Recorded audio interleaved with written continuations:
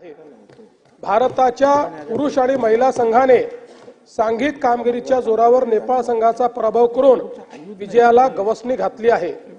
या विजयाचे वैशिष्ट्य असे की दोन्ही भारतीय संघ शेवटपर्यंत अपराजित राहिले, एकही मॅच हारले नाहीत आणि या ठिकाणी साखळी सामन्यात एकही सामना न गमावता मिळवलेले हे यश उल्लेखनीय आहे। एकीकडे खो खो स्पर्धेचे जेतेपद मिळवित असताना भारताच्या महिला कबड्डी संघाने तेहरान येथे झालेल्या 6व्या महिला आशियाई कबड्डी स्पर्धेचे अजिंक्यपद पटकावले आहे। ही सुद्धा अतिशय अभिमानाची बाब आहे। केवळ क्रिकेट पुरतं हे जग सीमित नसून भारतीय खेळाडू कबड्डी तसेच खो खो खेळातही प्रावीण्य दाखवत आहेत। महाराष्ट्राच्या आणि देशाच्या क्रीडा क्षेत्रासाठी ही अभिमानास्पद बाब आहे। मी सभागृहाच्या वतीने राष्ट्रीय क्रीडा स्पर्धेत सहभागी झालेल्या सर्व महाराष्ट्रातील खेळाडूंचे तसेच भारतीय पुरुष व महिला खो खो संघाचे आणि त्याचप्रमाणे भारतीय महिला कबड्डी संघाचे अभिनंदन करतो। सर्व खेळाडूंच्या प्रशिक्षकांचे मार्गदर्शकांचे या प्रसंगी अभिनंदन करतो व त्यांच्या पुढील वाटचालीस शुभेच्छा देतो। त्यासोबत अध्यक्ष महोदय, आपल्याला माहिती आहे की डोमेस्टिक क्रिकेटमध्ये रणजी ट्रॉफी ही सगळ्यात मोठी डोमेस्टिक क्रिकेटची ट्रॉफी समजली जाते। आपल्याकडे महाराष्ट्रामध्ये आपला मुंबई संघ आहे, विदर्भ संघ आहे आणि उर्वरित महाराष्ट्राचा संघ आहे। यावेळी रणजी ट्रॉफीमध्ये सर्व राज्यांच्या ज्या काही टीम्स होत्या त्या टीम्समध्ये अतिशय चुरशीची त्या ठिकाणी लढत झाली आणि त्याच्यामध्ये यावेळची रणजी ट्रॉफी विदर्भाच्या संघाने त्या ठिकाणी जिंकलेली आहे आणि म्हणून रणजी ट्रॉफी जिंकणाऱ्या विदर्भाच्या संघाचं देखील मी अभिनंदन करतो।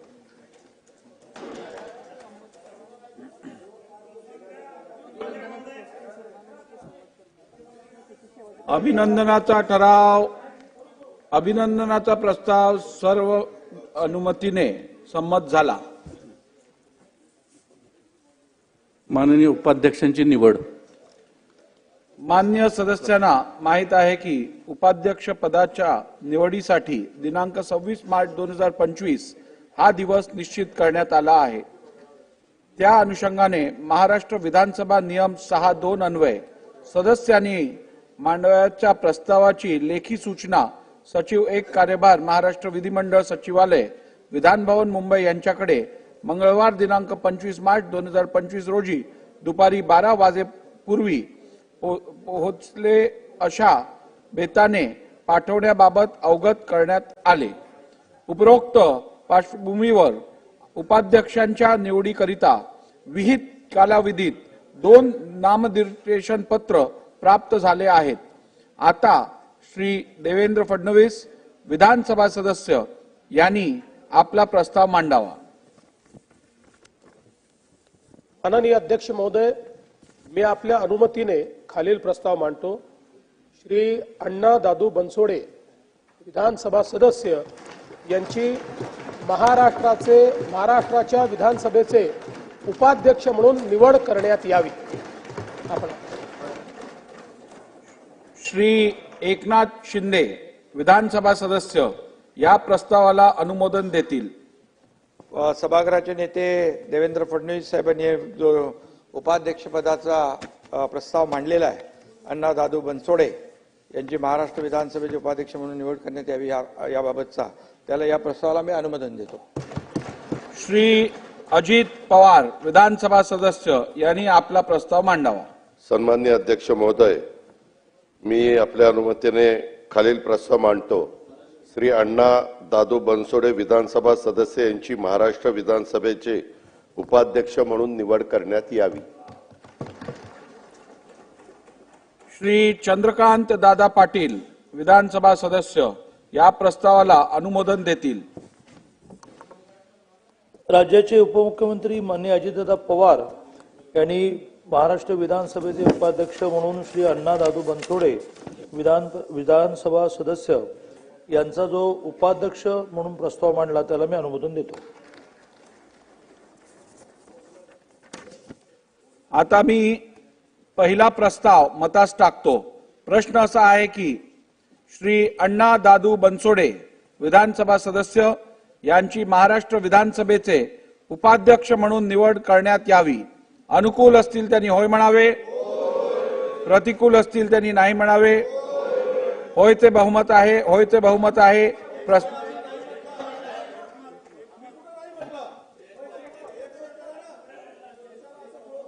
होयचे एकमत. होय जरा अजून जोरात बोला म्हणजे एकमत बोलता येईल मला. आता ऐकता आलं. होयचे एकमत आहे. प्रस्ताव संमत झाला. प्रस्ताव संमत झाला आहे. श्री अण्णा दादू बनसोडे विधानसभा सदस्य यांची महाराष्ट्र विधानसभेचे उपाध्यक्ष म्हणून निवड झाली आहे असे मी जाहीर करतो. श्री अण्णा दादू बनसोडे विधानसभा सदस्य यांची उपाध्यक्षपदी निवड झाली असल्याने पुढील प्रस्ताव मतास टाकण्याची आवश्यकता नाही.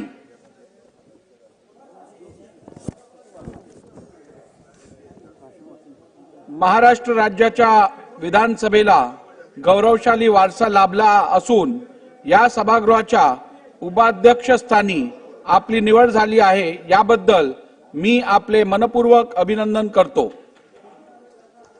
या पदावर काम करणाऱ्या व्यक्तीने पक्षीय भेदाभेद दूर ठेवून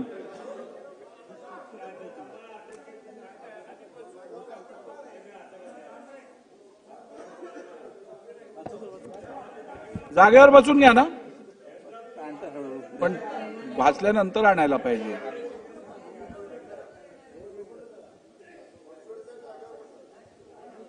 या पदावर काम करणाऱ्या व्यक्तीने पक्षीय भेदाभेद दूर ठेवून निष्पक्ष पद्धतीने कार्य करावे असे अपेक्षित आहे. त्यानुसार आपण या सभागृहात निस्पृह पद्धतीने कार्य करून या सभागृहाची गरिमा आणखी वाढवाल अशी मला खात्री आहे. आपल्या पुढील वाटचालीस शुभेच्छा देतो व माझे भाषण थांबवितो.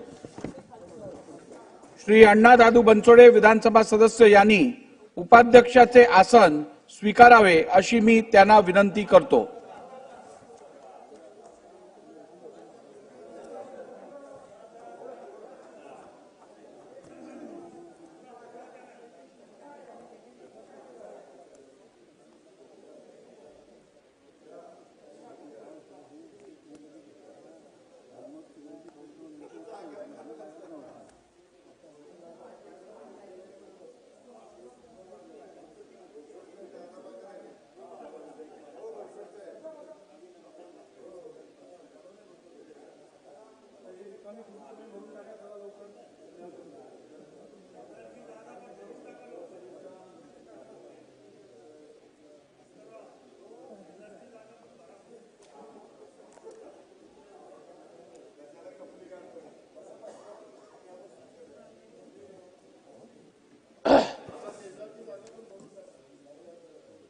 माननीय अध्यक्ष महोदय, विधानसभेच्या उपाध्यक्षपदी आमचे सन्माननीय सहकारी श्री अण्णा बनसोडेजी यांची निवड झाली त्याबद्दल त्यांच्या अभिनंदनाचा प्रस्ताव मी या ठिकाणी मांडतो आहे.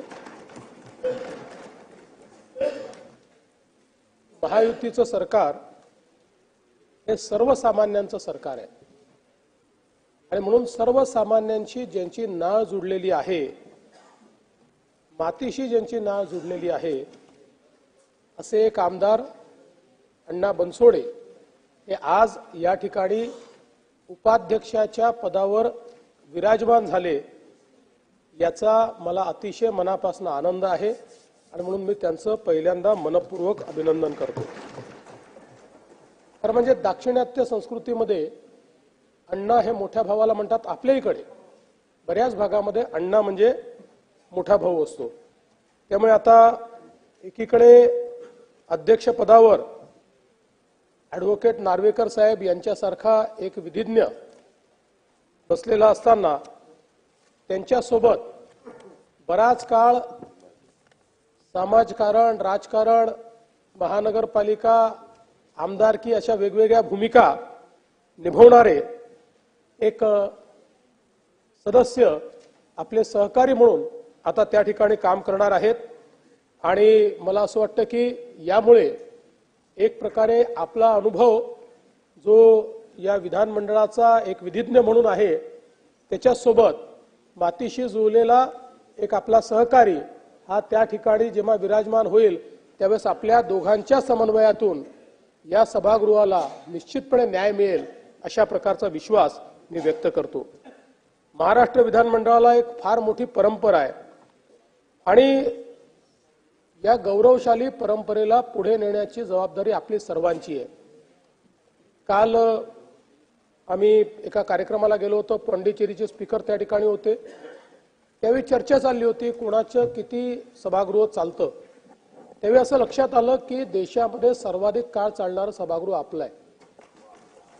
अनेक राज्य अशी आहेत बजेट सेशन 4 दिवसाचं होतं, 3 दिवसाचं सेशन होतं, 2 दिवसाचं सेशन होतं।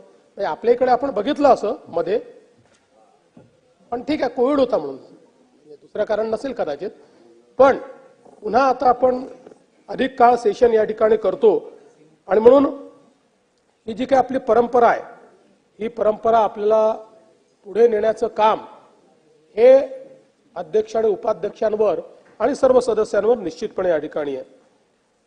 आज आपण संविधानावर चर्चा करतो आणि भारताचं संविधान किती मोठं आहे आणि त्याने कशा प्रकारे सामान्यातल्या सामान्य माणसाला देखील मोठ्या पदावर जाण्याची संधी दिलेली आहे हे आपण आज बघू शकतो।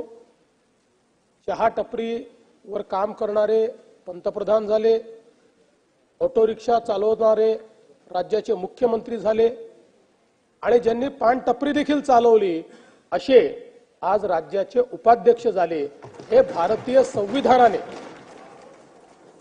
या ठिकाणी संधीची समानता जी आपल्याला दिली त्याचं यापेक्षा मोठं उदाहरण हे दुसरं असू शकत नाही। आणि म्हणूनच मला असं वाटतं की हा गौरव केवळ अण्णांचा नाही आहे, तर हा 13 कोटी जनतेचा गौरव आहे की ज्या जनतेने ही संवैधानिक व्यवस्था या ठिकाणी निर्माण केलेली आहे। मी अण्णांचं जसं अभिनंदन करतो तसं या सभागृहातल्या सर्व सदस्यांचं अभिनंदन करतो आणि विशेषतः विरोधी पक्षाचं देखील अभिनंदन करतो। विरोधी पक्षाने देखील मोठं मन दाखवत ही निवड एकमताने झाली पाहिजे या दृष्टीनं कुठला दुसरा फॉर्म देखील भरलेला नाही आणि त्यामुळे निश्चितपणे त्यांचंही मी मनापासून या ठिकाणी अभिनंदन करतो। आपण जर या ठिकाणी बघितलं तर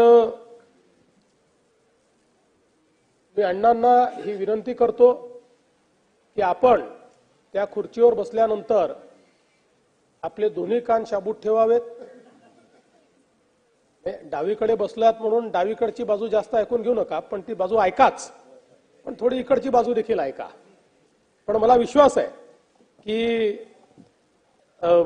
आम्ही जेव्हा विरोधी पक्षात होतो त्यावेळी झिरवाळ साहेब जेव्हा पीठासीन असायचे त्यावेळेस ते गमतीने म्हणायचे मला जरा डाव्या कानाने कमी ऐकू येतं।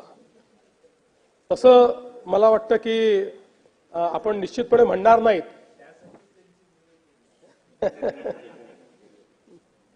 त्यामुळे दोन्ही कानाने नीट ऐकू येणारे अशा प्रकारचे आमचे उपाध्यक्ष आता आपण सगळ्यांनी निवडले आपले उपाध्यक्ष, त्यामुळे आता विरोधी पक्षाला तक्रार करायला कुठेही जागा राहणार नाही हा मला विश्वास आहे। तसंही अध्यक्षांनी काही फार जागा तुम्हाला ठेवली असं मी मानतच नाही, पण अर्थात विरोधी पक्षाचं समाधान हे कधीच होत नसतं आणि जो विरोधी पक्ष समाधानी झाला तो विरोधी पक्ष कधीच प्रगती करू शकत नाही। त्याच्यामुळे मला विश्वास आहे की तुम्ही असमानानीच राहाल।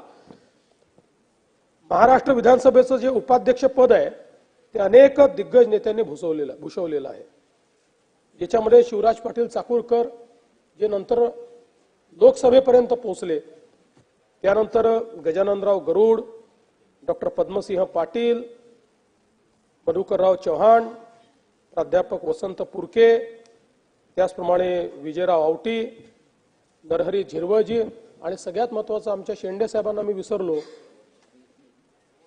प्रमोद शेंडे साहेब, ज्यांनी हे पद फार गाजवलं आणि मला असं वाटतं की सर्वाधिक डायरेक्टिव्ह देणारे उपाध्यक्ष जर कोणी होते तर ते आमचे प्रमोद शेंडे साहेब होते.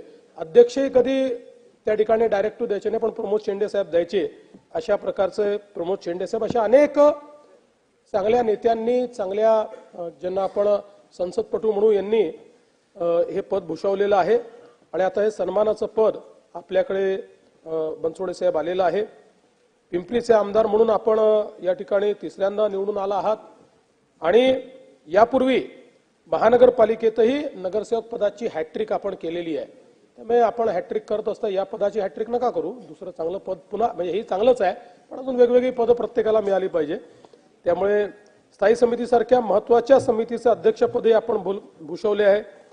आणि महानगरपालिकेच्या स्थायी समितीमध्ये खरं म्हणजे स्थायी समितीचा जो अध्यक्ष असतो तो सगळ्यांना घेऊन चालत असतो. ती एक उपजत कला त्याच्यामध्ये असते.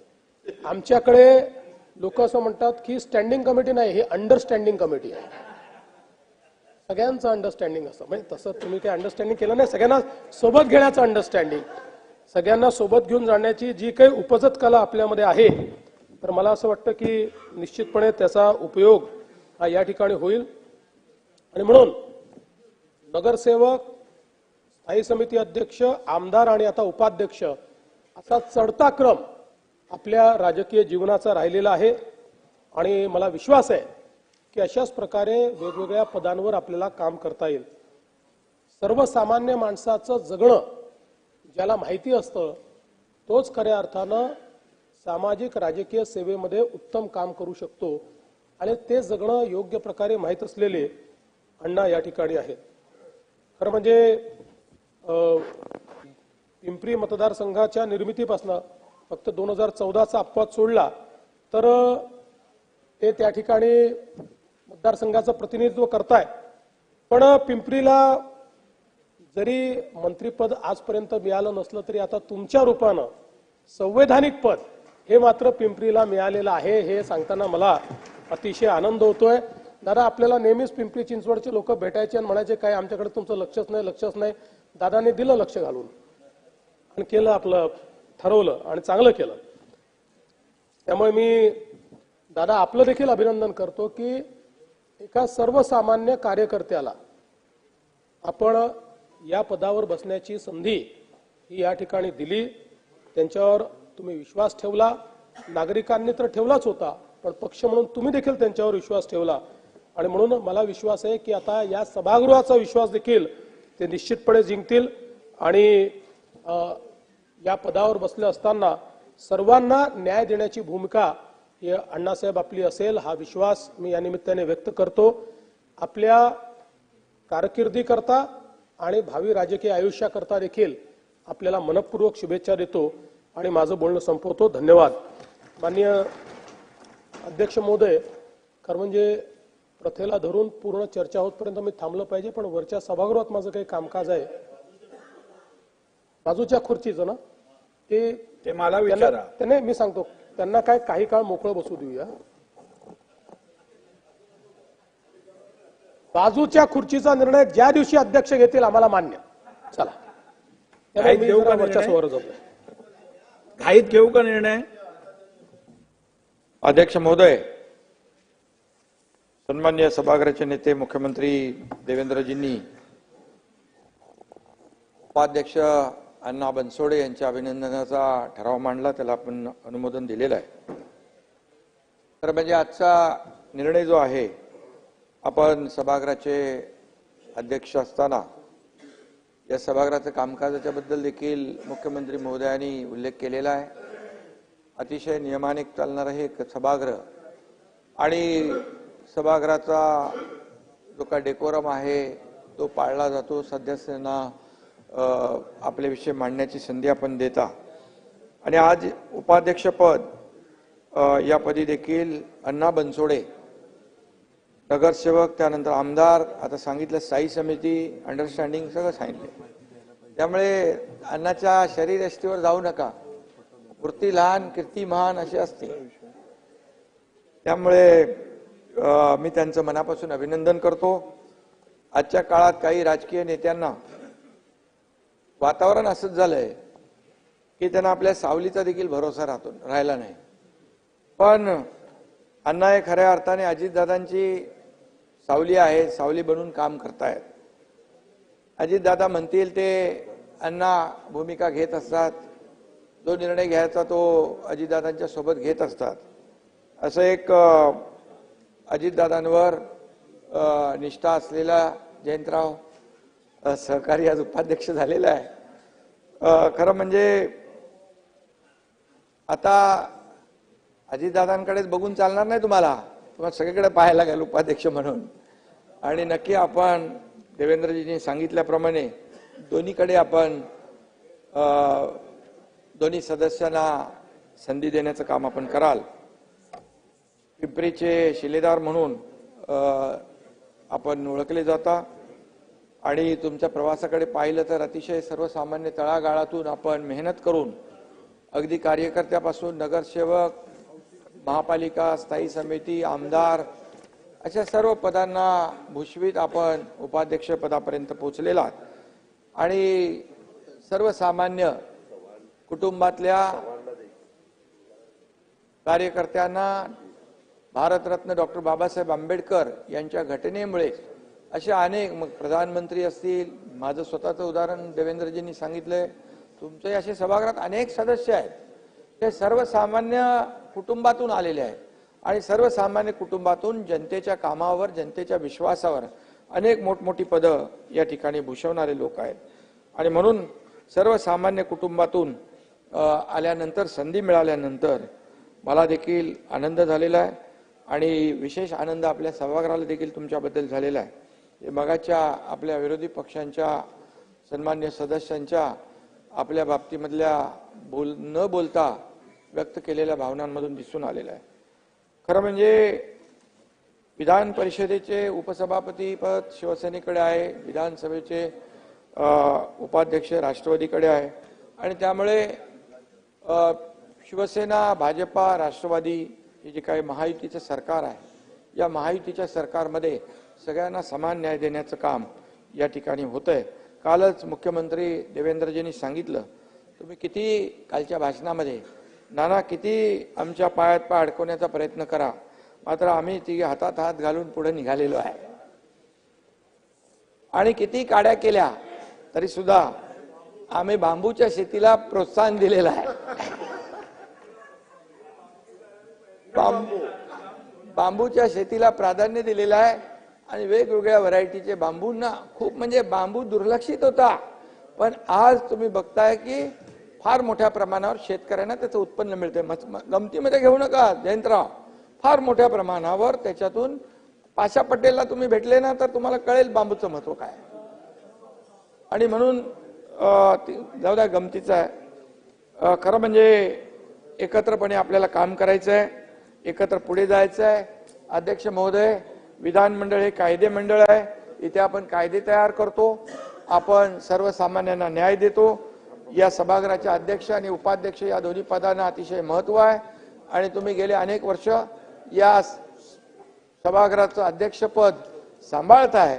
त्यामुळे अतिशय दर अधिवेशनामध्ये आपण पाहतोय की सभागृहाचं अधिवेशनाचं कामकाज जे आहे हे किती न्याय देणारं आहे. आणि त्याचबरोबर आपण अध्यक्ष झाल्यानंतर या विधिमंडळामध्ये, विधानसभेच्या या सर्व परिसरामध्ये अनेक नवीन आपण प्रयोग केलेले आहेत. चांगले इथं बघतो आपण विधान भवनात देखील एक आमूलाग्र बदल घडवला आहे. आपण एक मोठी इमारत बांधतोय सगळ्या आपल्या सदस्यांसाठी, त्याच्यामध्ये देखील तुमचं योगदान मोठं आहे. हे फक्त सभागृहाच्या व्यासपीठावर बसून सभागृह चालवण्यापुरता आपण मर्यादित नाही, तर या ठिकाणी प्रत्येक सदस्याला न्याय मिळाला पाहिजे ही भावना आपली आहे आणि या महाराष्ट्रातल्या जनतेला देखील या सदस्यांच्या प्रश्नाच्या माध्यमातून न्याय मिळाला पाहिजे ही भूमिका आहे. छोट्यातला छोटा प्रश्न, मोठ्यातली मोठी अडचण सोडवण्याची क्षमता आपल्या सभागृहामध्ये आहे. आणि या निमित्ताने विरोधी पक्षाला माझं आव्हान आहे, जनभावना ओळखून केवळ विरोधाला विरोध न करता सरकारने जे चांगले निर्णय घेतले त्याला देखील आपण प्रतिसाद दिला पाहिजे आणि विकासाला चालना देण्याच्या याच्यामध्ये आपण देखील सहभागी झालं पाहिजे. आणि म्हणून आपण सगळ्यांनी मिळून सरकार, सत्ताधारी पक्ष, विरोधी पक्ष एकत्र येऊन आपण काम करू. महाराष्ट्र अण्णा बनसोडे या महाराष्ट्र विधानसभेचे दुसरे या ठिकाणी दुसरे नाही बरेच उपाध्यक्ष झाले. खूप 21वे उपाध्यक्ष आहे आणि अनेक उपाध्यक्षांनी काम केलं. मुख्यमंत्री महोदयांनी त्याचा उल्लेख केला, मी ते करत नाही. परंतु तुमची कारकीर्द देखील सगळ्यांच्या लक्षात राहावी असं आपण काम करा. कारण आपण जे 2.5 वर्षात काम केलेलं आहे ते लोकांच्या लक्षात राहिलं आणि महायुतीला भरभरून मोठ्या प्रमाणामध्ये लँडस्लाइड मॅन्डेट या महाराष्ट्रातल्या जनतेने दिलं. जयंतराव खरं आहे ते खरं आहे आणि म्हणून असं दैदिप्यमान यश महायुतीच्या 2.5 वर्षाच्या कामाला लोकांनी दिलेलं आहे. तुमचे तसंच करा. तुम्ही उपाध्यक्ष म्हणून तुमचा ठसा उमटवा एवढंच आपल्याला मी सांगतो. आणि जाता जाता एवढंच सांगतो, पूरी हो गई दादा की तमन्ना, पूरी हो गई दादा की तमन्ना, उपाध्यक्ष पद पर बैठ गए अन्ना.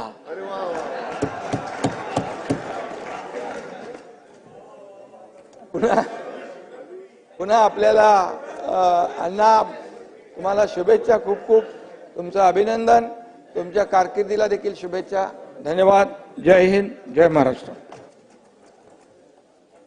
अध्यक्ष महोदय, महाराष्ट्र विधानसभेचे 22वे उपाध्यक्ष म्हणून पिंपरी विधानसभा मतदारसंघाचे सन्माननीय आमदार, राष्ट्रवादी काँग्रेस पक्षाचे माझे विधिमंडळातील सहकारी अण्णा बनसोडे साहेब यांची आज निवड झालेली आहे. आपल्या सर्वांच्या त्यांना शुभेच्छा आहेत, सदिच्छा आहेत. त्यांनी नुकतीच ही जबाबदारी पण स्वीकारलेली आहे आणि या सभागृहाचं उपाध्यक्ष झाल्याबद्दल मी अण्णा बनसोडेंचं सर्वात पहिल्यांदा मी मनापासून अभिनंदन करतो. त्यांची बिनविरोध निवड होण्याच्यासाठी सन्माननीय भास्करराव जाधव, सन्माननीय जयंतराव पाटील, सन्माननीय विजय वडेट्टीवार, सन्माननीय नाना पटोले साहेब आणि संपूर्ण विरोधी पक्षाच्या सर्व सन्माननीय सदस्यांनी अतिशय सहकार्याची भूमिका घेतली ती बिनविरोध होण्याच्या करता. त्याबद्दल विरोधी पक्षाचं आणि हे सर्व नेते मंडळींचं पण मी मनापासून त्यांना धन्यवाद देतो, त्यांचे मनापासून आभार मानतो. अध्यक्ष महोदय, सुरुवातीला बोलत असताना सभागृहाचे नेते माननीय देवेंद्र फडणवीस साहेबांनी साधारण काही गोष्टी त्यांच्या भाषणामध्ये इथं उल्लेख केला. परंतु या उपाध्यक्ष पदाची निवड होत असताना मला सभागृहाच्या एक गोष्ट लक्षात आणून द्यायची की 1 मे 1960 महाराष्ट्र राज्याची निर्मिती झाल्यानंतर खऱ्या अर्थाने कोण कोण जर उपाध्यक्ष झालं तर त्याच्यात दीनदयाळ गुप्ता हे 60 ते 62 होते, कृष्णराव गिरमे साहेब 62 ते 67 होते, पुन्हा गिरमे साहेब 67 ते 72 होते, रामकृष्ण बेत हे 72 ते 76 होते, सय्यद फारुक पाशा हे त्या ठिकाणी 76 ते 77 होते, शिवराज पाटील साहेब हे 77-78 मध्ये होते, गजाननराव गरुड हे 78-79 ला होते, सूर्यकांतजी डोंगरे 79 ते 80 ला होते, शंकरराव जगताप साहेब 80 ते 85 होते, कमल किशोर कदम 85 ते 86 होते, डॉक्टर पदमसिंह पाटील साहेब 86 ते 88 होते, बबनराव ढाकणे 88 ते 89 होते, अण्णा जोशी 90 ते 91 होते, मोरेश्वर टेंभुर्णे साहेब 91 ते 95 होते, शरद तसरे साहेब 95 ते 99, प्रमोद शेंडे साहेबांना मात्र सर्वात जास्त काळ मिळाला, 10 वर्ष मिळाली, ते साधारण 99 ते 2009 अशा पद्धतीनं 2 टर्म त्यांनी केल्या. मधुकरराव चव्हाण साहेब 2009 ते 10 होते, पुरके साहेब 10 ते 14 होते आणि 18 ते 19 विजय औटी होते, नरहरी झिरवाळ साहेब 20 ते 24 होते. आणि आता अण्णा बनसोडे साहेबांची कारकीर्द त्या ठिकाणी सुरू झालेली आहे. अध्यक्ष महोदय, मुख्यमंत्री महोदयांनी आणि या सगळ्यांनीच हे कौतुक करत असताना आम्ही सगळ्यांनी त्यांना उपाध्यक्षाच्या आसनापर्यंत मुख्यमंत्री, उपमुख्यमंत्री, विरोधी पक्ष नेते, विरोधी पक्षाचे सन्माननीय सदस्य यांनी सन्मानपूर्वक त्यांच्या आसनावर बसवलेलं आहे आणि सर्वपक्षीय सदस्यांची निवड झालेल्या पीठासीन अधिकाऱ्यांना त्यांच्या आसनापर्यंत सन्मानाने घेऊन जाण्याची जी प्रथा आहे, विधिमंडळाची गौरवशाली एक इतिहास आहे, परंपरा आहे, ही एक चांगली प्रथा आहे आणि त्याचं कारणही तितकंच महत्वाचं आहे. जेव्हा सभागृहाच्या अध्यक्षपदी किंवा उपाध्यक्षपदी सदस्य म्हणून निवडून येतात आणि त्यानंतर ते सदस्य कुठल्या एका पक्षाचे किंवा युतीचे किंवा आघाडीचे राहत नाहीत.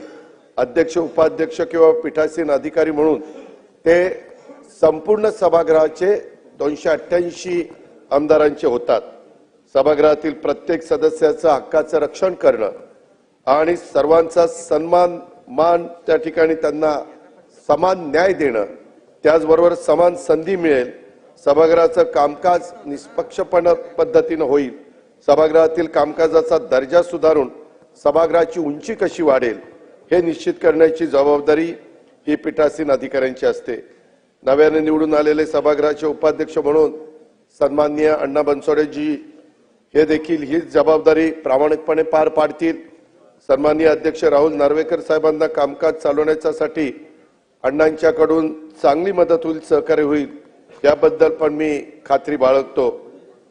सन्माननीय अण्णा बनसोडे आणि मी अनेक वर्ष अध्यक्ष महोदय एकत्र काम केलेलं आहे. मला माहिती आहे, त्यांचा स्वभाव माहिती आहे. सभागृहात उपाध्यक्ष म्हणून काम करताना सत्ताधारी किंवा विरोधी पक्ष असा भेदभाव न करता निश्चितपणे ते सगळ्यांना न्याय देण्याचा, समान न्याय देण्याचं काम करतील. समान संधी देण्याचं काम तर ते करतीलच करतील, परंतु एकंदरीतच इथून पुढच्या काळामध्ये काम करत असताना या सभागृहाची जी काही परंपरा आहे ती गौरवशाली परंपरा पण ते जपण्याचं काम करतील. एकंदरीत मतदारसंघाच्या सुखदुःखामध्ये सन्माननीय सदस्यांच्या ते समरस होतील. आपल्या मतदारसंघाच्या पलीकडे जाऊन विचार करणारे अध्यक्ष महोदय अनेक सदस्य असतात. आपल्या मतदारसंघाच्या बरोबरीने संपूर्ण राज्याचा विकास झाला पाहिजे, त्यात आपलं योगदान असलं पाहिजे या भावनेनं अनेक सदस्य सभागृहामध्ये या ठिकाणी येत असतात. अण्णा अशाच सदस्यांच्या पैकी एक आहे, ते कौतुकास्पद आहे. त्यांच्याबद्दल अधिक सांगायचं म्हटलं तर अध्यक्ष महोदय, खरं तर देवेंद्रजींनी, मुख्यमंत्री महोदयांनी बरंच सांगितलं. पिंपरी चिंचवडच्या विकासात मला सुरुवातीपासून साथ देणारे काही आता हयात नाहीयेत. आमचे आमदार लक्ष्मण जगताप असतील, खूप जणांची मला नावं घेता येतील, कारण माझी राजकीय जीवनाची सुरुवात 91 साली खासदार पदावर झाली.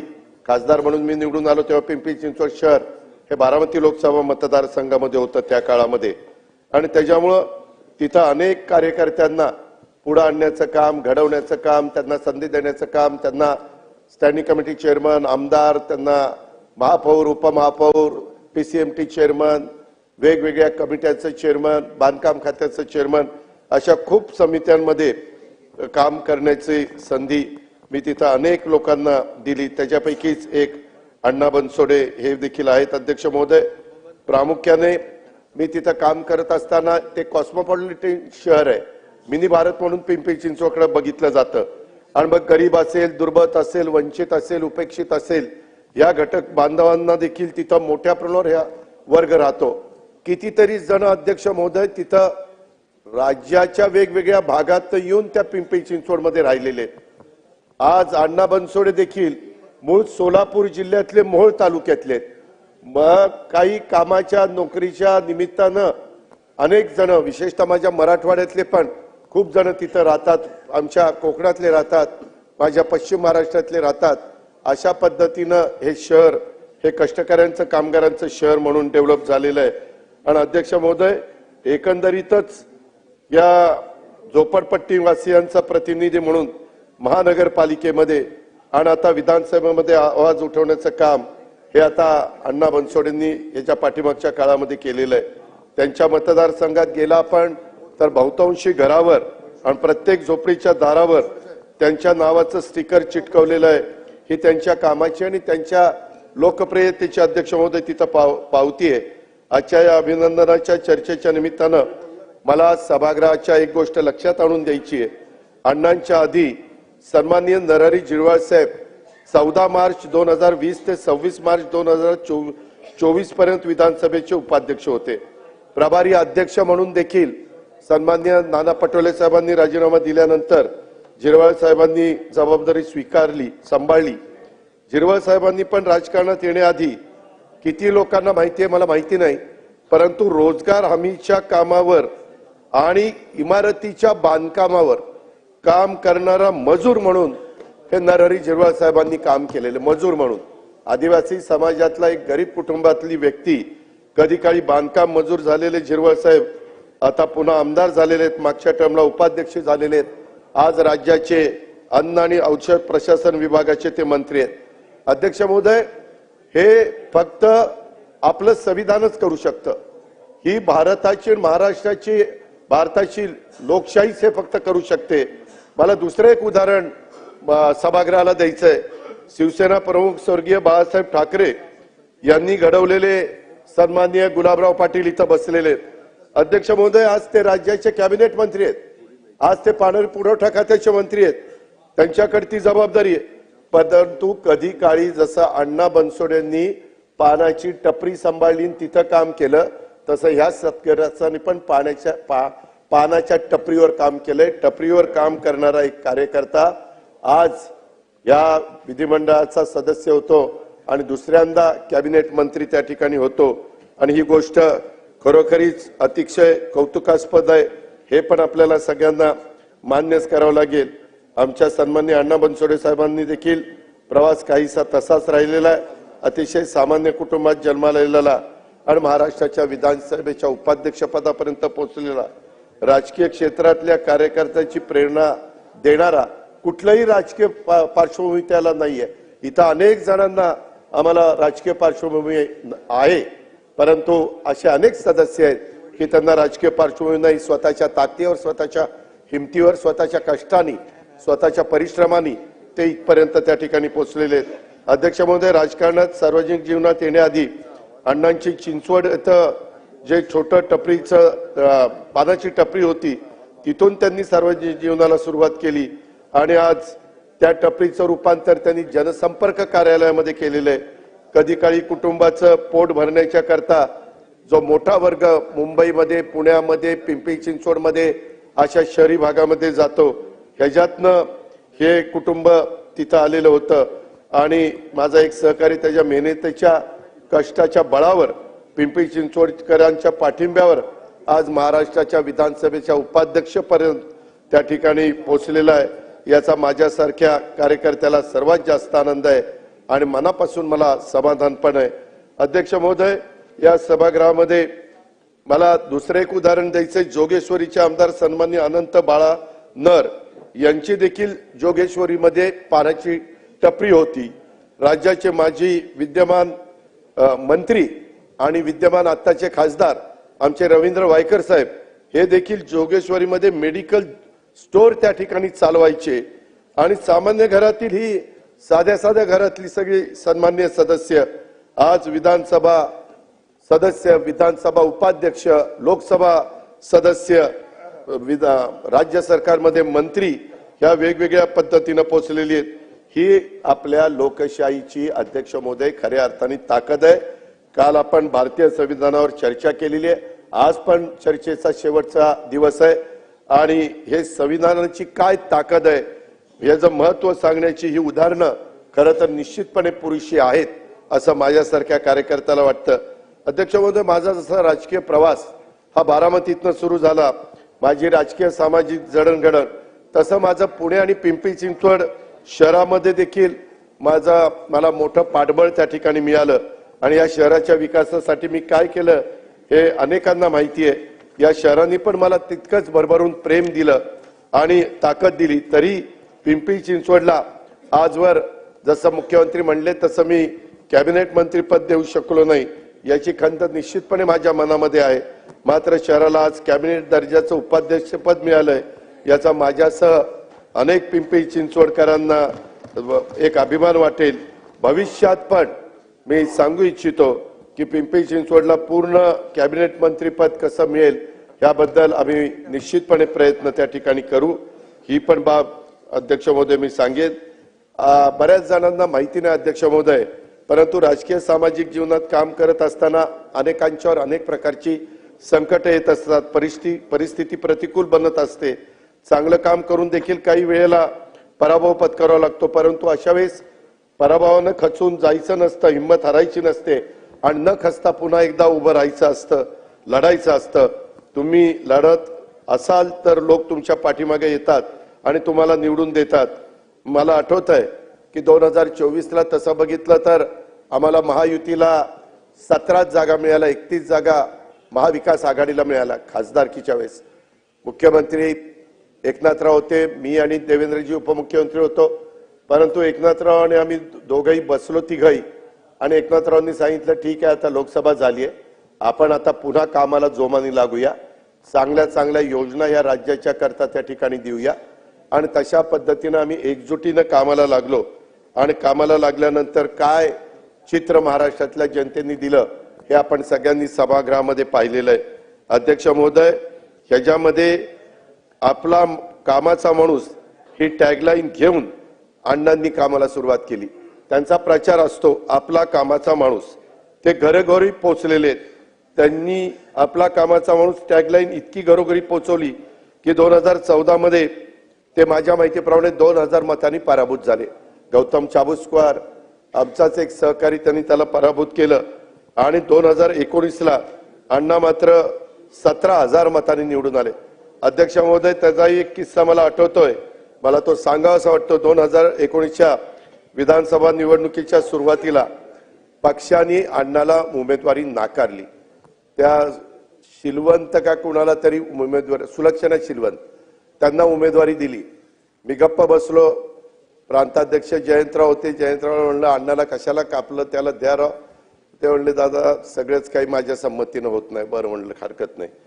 त्याच्यानंतर एबी फॉर्म, माझा मतदारसंघ मोठा असल्यामुळं जिल्हा, मी पक्षाचा एक कार्यकर्ता होतो, परंतु जयंतरावांनी मला एबी फॉर्म 1-2 जास्त दिले. अध्यक्ष महोदय, मी रात्री 12ला निघालो. अण्णाला एक्सप्रेस हायवे संपतो ना तिथं 2 वाजता बोलवलं आणि त्याला म्हणलं हे हा एबी फॉर्म, आणि उद्या 11ला पहिला जा आणि एबी फॉर्म भरून राष्ट्रवादीचं तिकीट म्हणून तू भरून टाक. अण्णा म्हणलं असं, अहो ते जाहीर तर शिलवंतला झालं, तुला काय करायचं बाकीचा, तो फॉर्म भर. फॉर्म भरायला लावला. तो 2 वाजता का 2:30 वाजता माझी वाट बघत होता तिथं. मी गुपचूप त्याच्याकडे फॉर्म दिला.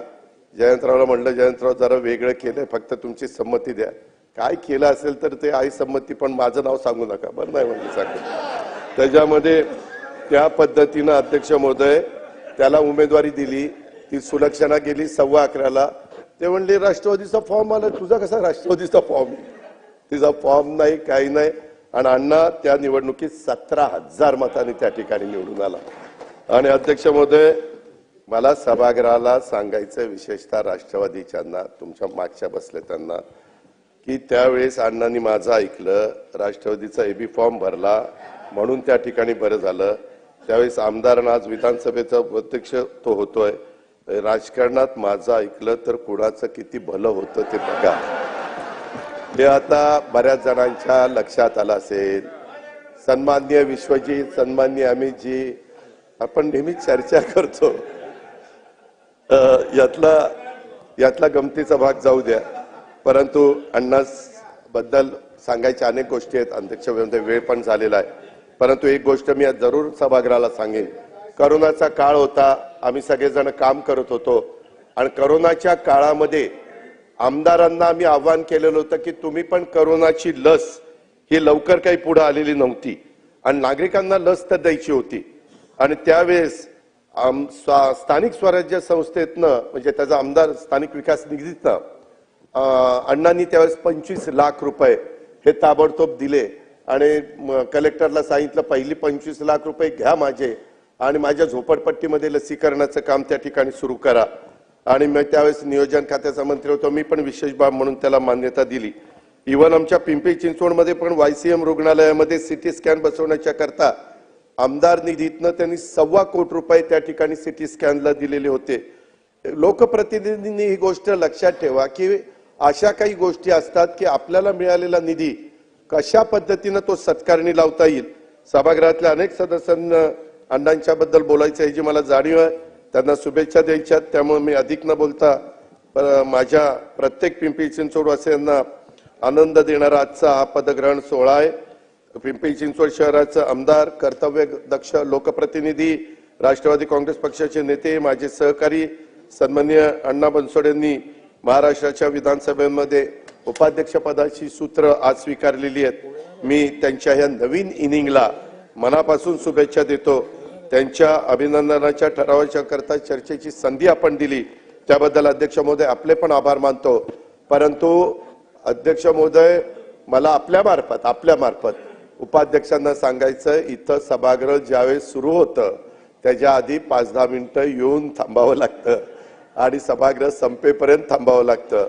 आता काही बदल आपल्याला करावे लागतील. थोडं बहुत आता जशी जबाबदारी वाढती त्या जबाबदारीचं आपण मान सन्मान निश्चितपणे ठेवाल याबद्दल माझ्या मनामध्ये तीळमात्र शंका नाही.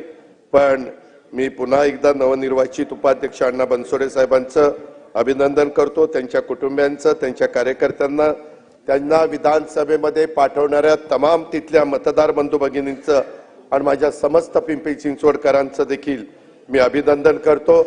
तसंच पुन्हा एकदा विरोधी पक्षाच्या पण सन्माननीय सर्व सदस्यांना धन्यवाद देतो की ही निवडणूक बिनविरोध होण्याच्या करता त्यांनी मनाचा मोठेपणा दाखवला. एवढंच बोलतो आणि या ठिकाणी थांबतो. नमस्कार.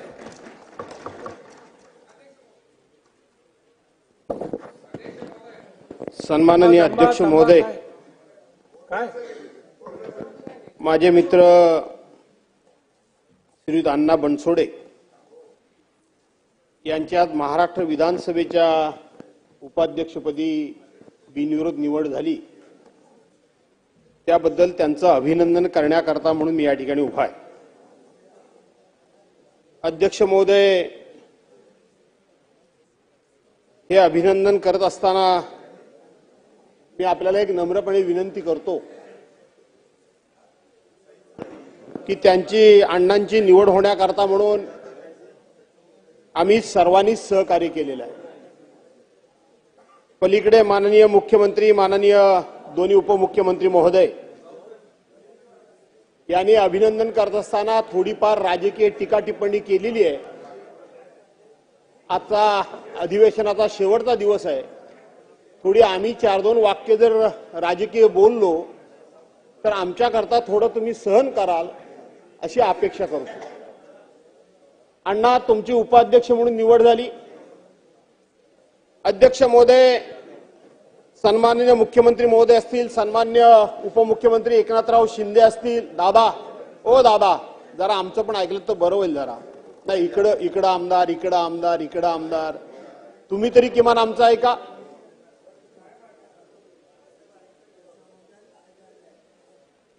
आणि म्हणून सन्मान्य मुख्यमंत्री महोदय असतील, सन्मान्य एकनाथरावजी शिंदे उपमुख्यमंत्री असतील, सन्मान्य अजितदादा मुख्यमंत्री महोदय असतील, त्यांनी या महाराष्ट्राच्या विधानसभेची खूप मोठी गौरवशाली परंपरा या ठिकाणी विषद केली, आपल्या भाषणामध्ये सांगितली. आणि हे जे उपाध्यक्षपद सन्मान्य अण्णाजी बनसोडे यांना मिळालेलं आहे, ती उपाध्यक्ष पदाची जागा, ती उपाध्यक्ष पदाचं हे पद किती उत्तुंग अशा व्यक्तिमत्वाने भूषवलं त्याचा सुद्धा उल्लेख या ठिकाणी केला आणि म्हणून त्याचा मी काही पुनरुच्चार करणार नाही. अध्यक्ष महोदय, एका बाजूला भारतीय गणराज्याच्या 75व्या वर्षानिमित्त भारताच्या संविधानाची गौरवशाली अमृत महोत्सवी वाटचाल या विषयाची चर्चा सुरू आहे आणि त्याच वेळेला अण्णांची उपाध्यक्षपदी निवड व्हावी हा एक दुग्ध शर्करा योग आहे असं म्हटलं तर वावगं ठरणार नाही. परंतु त्याचबरोबर या महाराष्ट्राच्या विधिमंडळाची एक परंपरा मला आपल्या सर्वांना सांगितली पाहिजे की खरं तर हे विरोधी पक्ष नेतेपद, दादा तुम्हाला कल्पना असेल की अनेक वर्षापासून विरोधी पक्षाच्या सदस्याला उपाध्यक्षपद हे देण्याची परंपरा या महाराष्ट्राची होती. ही महाराष्ट्राची परंपरा शिवसेना भाजपच्या कारकिर्दीमध्ये राजकारणामुळेच 1999 साली खंडित झाली. 1999 पर्यंत ही परंपरा होती. अगदी 1995 साली ज्यावेळेला शिवसेना भाजपचं राज्य होतं त्यावेळेला दत्ताजीराव नलावडे, कैलासवासी दत्ताजीराव नलावडे हे अध्यक्ष महोदय विधानसभेचे अध्यक्ष होते आणि त्यावेळेला काँग्रेसचे प्राध्यापक शरदराव तसरे हे उपाध्यक्षपदी या ठिकाणी विराजमान झाले होते. सत्ता होती शिवसेना भाजपाची. 1999 साली शिवसेना भाजपानं थोडीशी चूक केली आणि त्यावेळेला अध्यक्षपदाकरता शिवसेना भाजपाच्या वतीनं कैलासवासी तत्कालीन सदस्य गिरीशजी बापट यांचा आम्ही फॉर्म भरला आणि हा फॉर्म भरल्यानंतर काँग्रेस पक्षाच्या वतीनं, काँग्रेस आणि राष्ट्रवादी पक्षाच्या वतीनं, कारण त्यावेळेला राष्ट्रवादी काँग्रेस पक्षाची नुकतीच स्थापना झाली होती, तत्कालीन मुख्यमंत्री कैलासवासी विलासरावजी देशमुख हे सातत्यानं आमच्या विरोधी पक्षाबरोबर चर्चा करत होते. भुजबळ साहेब त्यावेळेला उपमुख्यमंत्री होते, त्याचबरोबर हर्षवर्धन पाटील हे संसदीय कार्यमंत्री होते.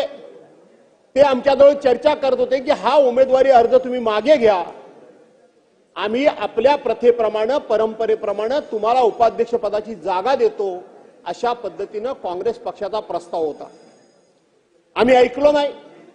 आम्ही ती निवडणूक लढलो, आम्ही ती निवडणूक हारलो आणि हारल्यानंतर स्वाभाविक आहे आम्ही त्यांना सहकार्य केलं नाही तर ते आम्हाला सहकार्य कसं करतील. आणि म्हणून त्यांनी मग त्यावेळेला उपाध्यक्ष पदाची जागा ही आम्हाला दिली नाही.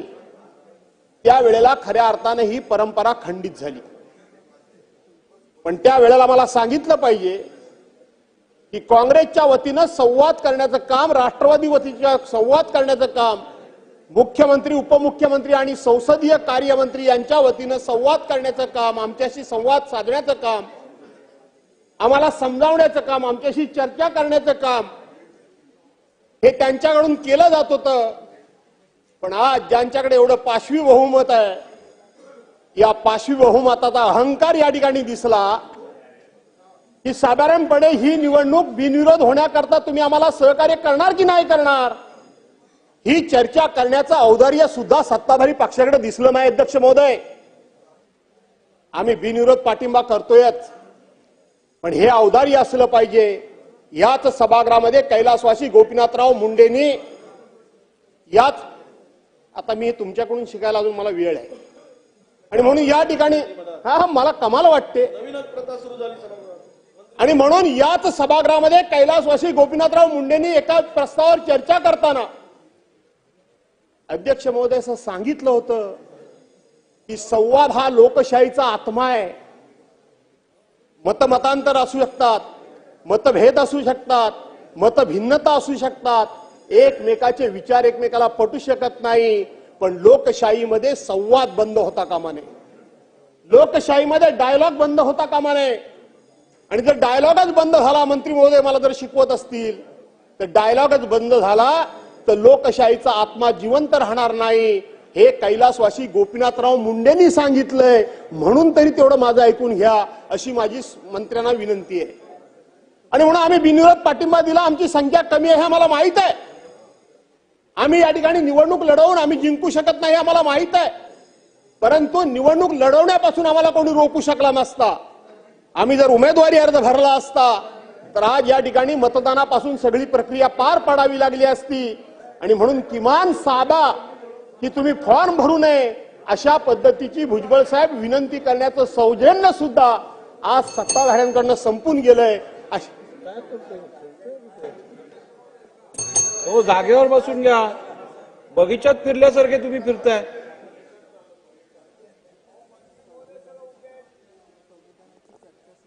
आणि म्हणून अशा प्रकारचं सौजन्य संपणं हे लोकशाहीच्या हिताचं नाही अध्यक्ष महोदय.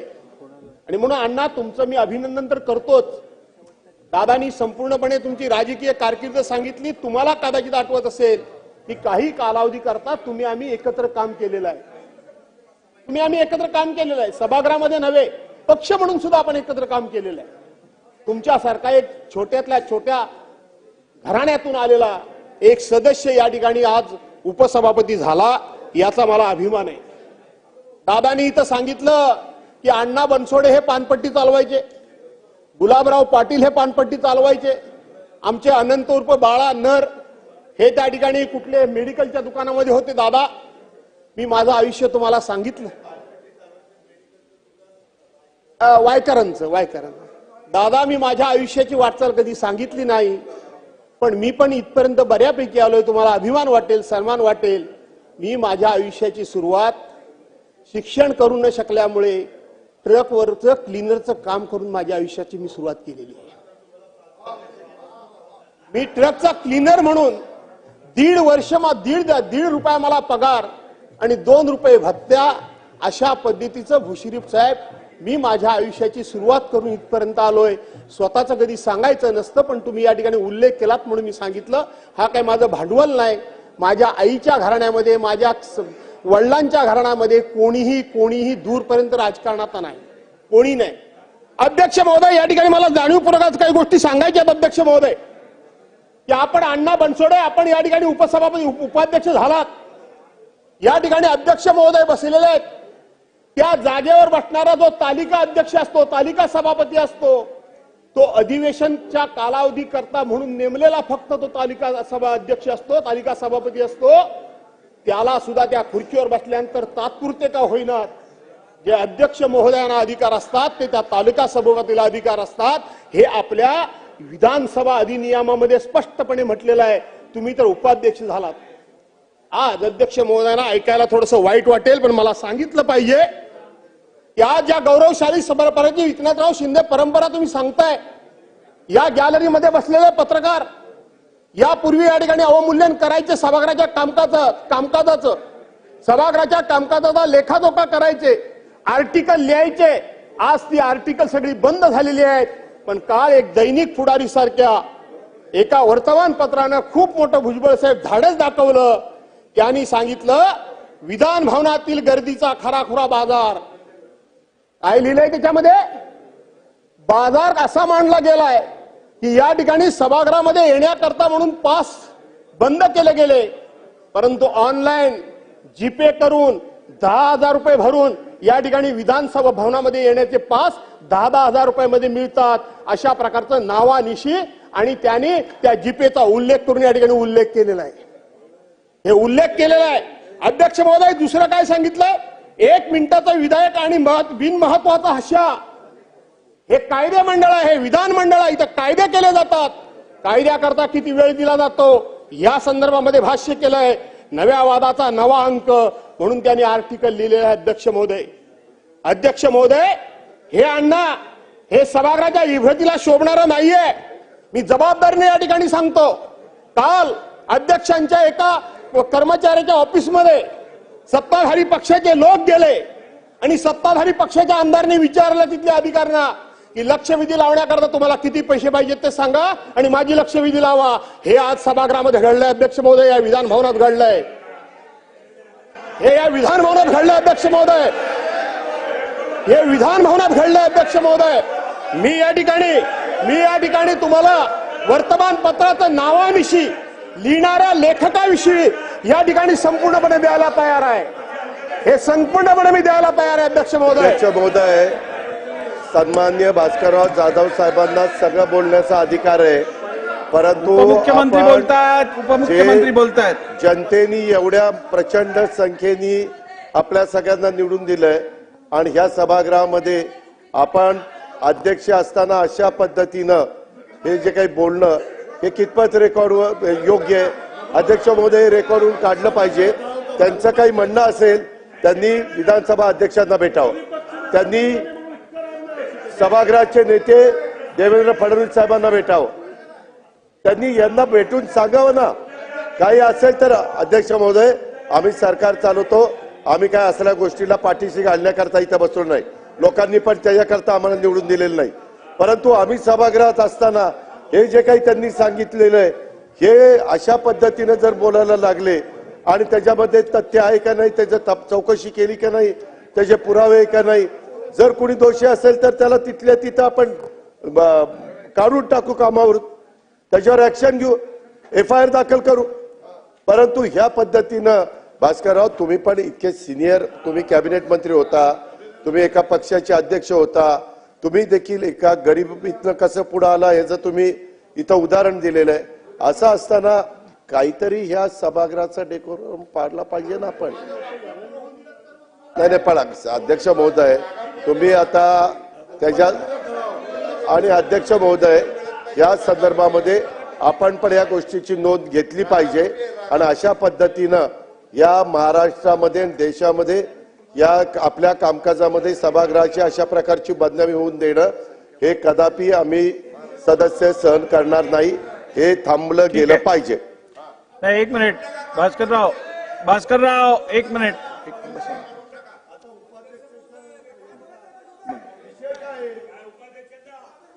बसा, थांबा जर. अहो बसा, असं काय करता?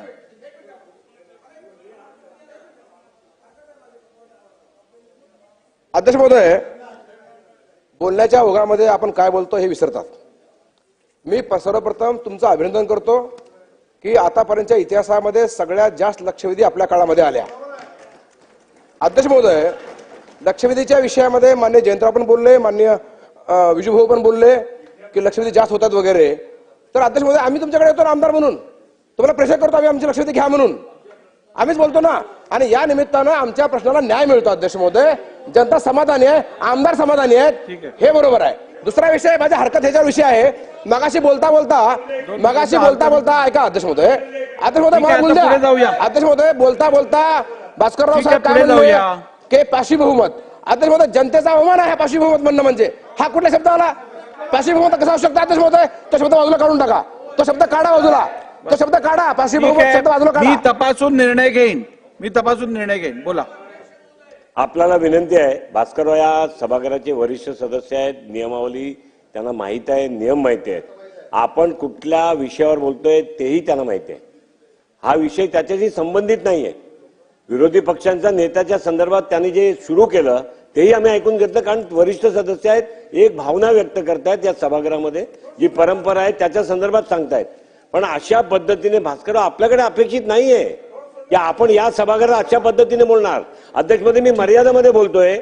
मी अध्यक्ष मध्ये तालिका अध्यक्ष म्हणून जेव्हा त्या सीटवर बसतो ना, तेव्हा मी चिठ्ठी पाहिल्या आहेत की जे या विधानसभामध्ये लक्षवेधीवर अध्यक्षांवर बोट करून दाखवून बोलतात की हे लक्षवेधी एवढ्या प्रमाणात लागतात, त्यांच्या चिठ्ठ्या मी वाचल्या आहेत. लक्षवेधी घ्या म्हणून त्यांच्या चिठ्ठ्या, नाव घेत नाही मी. म्हणून अध्यक्ष महोदय सांगतोय की ते एका बाजूला इकडे असे बोलायचे आणि दुसऱ्या बाजूला चिठ्ठ्या पाठवायचे की आमच्या लक्षवेधी घ्या. आणि म्हणून अध्यक्ष महोदय, माझी विनंती आहे, आपण तातडीने तपासून वगैरे नको. सन्मान्य सभागृहाला आणि सदस्यांनाही विनंती आहे की आज आपण इकडे अभिनंदनाचा प्रस्तावावर चर्चा घेत आहोत. आपल्याकडे नवनिर्वाचित असे आपले उपाध्यक्ष आपण इकडे विराजमान केले आहेत. तर या प्रथेला कालबोट लागेल असं आपण कोणी वर्तणूक करू नये. सन्मान्य भास्करराव जाधव साहेबांनी आता जे आपल्या भाषणात ज्या गोष्टींचा उल्लेख केला त्याची मी दखल घेतलेली आहे. परंतु मला पूर्ण बोलू दे, मला संपू दे. परंतु माझ्या अपेक्षा या भास्करराव जाधव साहेबांकडनं या फार वेगळ्या आणि मोठ्या आहेत. या सभागृहाचे ते ज्येष्ठ सदस्य आहेत, एका राजकीय पक्षाचे ज्येष्ठ नेते आहेत. त्यांच्या उल्लेखनीय कामगिरीला बघून त्यांचं नाव विरोधी पक्ष नेता करावं म्हणून माझ्याकडे प्रस्तावित केलं गेलं आहे. त्यामुळे अशा व्यक्तीकडनं सभागृहात ज्या वेळेला कामकाजात किंवा विधिमंडळात होणाऱ्या एखाद्या बाबीबद्दल आक्षेपार्ह काही असेल तर सरासर आपल्याकडे अशी परंपरा प्रथा आहे की संबंधित सदस्य सभागृहात नव्हे तर आपल्या अध्यक्षांच्या दालनात येतो, अध्यक्षांना त्याबद्दल अवगत करतो. ही आपल्याकडे प्रथा आहे आणि आपल्याकडनं या प्रथेचं पालन व्हावं अशी माझी प्रामाणिक इच्छा आहे. अध्यक्ष महोदय, सुरुवातीलाच मी आपल्याला पुन्हा एकदा निदर्शन आणून देऊ इच्छितो. मी आपल्यावर कुठलाही जर आरोप केला असेल तर तुम्ही तपासण्याच्या ऐवजी मी सांगतो माझं विधान कामकाजातून काढून टाका. पहिली गोष्ट, मी काय म्हणालो ते सन्मान्य अजितदादांनी सुद्धा पूर्ण ऐकून घेतलं नाही. मी हे ज्या वर्तमानपत्राचा दाखला दिला त्याचं नाव सांगितलं, त्याचा ऐकून घ्या ना. असं कसं मला क्लॅरिफिकेशन दिलं पाहिजे ना, असं कसं म्हणता तुम्ही? आणि म्हणून मी दिलं आणि म्हणून मी उपाध्यक्षांना हे सांगितलं. चला आता त्यांना अभिनंदनावर बोलू दे. काय बोला. अध्यक्ष महोदय, एक मिनिट. अध्यक्ष महोदय, सभागृहामध्ये उपाध्यक्षाची निवड झाली आहे. त्यांच्या अभिनंदनाच्या प्रस्तावावर भाष्य लोक करतायत. त्यातून एखाद्या वृत्तपत्रामध्ये या सभागृहाच्या कामकाजाविषयी काय छापून आलंय त्याचा उल्लेख करून संपूर्ण सभागृहाच्या आपल्या सर्व आमदारांच्या कार्यक्षमतेवर, कार्यपद्धतीवर, त्यांच्या इंटेन्शनवर शंका उपस्थित करण्याचा हा अत्यंत निंदनीय प्रयत्न आहे. अध्यक्ष महोदय, अध्यक्ष महोदय, अध्यक्ष महोदय, मी तुम्हाला सांगतो, जर का ऐकून घ्या, एखाद्या वृत्तपत्रात असं काही आलं तर त्या वृत्तपत्राच्या विरुद्ध हक्कभंग आणण्याची भाषा केली गेली पाहिजे. ती भाषा केली जात नाही इकडे. आम्ही स्वतः आमदार म्हणून आपल्याकडे 10 वेळा येतो की आमच्या लक्षवेधी लावा. आपण त्या लक्षवेधी लावतात. सर्व आमदार येतात, मंत्री येतात, उत्तरं दिली जातात. या ठिकाणी कर्मचारी काम करतात. आणि अध्यक्ष महोदय, त्यामुळे हे वड्याचं तेल वांग्यावर काढण्याचा प्रयत्न आहे. ठीक आहे. ती बाजूची खुर्ची मिळत नाहीये म्हणून तुम्ही आणि हे काढून टाका. आणि म्हणून अध्यक्ष महोदय, आता आपण माझा भारताचा सन्माननीय मुद्दा होता. उपाध्यक्ष अण्णा बनसोडे साहेबांच्या विषयी बोलावं. अण्णा बनसोडेंना मिळालेल्या उपाध्यक्ष पदाच्या अधिकारावरच मी बोलतोय अध्यक्ष महोदय. आणि म्हणून अध्यक्ष महोदय, अण्णा बनसोडेंकडनं माझी अपेक्षा आहे अध्यक्ष महोदय की या सभागृहाचा डेकोरम सांभाळण्याची अपेक्षा आम्ही तुमच्याकडून करतो. अण्णा बनसोडे, तुम्हाला मी सांगतो अध्यक्ष महोदय, या सभागृहामध्ये उपाध्यक्ष म्हणून तुम्ही सर्वांना समान न्याय द्यावा अशा प्रकारची अपेक्षा आम्ही करतो. या सभागृहाचे उपाध्यक्ष म्हणून तुम्ही डाव्या उजव्या बाजूला दोन्ही बाजूला समान बघावं अशी आम्ही अपेक्षा करतो. या सभागृहामध्ये आपलं संसदीय कामकाज कसं चालावं याची मार्गदर्शिका आहे. त्या मार्गदर्शिकेप्रमाणे आपण कामकाज करावं अशा आपल्याकडून अपेक्षा व्यक्त करतो. हे करत असताना अध्यक्ष महोदय, ज्या ज्या वेळेला तुम्हाला बसण्याची संधी देतील, किंबहुना अध्यक्ष महोदयांना मी विनंती करतो अध्यक्ष महोदय की मागच्या वेळेला या ठिकाणी सन्माननीय उपाध्यक्ष म्हणून नरहरी झिरवळ साहेब बसलेले असायचे, परंतु जास्तीत जास्त संधी ही तालिका सभापतींना कळत नकळतपणे दिली गेली असेल. मला असं वाटतं की या वेळेला आपण नसाल आणि त्यावेळेला उपाध्यक्षांना सुद्धा आपण जास्तीत जास्त संधी द्यावी. अध्यक्षांनी घेतलेल्या निर्णयांवरती सभागृहात चर्चा करणं किती योग्य आहे हे मला वाटतं मी भास्कररावांना समजवायची गरज नाही. त्यामुळे मी जे निर्णय घेतले असतील किंवा चेअरवरनं जे निर्णय घेतले असतील त्या संदर्भात आपण या सभागृहात भाष्य करणं हे मला वाटत नाही योग्य आहे. आपण देऊ नये. अध्यक्ष महोदय, आपलं अभिनंदन मी एवढ्या करता करतो की मागच्या वेळेला सरकारनं विजय औटींच्या वेळेला जवळजवळ 4 वर्षांनी 8-9 महिने ही खुर्ची रिकामी ठेवली. आपण ही खुर्ची लवकर भरली, त्याबद्दल मी आपल्याला धन्यवाद देतो, आपलं अभिनंदन करतो. आणि म्हणून अध्यक्ष महोदय, अण्णा बनसोडे आणि मी आमदार म्हणून एकत्र काम केलेलं आहे, राजकीय दृष्ट्या सुद्धा आम्ही एकत्र काम केलेलं आहे. आणि म्हणून अण्णा बनसोडेंची कारकीर्द उज्ज्वल व्हावी, अतिशय यशस्वी व्हावी अशा प्रकारच्या शुभेच्छा देतो.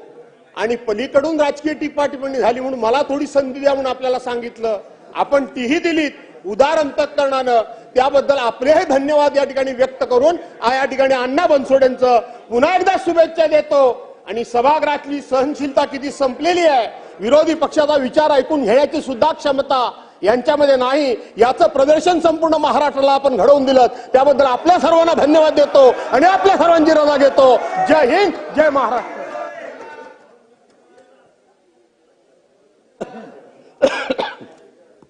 अध्यक्ष महोदय,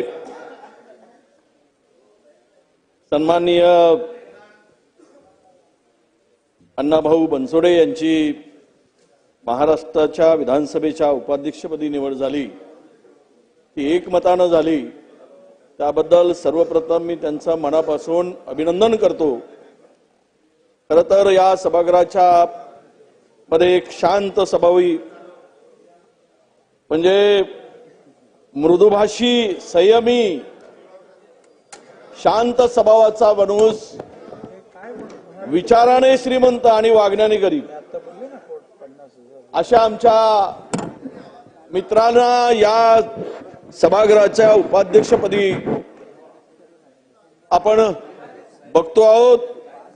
याबद्दल निश्चितच आम्हाला सर्वांना आनंद आहे. अध्यक्ष महोदय, त्यांची कार्यकीर्द सगळ्यांनी या ठिकाणी त्याचा उल्लेख केला.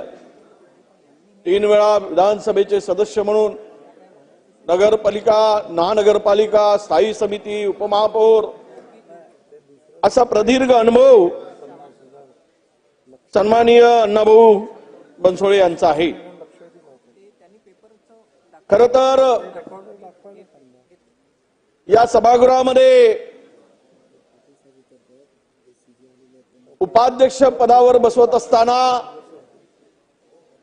त्या खुर्चीपर्यंत सन्मानाने नेत असताना मुख्यमंत्री, दोनही उपमुख्यमंत्री महोदय होते, त्याबरोबर विरोधी पक्षनेते जर असते, अधिक त्याला सन्मान आणि व्यापकता आली असते. अध्यक्ष महोदय, परंतु ठीक आहे, मला माननीय मुख्यमंत्र्यांनी सांगितलं की तुमच्या बाजूची खुर्ची काही काळासाठी तुम्हाला सर्व मोकळं बसता यावं म्हणून रिकामी ठेवली. अध्यक्ष महोदयाकडे तो अधिकार आहे, त्यांच्याकडे दाखवलं. अध्यक्ष महोदय, आम्ही नेहमी म्हणत असतो की सभागृह संख्याबळावर चालत नाही, तर ते लोकशाही मूल्याला घेऊन चालवलं झाले पाहिजे. सभागृह हे जी विधानसभेच्या कामकाजा संदर्भात की काय मार्गदर्शिका आहे, नियमावली आहे, त्याला घेऊन सभागृह चालावा ही आपल्या सगळ्यांची इच्छा असते. अध्यक्ष महोदय, आणि म्हणून आम्ही ज्या वेळेस आपल्याला भेटतो त्या वेळेस आपण त्यावर मार्ग काढण्याचा नक्की प्रयत्न केलेला आहे. त्या अनेक प्रस्तावामध्ये जो काही बदल करण्याचं काम चर्चेमध्ये अध्यक्ष आपल्या सत्ताधारी आणि विरोधकांना ज्या वेळेचं काही बंधन आपण घातला होता तो सुद्धा शिथिल करण्याचं काम आपण केलं. तुमच्या नंतर तुम्ही अध्यक्ष म्हणून काम तिकडे करत असताना या सभागृहाचे आता एक मोठी जबाबदारी तुम्हाला सहकारी म्हणून, उपाध्यक्ष म्हणून अण्णाभाऊ बनसोडेवर आले. अध्यक्ष महोदय, मी खरं तर सभागृहाच्या लक्षात एक गोष्ट आणून देऊ इच्छितो. अध्यक्ष महोदय, त्यामध्ये सन्माननीय सदस्य भास्करराव जाधव साहेबांनी जो उल्लेख केला त्यावर कुठेतरी चर्चा गंभीरपणे कुठल्या ना कुठल्या विषयाला घेऊन येण्याची आवश्यकता आहे. जे वृत्तपत्रामध्ये छापून आलाय ते अत्यंत गंभीर आहे, मी त्या पलीकडे बोलू शकत नाही. हा खरं तर या सार्वभौम सभागृहाच्या एकूण कामकाजावर, कार्यप्रणालीवर प्रश्नचिन्ह निर्माण करणार ते लेख आहे. त्याचा उल्लेख माननीय जाधव साहेबांनी केला, त्यात वाईट होता असं काही नाही. अध्यक्ष महोदय, एखादा वृत्तपत्र ज्या गोष्टीचा उल्लेख करून जे निर्भीडपणे जर बाजू मांडत असेल तर ती सखोल त्या संदर्भातली चौकशी व्हावी आणि या सभागृहाची गरिमा, या सार्वभौम सभागृहाची गरिमा कशी कायम राहील, वाढेल, उंचावेल यासाठी आपल्याकडनं प्रयत्न व्हावेत ही आमची प्रामाणिक इच्छा. अध्यक्ष महोदय, त्यामध्ये कुठल्याही त्यांचा हेतू हा तसा नव्हता, परंतु दुर्दैवानं या ठिकाणी त्याचा वेगळा अर्थ काढण्याचा प्रयत्न झाला. पूर्ण त्यांना बोलू दिलं नाही, हे या ठिकाणी नमूद करावंसं वाटतं. अध्यक्ष महोदय, आपण आजचा शेवटचा दिवस आहे आणि शेवटच्या दिवशी आमच्या अण्णाभाऊंना या ठिकाणी गेले चांगले संबंध दादा आमचे सुद्धा आहेत, मित्र म्हणून आम्ही एक असं म्हणतात की लोक रूप पाहतात, आम्ही हृदय पाहतो. अण्णाभाऊंचं लोक स्वप्न पाहतात, आम्ही सत्य पाहतो. फरक एवढाच आहे की लोक मित्र म्हणून लोक जगात मित्र पाहतात आणि आम्ही मित्रामध्ये जग पाहतो. अशा आमच्या मित्राला या ठिकाणी आपण सन्मानित केलात त्याबद्दल सभागृहाचं आणि सर्वांचं मी मनापासून आभार व्यक्त करत असताना या सभागृहामध्ये आपण आमच्या अण्णाभाऊंना परत शुभेच्छा देतो की तुमची अशीच उत्तरोत्तर प्रगती होत राहील. पण तिथे बसताना लक्ष अण्णाभाऊ, अण्णा बनसोडे, लक्ष ठेवा चोहीकडे, फक्त बघू नका उजवीकडे, थोडे बघत राहा डावीकडे. ते झिरवड साहेब म्हणाले त्या पद्धतीनं थोडा इकडे नाही तर जास्त इकडे बघा. कारण असं आहे की या ठिकाणी म्हणजे एक असं म्हणतात की चुलीवरचा तवा आणि आपली हवा नेहमी चटके देते. त्यामुळं तो बॅलन्स करून हे सभागृहामध्ये उत्तम असं काम आपल्या हातून व्हावं आणि विरोधकांना असो की सत्ताधाऱ्यांना या सभागृहामध्ये महाराष्ट्राच्या सार्वजनिक, सामाजिक किंवा इतर कुठल्याही प्रश्नाला न्याय देत असताना तो न्याय देण्याची भूमिका आपल्याकडून निश्चित होईल अशी अपेक्षा व्यक्त करतो. आपल्याला पुनश्च मनापासून शुभेच्छा देतो. धन्यवाद. जय हिंद महाराष्ट्र. अध्यक्ष महोदय, विधानसभेचे उपाध्यक्ष म्हणून त्यापदी आमच्या अण्णा दादू बनसोडेंना या ठिकाणी एकमताने सभागृहाने निवडलं. त्यांना त्यांच्या निवडीचं अभिनंदन करण्यासाठी मी उभा आहे.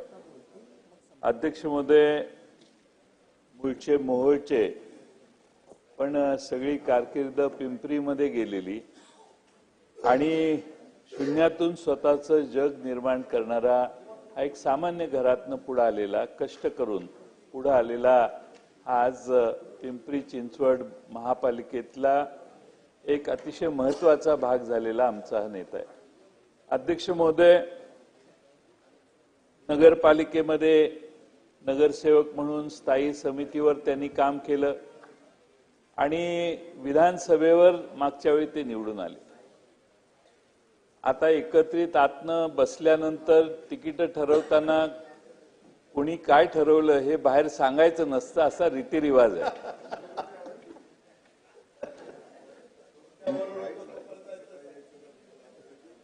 माझा दोष असा आहे की कुणाला तिकीट द्यायला मी कारणीभूत होतो आणि का दिलं हे मी कधी कुठल्या व्यक्तीला सांगितलं नाही. कारण पक्षात एकोपा राहावा, पक्ष एकमताने चालावा आणि कुणालाही काहीही कळू नये पण त्याला रिझल्ट मिळावा असा प्रयत्न करणं आवश्यक आहे. पण दादांनी अतिशय खुलेपणाने आमच्यातून तिकडे गेल्यामुळे त्यांनी मोकळेपणानं अण्णा बनसोडना कसं तिकीट मिळालं हे सांगितलं. पण वस्तुस्थिती अशी आहे की दादांनी आणि मी मिळूनच त्या मतदारसंघात दुसरं नाव मुंबईत ठरवलं. त्यानंतर दादा गेले पुण्याला. पुण्याला काही लोकांनी दादांना घेराव घातला टोल नाक्यावरच आणि मग टोल नाक्यावर घेराव घालून ते म्हटले हे तिकीट बदला आणि अण्णांना द्या. आणि मग दादांनी मला फोन केला, जयंतराव असं असं करायचंय, काय करायचं. मी म्हटलं तुमचा जिल्हा आहे, तुम्ही निर्णय घ्या. आणि मग दादा म्हटले मग मला एक एबी फॉर्म लागेल. मी म्हटले एबी फॉर्म ऑलरेडी पुण्यात आहे आणि तो एबी फॉर्म अण्णा बनसोडेंना दिला. ज्यांना तिकीट मिळालेलं त्यांना मी कळवलं तुम्ही एबी फॉर्म भरा. एबी फॉर्म जरी दिलेला असला तरी तुम्ही काही अर्ज भरू नका. आमचे अण्णा सुदैवानं निवडून आले आणि निवडून आल्यानंतर अण्णांच्या कार्यालयात मी एकदा गेलो होतो. सगळ्या सदस्यांनी हे लक्षात घेतलं पाहिजे. कधी जमलं पिंपरी चिंचवडला तर अण्णांच्या कार्यालयात, दादा तुम्ही गेलाय का अण्णांच्या कार्यालयात? सगळ्या मतदारसंघाच्या सेवा या अण्णांच्या कार्यालयातनं दिल्या जातात. सामान्य माणसाचे प्रश्नही ऐकले जातात, सोडवले जातात आणि सगळ्यांना ऑनलाईन कॉन्स्टंट त्या कार्यालयातून बऱ्याच सुविधा त्यांची कामं करण्याचं काम करतात. असे चांगलं कार्यालय त्यांनी त्या ठिकाणी उभं केलंय.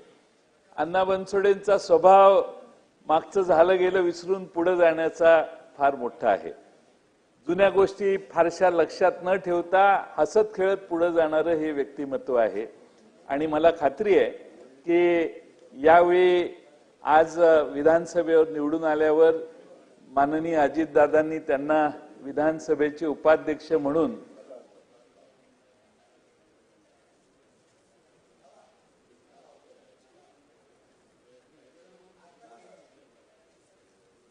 तुमच्याकडे बघून बोलतोय. अध्यक्ष महोदय, ही पद्धत जरा बंद केली पाहिजे. हा जो प्रकार असतो ना, मंत्री मुख्यमंत्री यांच्याकडे येऊन मागं बसायचं आणि त्यांना सतत काही फिडिंग करायचं, त्यामुळं त्यांचं लक्ष माझा विषय सांगत असाल तर तुम्हाला परवानगी आहे. ठरले. अध्यक्ष महोदय, आपल्या सभागृहामध्ये उपाध्यक्ष म्हणून आता अण्णा बनसोड बसणार आहेत.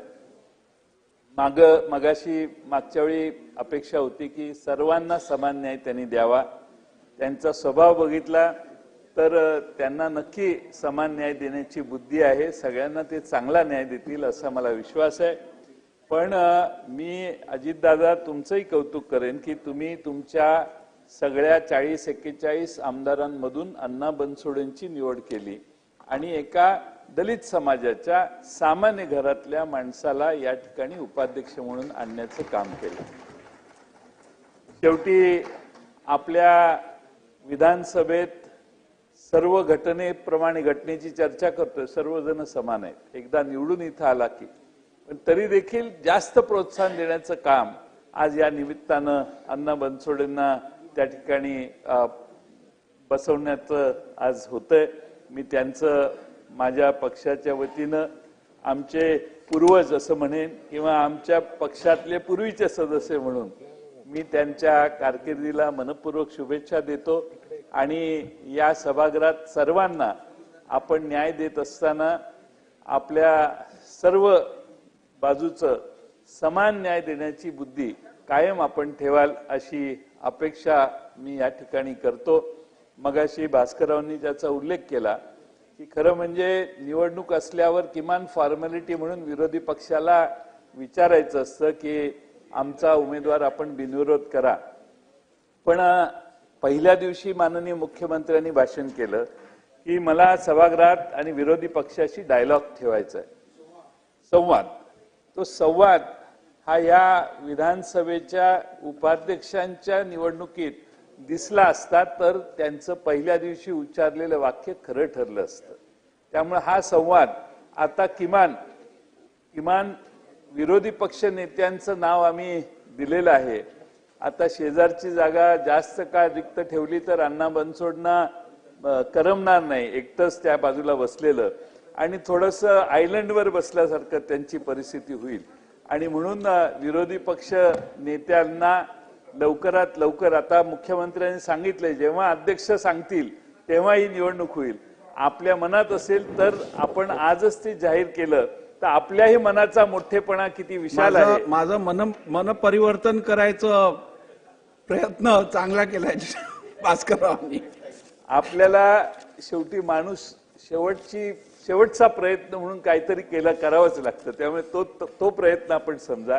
पण आपण मोठ्या मनाने, विशाल मनाने भास्कररावांचं नाव आम्ही सगळ्यांनी एकमताने विरोधी पक्ष नेता म्हणून दिलेलं आहे.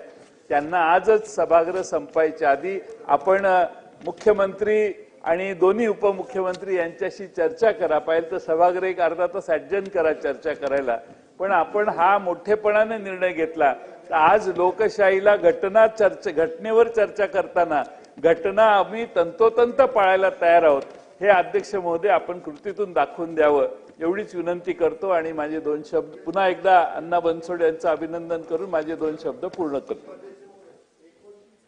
चला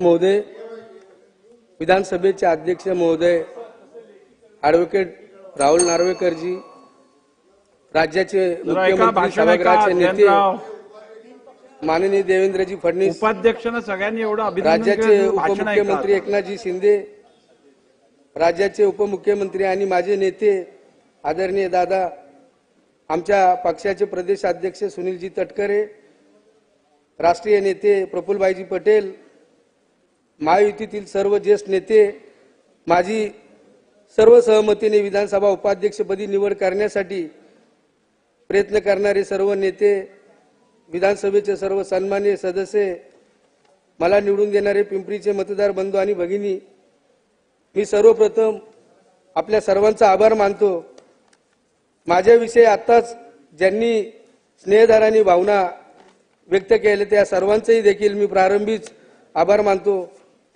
विरोधी बाकावरील सर्व सन्माननीय सदस्यांचे देखील आभार मानतो. त्यांचे सहकार्य महत्त्वाचे ठरणार आहे. महाराष्ट्राचे आराध्य दैवत छत्रपती शिवाजी महाराज, राजश्री छत्रपती शाहू महाराज, महात्मा फुले, महामानव डॉक्टर बाबासाहेब आंबेडकर यांना मी अभिवादन करतो. चरवाक पासून तर संत गाडगेबाबापर्यंत ज्या थोर महापुरुषांनी आपल्या विचारांनी कार्याने समाज घडवला अशा सर्व महान विभूतींना मी विनम्र अभिवादन करतो. त्यांच्या विचाराचा प्रकाश आणि प्रेरणा माझ्या या पुढील वाटचालीत सदैव मला दीपस्तंभाप्रमाणे मार्गदर्शन करतील अशी मी आपणास ग्वाही देतो. आज आपण माझ्यावर सोपवलेली विधानसभा उपाध्यक्ष पदाची जबाबदारी मी अत्यंत विनम्रपणे स्वीकारत आहे. मी स्वतःला खूप भाग्यवान समजतो, कारण या सभागृहात मला मार्गदर्शन करण्यासाठी विद्यमान सभा अध्यक्ष माननीय राहुलजी नार्वेकर, विधानसभेचे माजी अध्यक्ष माजी मंत्री माननीय दिलीप वळसे पाटील, विधानसभेचे अध्यक्ष माननीय नानाभाऊ पटोले, विधानसभेचे माजी उपाध्यक्ष विद्यमान कॅबिनेट मंत्री नरहरी झिरवाळ साहेब याच सभागृहात विद्यमान आहेत. या सर्वांचं मार्गदर्शन मला वेळोवेळी मिळत राहावे अशी अपेक्षा व्यक्त करतो. 1990च्या दशकामध्ये मी एक कार्यकर्ता म्हणून सामाजिक कार्याचा श्री गणेशा केला. सलग 15 वर्षे मी नगरसेवक म्हणून काम करत असताना माझ्यासारख्या अनुसूचित जाती प्रवर्गातून वंचित समाज घटकातून संघर्ष करीत पुढे येत असलेल्या सामान्य कार्यकर्त्याला संसदीय लोकशाहीतील हे उच्च पद मिळत आहे. त्याचा मला व माझ्या समाजाला निश्चितच अभिमान आहे. आपल्या लोकशाही गणराज्याला, भारतीय राज्यघटनेला 75 वर्ष पूर्ण झाल्यानंतर विधानसभेत आणि विधान परिषदेत काल आणि आज अभ्यासपूर्ण चर्चा होत आहे. ही चर्चा सुरू असतानाच भारतीय राज्यघटनेच्या माध्यमातून संसदीय प्रणालीद्वारे अस्तित्वात आलेल्या या सभागृहाचे उपाध्यक्षपद वंचित घटकाकडे महायुतीच्या नेत्यांनी सोपवले आहे. हा संदर्भ माझ्या आयुष्यातील भाग्योदय निश्चितच वैशिष्ट्यपूर्ण आहे असे मी नम्रतापूर्वक नमूद करतो. आपल्या संसदीय लोकशाही विधानसभा उपाध्यक्षपदी अत्यंत जबाबदारीचे, पक्षीय भूमिकेपेक्षा वरचे पक्षातीत स्वरूपाचे आहे याची मला जाणीव आहे.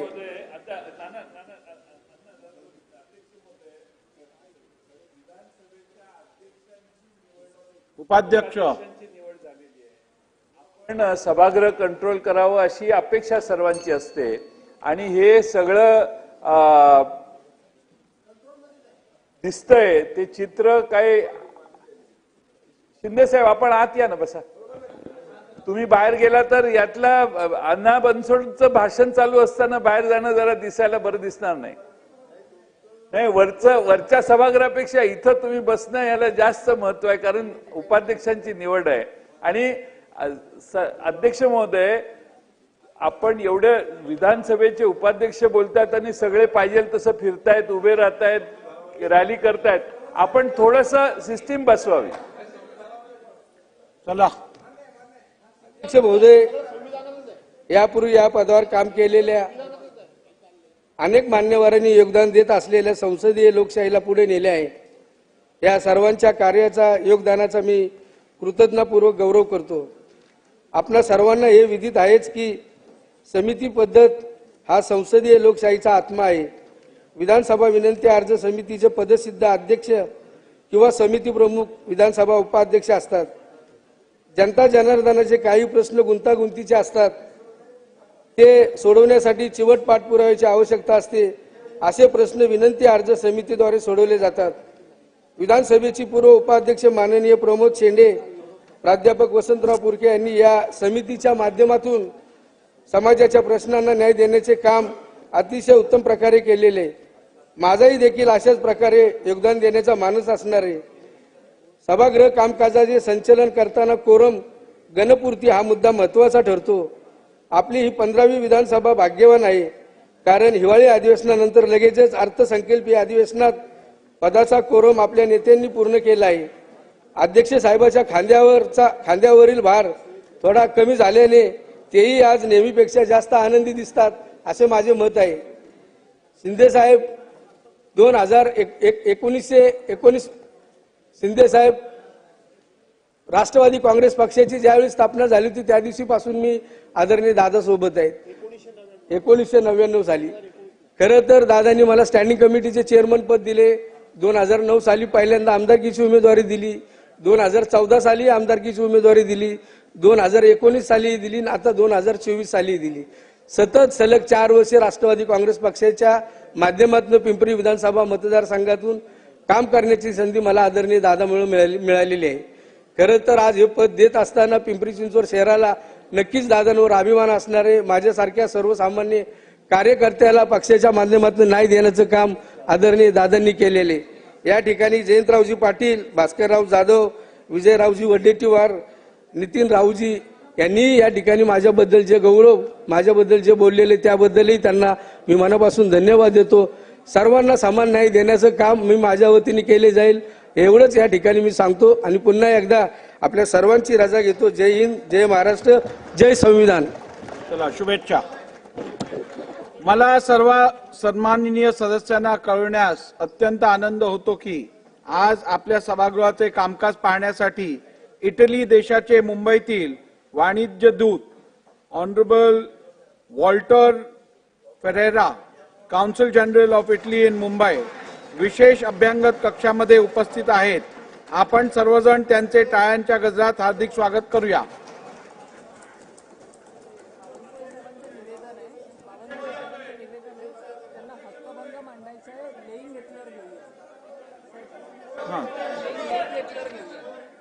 बावनकुळे साहेब, मंत्री महोदय, एक निवेदन आहे. निवेदन चला घ्या घ्या घ्या घ्या. माननीय अध्यक्ष महोदय, विधानसभा नियम 87 हे निवेदन मी सभागृहात सादर करतो आहे.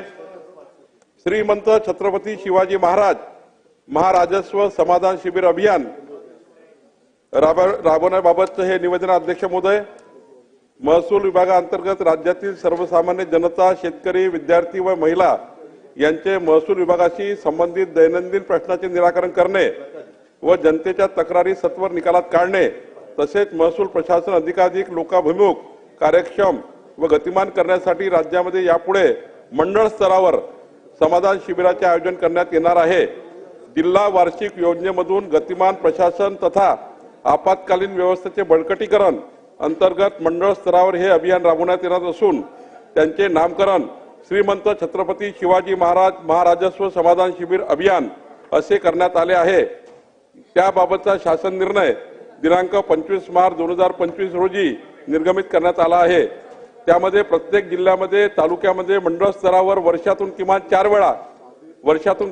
वेळा श्रीमंत छत्रपती शिवाजी महाराज महाराजस्व समाधान शिबिर अभियान आयोजित करण्यात येणार असून प्रत्येक शिबिरासाठी ₹25,000 इतका खर्च करण्यास मान्यता देण्यात आली आहे. यामध्ये ग्रामीण भागातील सर्वसामान्य जनता, शेतकरी, विद्यार्थी व महिला यांना रहिवासी उत्पन्न जातीय दाखले, रेशन कार्ड यांचे वाटप, सामाजिक लाभाच्या योजना जसे संजय गांधी निराधार योजना, PM किसान योजना इत्यादी यांचा लाभ घेण्यात येईल. तसेच या अभियानांतर्गत महसूल विभागाच्या विविध योजना उदाहरणार्थ 7/12 वाटप, फेरफार प्रलंबित नोंदी निर्गमित करणे व विविध शासकीय योजनांसाठी लागणारे दाखले इत्यादी बाबत सुद्धा आवश्यक ते कामकाज करण्यात येईल. या अभियानांतर्गत महसुली प्रशासन अधिक लोकाभिमुख, कार्यक्षम व गतिमान करण्यासाठी या अनुषंगाने प्रयत्नशील राहण्याच्या सूचना सर्व महसुली अधिकारी व कर्मचारी यांना देण्यात आल्या आहे. अध्यक्ष महोदय,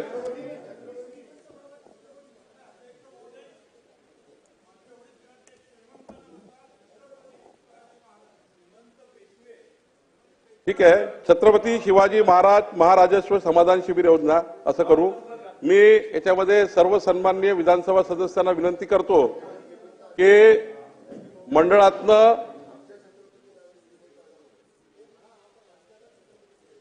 ऐका, आपल्या सर्व विधानसभा सदस्यांना माझी विनंती आहे, यापूर्वी या अभियानाला कधी शासनाचा हातभार नव्हता, पण माननीय मी अजितदादाचा आभार मानतो.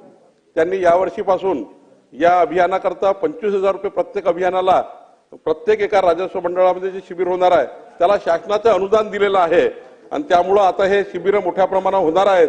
मी विधानसभा सदस्यांना विनंती करतो की प्रत्येक मंडळामध्ये वर्षातनं 4 म्हणजे प्रत्येक महसुली मंडळातनं वर्षातनं 4 शिबिर होणार आहे. आपण आपापल्या मतदारसंघामध्ये हे शिबिर आयोजित करावे आणि आपल्या आपल्या मतदारसंघामध्ये या शिबिराचा लाभ जनतेला मिळवून द्यावा अशी विनंती मी सभागृहाला करतो. ठीक आहे. उपमुख्यमंत्री महोदय लेंग घ्या. अध्यक्ष महोदय, मी आपल्या अनुमतीने लिंग भाव अर्थसंकल्प विवरणपत्र व बाल अर्थसंकल्प विवरणपत्र 2025-26 हे प्रकाशन सभागृहाच्या पटलावर ठेवतो. लिंगभाव अर्थसंकल्प विवरणपत्र व बाल अर्थसंकल्प विवरणपत्र हे प्रकाशन सभागृहाच्या पटलावर ठेवण्यात आले. सदर प्रकाशन सन्मान्य सदस्यांना महाराष्ट्र विधिमंडळाच्या संकेतस्थळावर उपलब्ध करून देण्यात येईल. अध्यक्ष महोदय, मी आपल्या अनुमतीने भारताचे नियंत्रक व महालेखा परीक्षक यांचा नागरी स्थानिक संस्थांमधील कचरा व्यवस्थापन यावरील अहवाल सभागृहासमोर ठेवतो. अहवाल सभागृहासमोर ठेवण्यात आला. परिषदेची संमती व दोन्ही सभागृहांनी संमत केलेल्या विधेयकांना माननीय राज्यपालांची अधिसंमती मिळाल्याचे जाहीर करणे. अध्यक्ष सचिव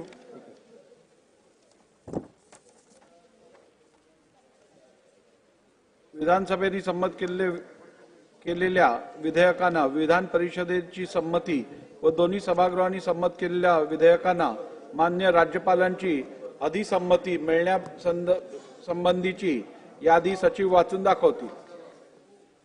खालील विधेयके विधान परिषदेने कोणत्याही सुधारणेशिवाय संमत केले. सन 2025 चे विधानसभा विधेयक क्रमांक 1 महाराष्ट्र जमीन महसूल संहिता सुधारणा विधेयक 2025. सन 2025 चे विधानसभा विधेयक क्रमांक 25 महाराष्ट्र सार्वजनिक विश्वस्त व्यवस्था सुधारणा विधेयक 2025. सन 2025 चे विधानसभा विधेयक क्रमांक 27 महाराष्ट्र महामार्ग सुधारणा विधेयक 2025. सन 2025 चे विधानसभा विधेयक क्रमांक 31 महाराष्ट्र खाजगी पदयोजन एजन्सी विनियमन विधेयक 2025. खालील विधेयके विधान परिषदेने कोणत्याही शिफारशीशिवाय परत केली. सन 2025 चे विधानसभा विधेयक क्रमांक 2 महाराष्ट्र पुरवणी विनियोजन विधेयक 2025. सन 2025 चे विधानसभा विधेयक क्रमांक 21 महाराष्ट्र कर व्याज शास्ती आणि किंवा विलंब शुल्क सार्वजनिक क्षेत्रातील उपक्रम कंपन्यांनी प्रदेय असलेल्या यांच्या थकबाकीची तडजोड करण्याबाबत विधेयक 2025. सन 2025 चे विधानसभा विधेयक क्रमांक 23 महाराष्ट्र मुद्रांक सुधारणा विधेयक 2025. सन 2025 चे विधानसभा विधेयक क्रमांक 24 महाराष्ट्र मोटार वाहन कर सुधारणा विधेयक 2025. सन 2025 चे विधानसभा विधेयक क्रमांक 28 महाराष्ट्र विनियोजन विधेयक 2025. खालील विधेयकांना राज्यपालांची अधिसंमती मिळाली. सन 2025 चे विधानसभा विधेयक क्रमांक 2 महाराष्ट्र पुरवणी विनियोजन विधेयक 2025. सन 2025 चे विधानसभा विधेयक क्रमांक 21 महाराष्ट्र कर व्याज शास्ती किंवा विलंब शुल्क सार्वजनिक क्षेत्रातील उपक्रम कंपन्यांनी प्रदेय असलेल्या यांच्या थकबाकीची तडजोड करण्याबाबत विधेयक 2025. स्थगन प्रस्ताव. स्थगन आज प्राप्त झालेल्या स्थगन प्रस्तावाच्या सूचना मी दालनात अनुमती नाकारलेली आहे. लक्षवेधी सूचना संबंधित निवेदने सभागृहाच्या पटलावर ठेवणे. महोदय, मी आपल्या अनुमतीने मविस नियम 105 अन्वये लक्षवेधी सूचनांचे जोडपत्र अमुद्रित स्वरूपात सभागृहाच्या पटलावर ठेवते. मविस नियम 105 अन्वये लक्षवेधी सूचनांचे जोडपत्र अमुद्रित स्वरूपात सभागृहाच्या पटलावर ठेवण्यात आले. सत्र संपल्यानंतर सन्मान्य सदस्यांना लक्षवेधी सूचनांचे जोडपत्र वितरित करण्यात येईल. बोलू दे ना, बोला काय, 2 मिनिटं बोला काय. काल संजय गायकवाड बोला. हॅलो अध्यक्ष महोदय. देतो अध्यक्ष महोदय, दिशा साल्यांचे वडील सतीश सालियान व दिशाची आई या दोघांनी काल पोलीस आयुक्तांची भेट घेऊन दिशा सालियांच्या खुनामध्ये विधानसभा सदस्य आदित्य ठाकरे यांचा थेट सहभाग असल्याची तक्रार दिली व आरोप केला. अध्यक्ष महोदय, संतोष देशमुखांच्या हत्येनंतर त्यांच्या हत्येमध्ये मंत्री धनंजय मुंडे यांचा हात असल्याचा संशय व्यक्त केला गेला. त्यावरून धनंजय मुंडे यांनी आपल्या पदाचा राजीनामा द्यावा लागला. दिशाच्या हत्ये प्रकरणात तर तिच्या वडिलांनी आदित्य ठाकरेंचा थेट सहभाग असल्याचा दावा या ठिकाणी अध्यक्ष महोदय केला आहे. म्हणून नैतिकता म्हणून ते त्या ठिकाणी आपला राजीनामा देणार का किंवा आपण त्याच्यावर कारवाई करणार का, हा माझा पॉईंट ऑफ व्ह्यू प्रश्न अध्यक्ष महोदय. ठीक आहे, चला पुढे. कोण आहे?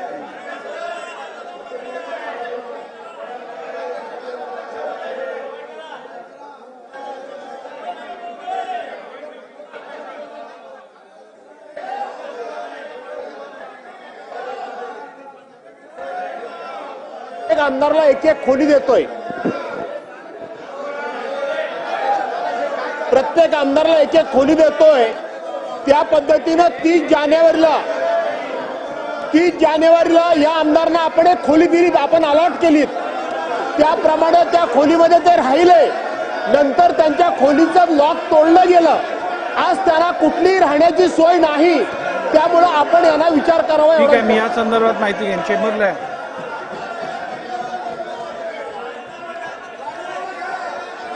काय झालं? काय झालं? काय झालं? काय कशासाठी आलाय? झालं काय?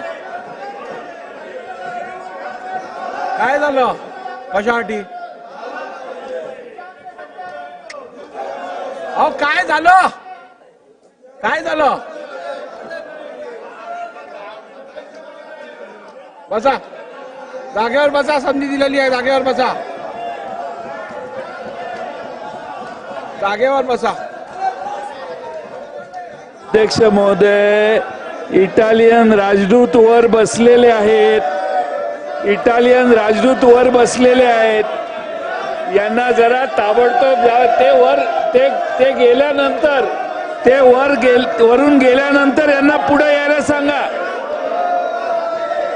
सभागृहाची बैठक 10 मिनिटासाठी तहकूब करण्यात येते.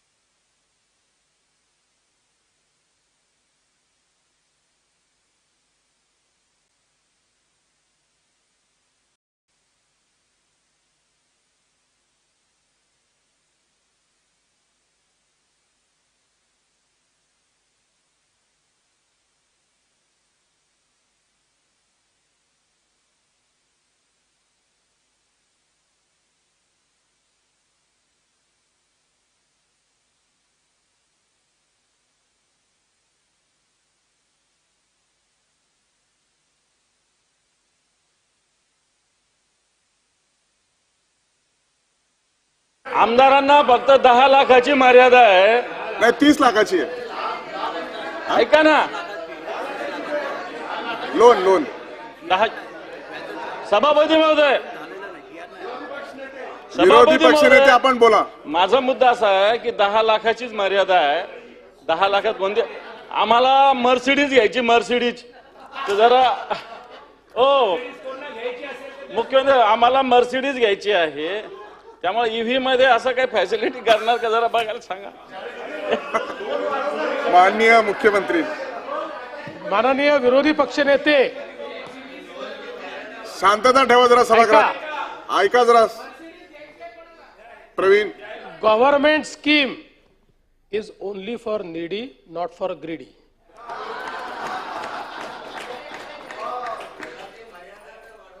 नाही, पहिल्यांदा तर कारण या सभागृहातनं असा संदेश जाण्याचं कारण नाही आहे की काही आमदारांना आपण लोन देतो. आपण लोन देत नाही. आपण इंटरेस्ट सबवेन्शन फक्त आमदारांना देतो आणि हे इंटरेस्ट सबवेन्शन वाढलं पाहिजे अशी आमदारांची इच्छा देखील आहे. तर निश्चितपणे इलेक्ट्रिक व्हेकल जर आमदार घेणार असतील, मर्सिडीज करता नाही, पण एक विशिष्ट जो सेगमेंट आहे त्या सेगमेंटमध्ये जर इलेक्ट्रिक व्हेकल आमदार घेणार असतील तर ही जी इंटरेस्ट सबवेन्शनची किंवा सबसिडीची स्कीम आहे ती त्याला लागू करण्याच्या संदर्भात माननीय अध्यक्ष आणि सभापतींची चर्चा करण्यात येईल. वाढवावीच लागेल. सांगितलं ना, मला वाटतं त्यांच्या उत्तरात आपल्याला सगळं उत्तर मिळालं. वाढवावीच लागेल.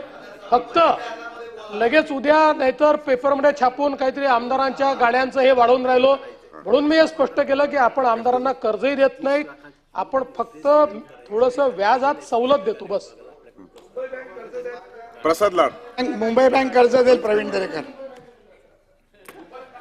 सभापती महोदय, प्रश्न क्रमांक 4. राज्य परिवहन विभागाच्या 1988च्या मोटर वाहन कायदा नियमांतर्गत वाहनावर नंबर प्लेट लावणे, विमा काढणे,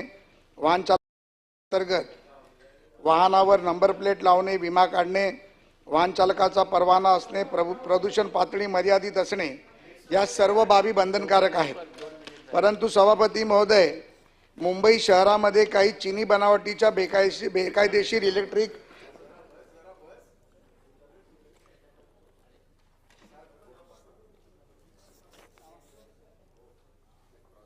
सभापती महोदय, मुंबई शहरामध्ये व उपनगरामध्ये चीनी बनावटीच्या बेकायदेशीर इलेक्ट्रिक दुचाकी वाहनाचा सुळसुळाट झाला आहे. एक मिनिट, ज्यामध्ये प्रश्न विचारा. तोच आहे. तिरंगा, झीप आणि ग्रीनबोल्ट कंपनीच्या वाहनांच्या वाहतुकीमध्ये प्रमाणपत्र मिळाल्यानंतर तांत्रिक बदल केले जातात. ते तांत्रिक बदल करतात ते खरे आहे का? या बदलामुळे वाहनाचा वेग वाढून अपघाताचं प्रमाण वाढलं आहे, हे खरं आहे का? या इलेक्ट्रिक दुचाकी वाहन चीनी आयात केल्यामुळे महाराष्ट्रातील स्थानिक उद्योग व रोजगाराची संधी तरुणांना मिळत नाही, हे खरं आहे का? आणि राज्याचा महसूल उत्पादन बुडतोय, हे खरं आहे का? यासाठी इलेक्ट्रिक दुचाकीवर अंकुश ठेवण्यासाठी शासन कोणती उपाययोजना करणार? आणि चौथा प्रश्न माझा आहे, आपण एका 5वा प्रश्न उत्तरात हे लिहिलंय की विवेक पंडित साहेबांचं पत्र आपल्याला मिळालं नाही, पण ते माझ्या हातात आहे, ते मी पटलावरती सभापतींकडे देतो. सभापती महोदय, सन्माननीय या सभागृहातील लोकप्रिय सदस्य श्री प्रसाद लाड यांनी जो प्रश्न किंवा जे प्रश्न या सभागृहामध्ये विचारलेले ते सर्व प्रश्न खरे आहेत. अध्यक्ष महोदय, सभापती लोकप्रिय का सभागृहप्रिय की सदर ही बॅटरीच्या ज्या गाड्या 2 व्हीलर आणल्या जातात, प्रामुख्यानं स्विगी, झोमॅटो या ज्या संस्था आहेत त्या संस्थांच्या माध्यमातून सर्रासपणे चालवल्या जातात. सभापती महोदय, 25 किलोमीटर प्रति वॅटपेक्षा कमी आउटपुट देणारी इलेक्ट्रिक मोटर बसवलेली आहे का हे बघण्याची जबाबदारी ही परिवहन खात्याची असते, परंतु त्यापेक्षा कमी त्याचं लिमिट आहे असं समजून त्या गाड्या घेतल्या जातात. सभापती महोदय, आणि त्याचं वजन जे आहे ते बॅटरीशिवाय 60 किलोग्राम पेक्षा कमी आहे. सभापती महोदय, ही वस्तुस्थिती आहे की अशा काही घटना सन्माननीय सदस्यांनी सांगितल्याप्रमाणे आरटीओच्या आणि प्रामुख्यानं पोलिसांच्या निदर्शनास आल्यानंतर त्या ठिकाणी 211 गुन्हे दाखल झालेले आहेत. अध्यक्ष महोदय, आणि ज्या बाईक आहेत त्या 889 बाईक जप्त केलेल्या आहेत. सभापती महोदय, अशा पद्धतीनं काही खेळण्यासाठी काही ह्या चिनी बनावटीच्या गाड्या आणल्या जातात 2 व्हीलर, काही ठिकाणी जे प्रोडक्शन असतं ते सोसायटीच्या आवारामध्येच त्या गाड्या चालवत आहे म्हणून आणले जातात आणि रस्त्यावर आणणार नाही असं म्हटलं जातं. त्यामुळे आपल्याकडे त्या गाड्या रजिस्ट्रेशनसाठी येत नाही. परंतु भविष्यामध्ये सन्माननीय सदस्यांनी सांगितल्यानुसार आम्ही हाही विचार करतो की ह्या गाड्याचं सुद्धा रजिस्ट्रेशन आरटीओच्या मार्फत होऊनच त्या गाड्या रस्त्यावर कशा येतील आणि त्यामुळे अपघात कसे टळतील याची दक्षता परिवहन खाते घेणार आहे. सभापती, प्रश्नोत्तराचा तास संपला. अभिनंदन पर प्रस्ताव. प्रश्नोत्तराचा तास. अभिनंदन प्रस्ताव. खेळाडू.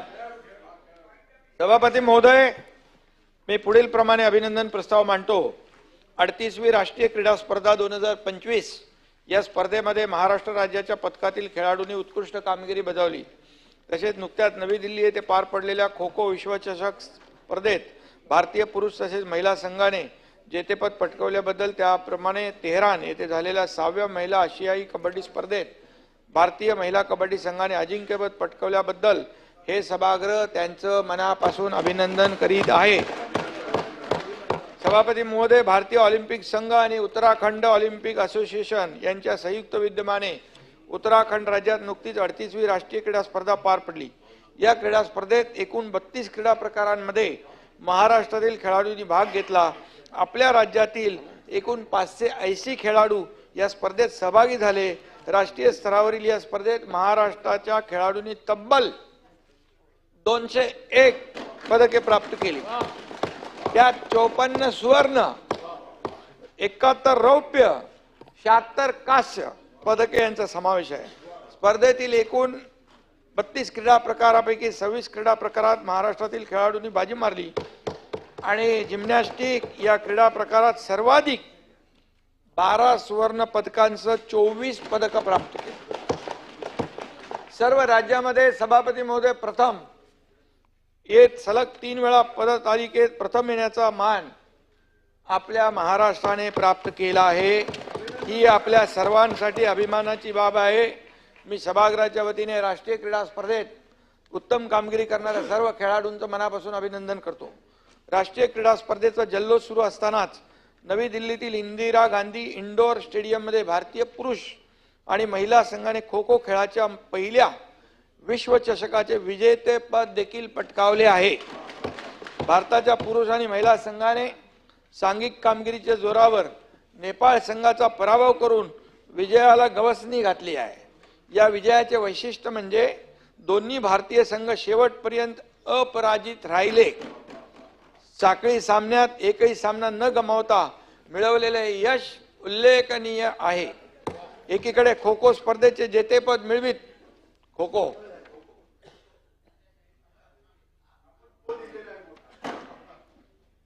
असताना भारताच्या महिला कबड्डी संघाने तेहरान येथे झालेल्या 6व्या महिला आशियाई कबड्डी स्पर्धेचे अजिंक्यपद मिळवले आहे. ही सुद्धा अभिमानास्पद बाब आहे आपल्यासाठी. क्रिकेट केवळ क्रिकेट पुरते हे जग सीमित नसून भारतीय खेळाडू कबड्डी तसेच खो खो खेळातही प्रावीण्य दाखवत आहेत. महाराष्ट्राच्या आणि देशाच्या क्रीडा क्षेत्रासाठी ही अभिमानाची बाब आहे. मी सभागृहाच्या वतीने राष्ट्रीय क्रीडा स्पर्धेत सहभागी झालेल्या सर्व महाराष्ट्रातील खेळाडूंचं तसेच भारतीय पुरुष व महिला खो खो संघाचे त्याचप्रमाणे भारतीय महिला कबड्डी संघाचे मनापासून अभिनंदन करतो.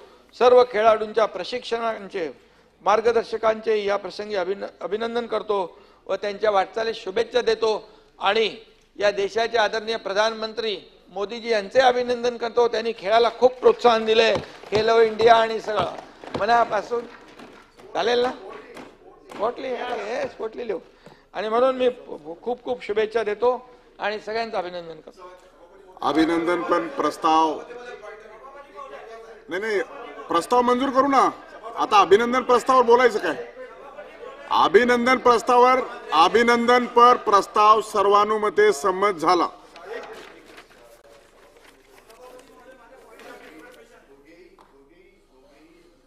आहेत आणि अतिशय दैदिप्यमान अशी कामगिरी महाराष्ट्राच्या खेळाडूंनी केलेली आहे. तुम्हाला आठवत असेल की सर्वात प्रथम कबड्डीमध्ये विश्वचषक आपल्या महिलांनी भारतीय महिलांनी आणला. पुरुषांनी अजून आणलेलं नाही पण आणला. अर्थात इथे पुरुषांनी सुद्धा सांघिक कार्य केलेलं आहे. त्यावेळेला अर्थात अजितदादाच त्यावेळेला उपमुख्यमंत्री होते आणि फायनान्स मिनिस्टर होते. महाराष्ट्रातल्या 3 खेळाडूंना आपण 1-1 कोटी त्यांना हे केलेलं होतं, कारण त्यांनी महाराष्ट्राची मान उंचवली, देशाची मान उंचवली. हे अशा प्रकारे नाही मी ऐकून आपण त्यांना एक मुंबईची खेळाडू सुवर्णा बारटक्के, नवी मुंबईची खेळाडू अभिलाषा म्हात्रे, आणखीन पुण्याची खेळाडू, त्यांना आपण 1-1 कोटी दिले. हे हे पैसे नव्हेत. आज त्या मुलींनी केलेली कामगिरी इतकी मोठी होती, देशाला अभिमान देणारी होती. आणि म्हणून माझी विनंती राहील, आपण या खेळाडूंना ज्यांनी विश्वचषकला गवसणी घातलेली आहे त्या खेळाडूंना आपल्या महाराष्ट्राच्या, देशाचं असेल ते देशाचे इतर राज्य बघतील आणि ते करतातच. हरियाणा आपल्यापेक्षा पुढे आहे.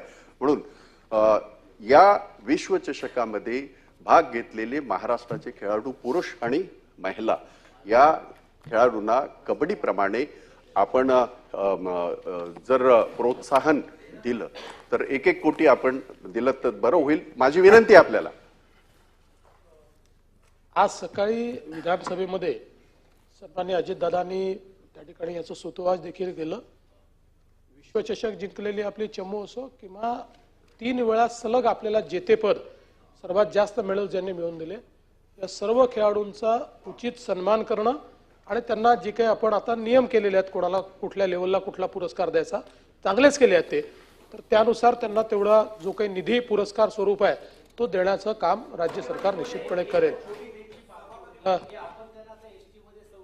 परिवारमध्ये ती शिवनेरी विनेरी नाहीये. आता काय कोण एसटीने जात नाही. टोल माफीचा आपण जर त्याच्या बाबतीचा निर्णय घेतला, त्याला पासेस जर दिले तर ते महाराष्ट्राबरोबर ते खेळण्यासाठी ते होईल, ते सर्व खेळाडूंसाठी होईल. छोटीशी मागणी पडताळून पाहण्यात येईल, नक्की पडताळून पाहण्यात येईल. आणि एक अजून अभिनंदन या ठिकाणी मला करायचं आहे. आपल्याला माहिती आहे की क्रिकेटमध्ये, डोमेस्टिक क्रिकेटमध्ये रणजी ट्रॉफी ही सगळ्यात मोठी स्पर्धा आणि मानाची मानली जाते.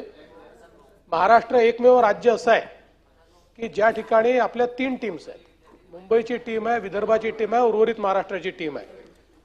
या वेळच्या रणजी ट्रॉफीमध्ये विदर्भाच्या टीमने जेतेपद मिळवलं, त्याबद्दल विदर्भाच्या टीमचं मी मनापासून अभिनंदन करतो. चला, कागदपत्रे सभागृहाच्या पटलावर ठेवणे.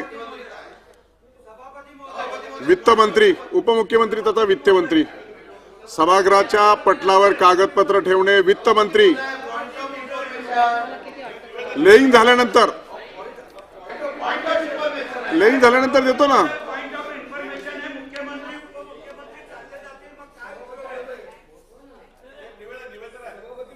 मी आपल्या अनुमतीने भारताचे नियंत्रण व महालेखा परीक्षक यांचा नागरी स्थानिक संस्थांमधील कचरा व्यवस्थापन यावरील अहवाल सभागृहासमोर ठेवतो. भारताचे नियंत्रक व महालेखा परीक्षक यांचा नागरी स्थानिक संस्थांमधील कचरा व्यवस्थापन यावरील अहवाल सभागृहासमोर ठेवण्यात आला. माननीय उपमुख्यमंत्री तथा वित्तमंत्री. संकल्प विवरणपत्र व बाल अर्थसंकल्प विवरणपत्र सन 2025-26 हे प्रकाशन सभागृहाच्या पटलावर ठेवतो. सभागृहाच्या पटलावर ठेवण्यात आले. सभागृहात चर्चेला न आलेल्या लक्षवेधी सूचनाबाबत मी सभागृहाच्या निदर्शनास आणून देतो की सभागृहात चर्चेकरिता न आलेल्या महाराष्ट्र विधान परिषद नियम 101 अन्वये लक्षवेधी सूचनांचे जोडपत्र अमुद्रित स्वरूपात सभागृहाच्या पटलावर ठेवण्यात येत आहे. सत्र समाप्तीनंतर जोडपत्र वितरित करण्यात येईल. विधान परिषदेने संमत केलेल्या विधेयकांना विधानसभेची संमती व दोन्ही सभागृहांनी संमत केलेल्या विधेयकांना राज्यपालाची अधिसंमती मिळाले. संबंधीची यादी सचिव वाचून दाखवतील. विधान परिषदेने संमत केलेल्या खालील विधेयकांना विधानसभेची संमती मिळाली. 1. सन 2025चे विपवी क्रमांक 3 महाराष्ट्र माथाडी हमाल व इतर श्रमजीवी कामगार नोकरीचे नियमन व कल्याण सुधारणा विधेयक 2025. 2. सन 2025चे विपवी क्रमांक 4 महाराष्ट्र खाजगी सुरक्षा रक्षक नोकरीचे नियमन व कल्याण सुधारणा विधेयक 2025. 3. सन 2025चे विपवी क्रमांक 6 महाराष्ट्र कृष्णा खोरे महामंडळ सुधारणा विधेयक 2025. खालील विधेयकांना राज्यपालांची अधिसंमती मिळाली. सन 2025चे विधानसभा विधेयक क्रमांक 2 महाराष्ट्र पुरवणी विनियोजन विधेयक 2025. 2.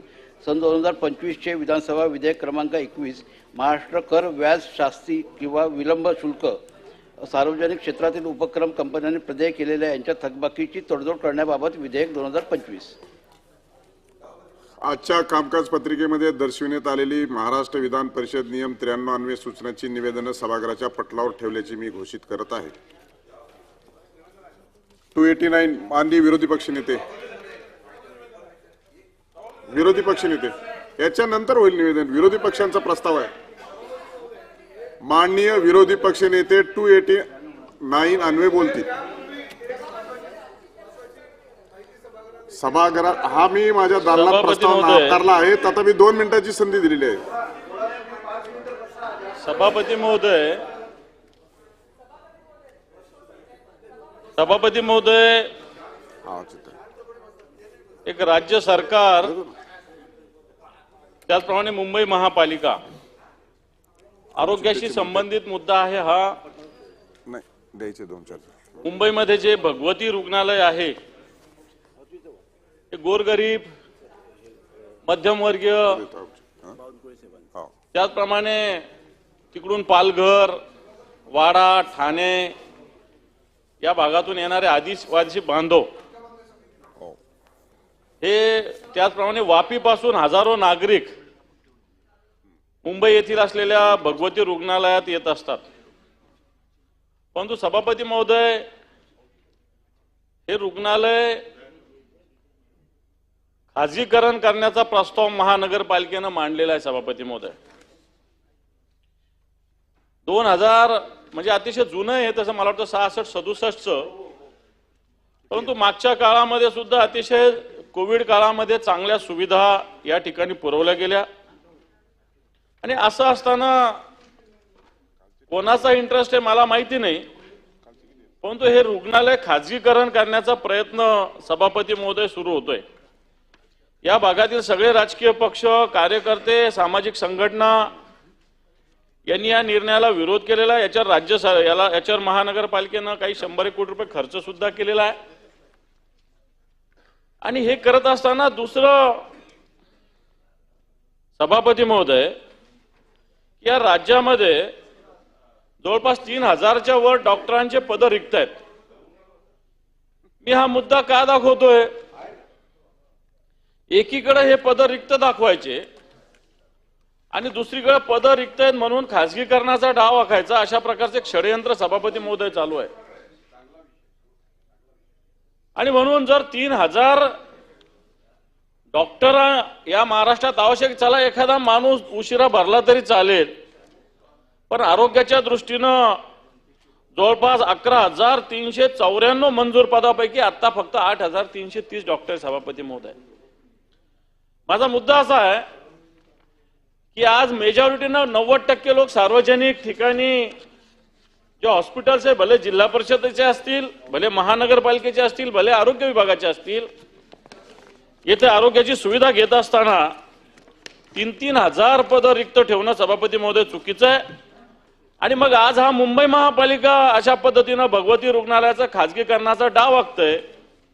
उद्या सभापती महोदय काही ग्रामीण भागामध्ये चांगले चालणारे जिल्हा रुग्णालय सुद्धा खाजगीकरण करण्याचा डाव आखला जातोय सभापती महोदय. आणि मग याला कारण डॉक्टरांची कमतरता दाखवली जाते.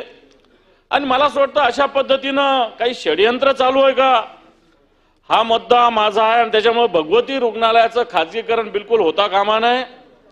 मुंबई महापालिकेनं स्वतःची ताकद मुंबई महापालिकेची आहे. कारण जर अशा पद्धतीनं भगवती रुग्णालय जर खाजगी झालं तर सर्वसामान्य माणसाला या ठिकाणी सोयी सुविधा मिळण्यामध्ये मोठ्या अडचणी निर्माण होऊ शकतात. आणि हे होत असताना या राज्यामध्ये जवळपास 3000 पद रिक्त आहेत वैद्यकीय व्यावसायिकांचे. हे सुद्धा त्वरित भरण्याची सभापती महोदय आवश्यकता आहे. आपण MPSC वर चर्चा केली. या सगळ्या विषयामध्ये अनेक परीक्षा झालेल्या आहेत, परंतु ही भरती होत नाही. आणि म्हणून मला असं वाटतं सर्वसामान्य माणसाचा आरोग्याचा मुद्दा महत्वाचा असताना या बाबीकडे आपण लक्ष दिलं पाहिजे. आणि भगवती रुग्णालयाचं जे काही खाजगीकरण करण्याचा डाव आखला जातोय त्याचं निविदा काढली गेलेली आहे. काही परवाच्या दिवशी काही प्री बीड झाली तिची, ती काही लोकांनी उधळून लावलेली आहे. आणि म्हणून हे खाजगीकरण करण्याच्या डावसाठी आखलेलं हे टेंडर सुद्धा त्वरित थांबवलं पाहिजे. आणि ही 3000 डॉक्टरांची भरती त्वरित करण्याचा निर्णय सुद्धा सरकारने घेतला पाहिजे. आणि म्हणून मला असं वाटतं राज्याचा आरोग्याचा हा प्रश्न महत्वाचा आहे, मुंबईच्या आरोग्याचा प्रश्न महत्वाचा आहे. आणि म्हणून 291 माझी अपेक्षा होती की याच्यावर चर्चा व्हावी. बाहेर या सगळ्या विषयात दररोज लोक आपल्याला बोलतात की तुम्ही भावनिक मुद्द्यावर बोलताय, बेसिक मुद्द्यावर तुमचं लक्ष नाही, अशा प्रकारची जनतेची भावना सभापती महोदय झालेली आहे. तुम्ही रोज कुठं औरंगजेब काढता, कुठं तो कामरा काढता, कुठं दिशा सालियन काढता, काय काय काढता. ठीक आहे, विषय महत्वाचे, परंतु जनतेचे प्रश्न महत्वाचे आहे. आणि म्हणून मला असं वाटतं हा आरोग्याच्या प्रश्नावर चर्चा होण्याची आवश्यकता आहे, अशा प्रकारची भूमिका मी मांडलेली सभापती महोदय. शासनाने या संदर्भात निवेदन करावे. सभापती सगळ्यांना कसं बोलता येईल आता? सभापती महोदय 289 नाही, देतो आपल्याला देतो जरा. 289 चालू आहे, आम्ही सांगितलं 289 चालू आहे. आणि अतिशय महत्वाचा आरोग्याच्या संबंधामधला सर्वसामान्यांच्या आयुष्याशी अतिशय निगडीत असलेल्या प्रश्नाच्या संबंधातला हा 289 आहे आणि म्हणून त्याची चर्चा होईल म्हणून आम्ही आग्रही आहोत. सभापती महोदय, आपण मुंबईची रचना अशी आहे, एक आयलंड सिटी आणि उपनगर. आणि आपण जर बघितलं असेल कॉर्पोरेशनची मोठी हॉस्पिटल्स ही आयलंड सिटीमध्ये, कारण पूर्वी आपली महानगर एवढी उपनगर जी आहेत ती एवढी प्रगत नव्हती. आता अशी परिस्थिती आहे, जे हॉस्पिटल असेल, नायर हॉस्पिटल असेल, केईएम हॉस्पिटल असेल किंवा सायन हॉस्पिटल असेल, ही जी कॉर्पोरेशनची हॉस्पिटल्स आहेत ही सगळी मुंबईमध्ये आहेत. आपण उपनगरामध्ये जर आपण पाहिलं तर उपनगरामध्ये सभापती महोदय हॉस्पिटल मोठं नाही. एक कूपर हॉस्पिटल जर सोडलं, म्हणजे याच्या पुढे जर आपण गेलो बांद्राच्या पुढे नाही, महत्वाचं यासाठी सुद्धा आहे सभापती महोदय, सर्वसामान्याच्या आयुष्याशी नाही ते लोक प्रायव्हेटमध्ये जाऊ शकत, ते हिंदुजाला नाही जाऊ शकत, ते जसलोकला नाही जाऊ शकत, ते बॉम्बे हॉस्पिटलला जाऊ शकत नाही. सर्वसामान्याच्या आयुष्याशी निगडीत असलेला प्रश्न आणि गेली अनेक वर्ष हे हॉस्पिटल चालू आहे. आणि आज जो घाट घातला जातोय, कारण त्याची टेंडर निघाली होती आणि सगळे इथे राजकीय अजिबात अभिनिवेश नाही, सर्व पक्षाच्या कार्यकर्त्यांनी उधळून लावलं. परवा जे टेंडरिंगचं प्रोसेस झाली त्याच्या मागे कोण आहे आपण शोधून काढा. पण हे हॉस्पिटल कोणाच्या तरी घशात घालण्याचं जे चाललेलं आहे ते थांबलं पाहिजे. कारण गुजरातवरनं सुद्धा पेशंट तिथे येतात, महाराष्ट्राच्या विविध भागातनं तिथे पेशंट येतात, कारण त्यांना मुंबईपर्यंत येता येत नाही. आणि म्हणून आणि एवढं मोठं हॉस्पिटल हे एकमेव त्या उपनगरामधलं आहे कूपर नंतर. आणि म्हणून माझी विनंती राहील की ह्या 289ची जसं विरोधी पक्ष नेत्यांनी सांगितलं ह्याची चर्चा होणं यासाठी सुद्धा आवश्यक आहे. 289 आम्ही विरोधकांनी दिला, आमचा तो हे आहे, अधिकार आहे, परंतु चर्चेमध्ये सगळेच सामील होऊ शकतात आणि तो आवश्यक आहे.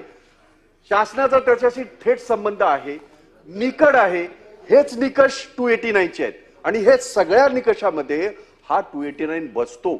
आणि म्हणून शेवटचा जरी दिवस असला तरी याच्यावर चर्चा घडून यावी आणि याच्यावर सरकारने आपली भूमिका स्पष्ट करावी अशी माझी विनंती राहील. आणि म्हणून हा 289 स्वीकारून चर्चा घडून यावी ही मी आपणास विनंती करतोय. 289 द्वारे माननीय विरोधी पक्ष नेते आणि भाई जगताप यांनी जे काही मुद्दे मांडले त्या अनुषंगाने शासनाने तपशीलवार सविस्तर निवेदन करावे. तथापि घोषणा करतो मी आता दिनांक 25 व 26 मार्च 2025 रोजी मान्य केलेल्या महाराष्ट्र विधान परिषद नियम 101 अन्वये विशेष उल्लेख सूचना सभागृहाच्या पटलावर ठेवल्याचे मी घोषित करतो. मंगळवार दिनांक 25/2025 रोजी मान्य केलेले औचित्याचे मुद्दे सभागृहाच्या पटलावर ठेवल्याचे मी घोषित करतो. आजचे औचित्याचे मुद्दे होणारे 25चे टेबल केले. त्यानंतर निवेदन करतील महसूल मंत्री माननीय बावनकुळे साहेब 46 आणि 1. याच्यानंतर पॉइंट ऑफ इन्क्वायरी. माननीय सभापती महोदय, विधान परिषद नियम 46 अन्वये मी एक निवेदन सभागृहाला करतो आहे. राज्यामध्ये छत्रपती शिवाजी महाराज महाराजस्व समाधान शिबिर अभियान राबवण्याबद्दल निवेदन आहे. सभापती महोदय, महसूल विभागाअंतर्गत राज्यातील सर्वसामान्य जनता, शेतकरी, विद्यार्थी व महिला यांचे महसूल विभागाशी संबंधित दैनंदिन प्रश्नाचे निराकरण करणे व जनतेच्या तक्रारी सत्वर निकालात काढणे तसेच महसूल प्रशासन अधिकाधिक लोकाभिमुख, कार्यक्षम व गतिमान करण्यासाठी राज्यामध्ये यापुढे मंडळ स्तरावर, हे महत्वाचं आहे, मंडळ स्तरावर श्रमदान शिबिराचे आयोजन करण्यात येणार आहे.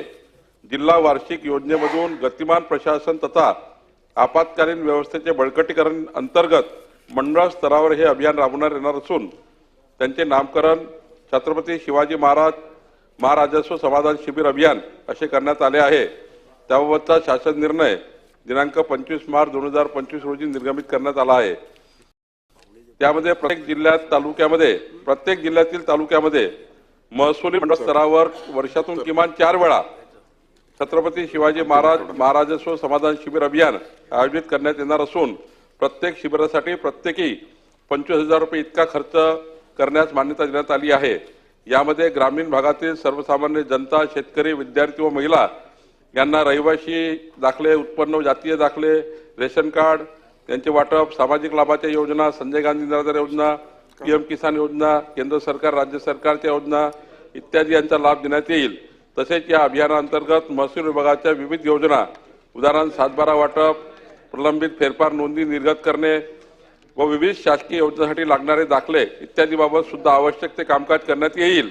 या अभियानाअंतर्गत महसुली प्रशासन अधिक लोकाभिमुख, कार्यक्षम व गतिमान करण्याच्या अनुषंगाने प्रयत्नशील राहण्याच्या सूचना सर्व महसुली अधिकारी व कर्मचारी यांना देण्यात आल्या आहे. मी सभागृहाला एवढीच विनंती करतो, यापूर्वीच्या या जे समाधान शिबिर व्हायचे ते तालुका स्तरावर व्हायचे किंवा जिल्हा स्तरावर व्हायचे. आता खडसे साहेब आपण हे मंडळ स्तरा महसुली मंडळावर आपण वर्षातनं 4 एका महसुली मंडळात वर्षातनं 4 शिबिरं हे शासन घेणार आहे. आणि सोबतच यापूर्वी कधीही या शिबिरांना शासन पैसे देत नव्हतं. आता प्रत्येक शिबिराला 25,000 रुपये त्या ठिकाणी शासन खर्च करेल. म्हणजे ते शिबिरं या ठिकाणी पूर्णपणे या ठिकाणी शासनाच्या पैशातनं होतील. आता आमदारांनी सांगितलं म्हणून होतं, खासदारांनी सांगितलं होतं, आता हे कंपल्सरी करण्यात आलं आहे. एका महसुली मंडळात 4 वेळा आणि 25,000 रुपये एका शिबिराला आम्ही देण्यात देईल आणि सर्व कामं हे महसुली मंडळात होतील. पॉइंट ऑफ इन्फॉर्मेशन आहे. मी धन्यवाद सभापती महोदय. सभापती महोदय, मी ज्या इन्फॉर्मेशन अर्जंट आहेत. मी ज्या जिल्ह्यातून येतो त्या नंदुरबार जिल्ह्याची लोकसंख्या आदिवासींची संपूर्ण महाराष्ट्रात सर्वात जास्त आहे. आमच्या जिल्ह्याचे 70-80% प्रश्न हे आदिवासी खात्याशीच निगडीत असतात. आणि कालच्या दिव्य मराठीमध्ये 25 तारखेच्या दिव्य मराठीमध्ये आदिवासी विकास विभागाने 114 कोटीची गणवेश खरेदी अत्यंत संशयास्पद, म्हणजे शासनाचं एकीकडे नियम आहेत की बा 1 कोटीच्या वर दर कराराप्रमाणे खरेदी करू नये, पण 114 कोटीची खरेदी दर कराराप्रमाणे केली. आणि एकीकडे हायकोर्टामध्ये केस चालू असताना हायकोर्टाने डिपार्टमेंटला ऍफिडेव्हिट सादर करायला सांगितलं होतं, तरी सुद्धा डिपार्टमेंटचे अधिकारी हायकोर्टाला सुद्धा मानत नाही. ऍफिडेव्हिट सुद्धा दाखल केलं नाही आणि म्हणून डिपार्टमेंटला 10,000 रुपये दंड सुद्धा हायकोर्टाने केलाय. माझी विनंती आहे की या आदिवासी खात्यामध्ये जो भ्रष्टाचार आहे, आता 10,000 गायी माझ्या जिल्ह्यामध्ये वाटल्या, एकही गाय दूध देत नाही. अत्यंत निकृष्ट दर्जाच्या गायी घेऊन आदिवासींना दिल्या.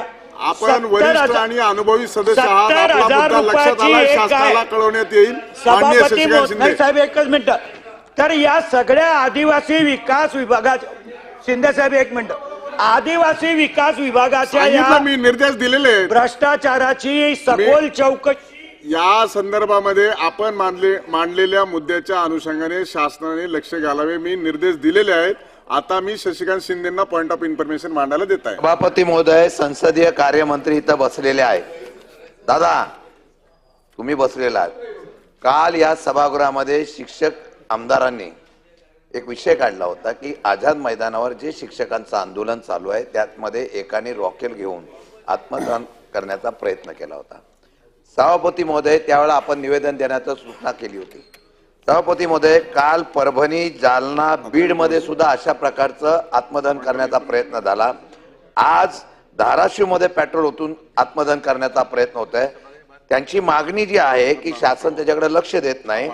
त्यांचं म्हणणं एवढंच आहे की 14 ऑक्टोबरचा टप्पा अनुदान GR काढून अनुदान देत नाही, या संदर्भामध्ये आंदोलन चालू आहे आणि म्हणून शिक्षक आता जर स्वतःला पेटून घेत असतील तर शासनाने गंभीर्याने घेतलं पाहिजे। आणि म्हणून माझी विनंती अशी आहे की या बाबतीमध्ये सभागृह संपायच्या आतमध्ये शासनाने याचं निवेदन निश्चितपणाने करावं। सभापती महोदय, प्रामुख्याने शिक्षण मंत्री शालेय यांनीच याच्यावर मांडणी केली पाहिजे, कारण आपल्याला हे काय आता लपवून ठेवताच येत नाहीये की वेगवेगळ्या लोकोपयोगी, ज्याला आपण म्हणतो की व्यक्तीला डायरेक्ट बेनिफिट देणाऱ्या सवलती गेल्या काही काळात भरपूर दिल्यामुळे, आणि ते काही चुकीचं आहे, त्याची आवश्यकता होती। आता राज्याची आर्थिक स्थिती ही अशी आहे की थोडं थांबून एक एक गोष्ट करावं लागेल। मी सभागृहात मांडलं तर माझ्यावर हक्कभंग येईल, पण मला थोडंसं गणित कळतं त्याप्रमाणे बजेट काय पण मी त्यातलं व्यावहारिकता म्हणतो भाई। आता बजेट जे झालं ना सँक्शन, ते सँक्शन होऊन 31 मार्च म्हणजे ह्या बजेटमधले पैसे मिळतात आणि 31 मार्च नंतर पुन्हा एकदा नव्याने बँकेचं लोन घेणं, त्याच्या मर्यादा वेगळ्या कारणाने आपण मर्यादेच्या आत आलेलो असतो। प्लस केंद्राचं आपल्या डायरेक्ट टॅक्सेसच्या अगेन्स्ट जे मिळणार, त्यामुळेच म्हणतो मी मिळणार आहे।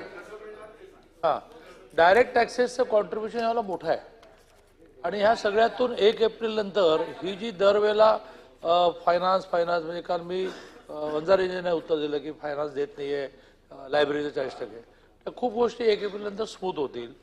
आता हे आंदोलकांना कसं समजवायचं, तर मग त्यासाठी मी अधिकृत निवेदन करायला लावतो की जर आम्ही GR काढलाय, GRचा अर्थ असा आहे की सरकार बांधील आहे, पण असं आहे की मूळ त्याच्यात जातच नाही मी, किंवा निर्णयच झाला होता 5,000 रुपयाचा स्टॅम्प घ्यायचो आपण की आम्हाला कधी अनुदान नको, असून अनुदानकडे आलो बरेच पुढे आलो।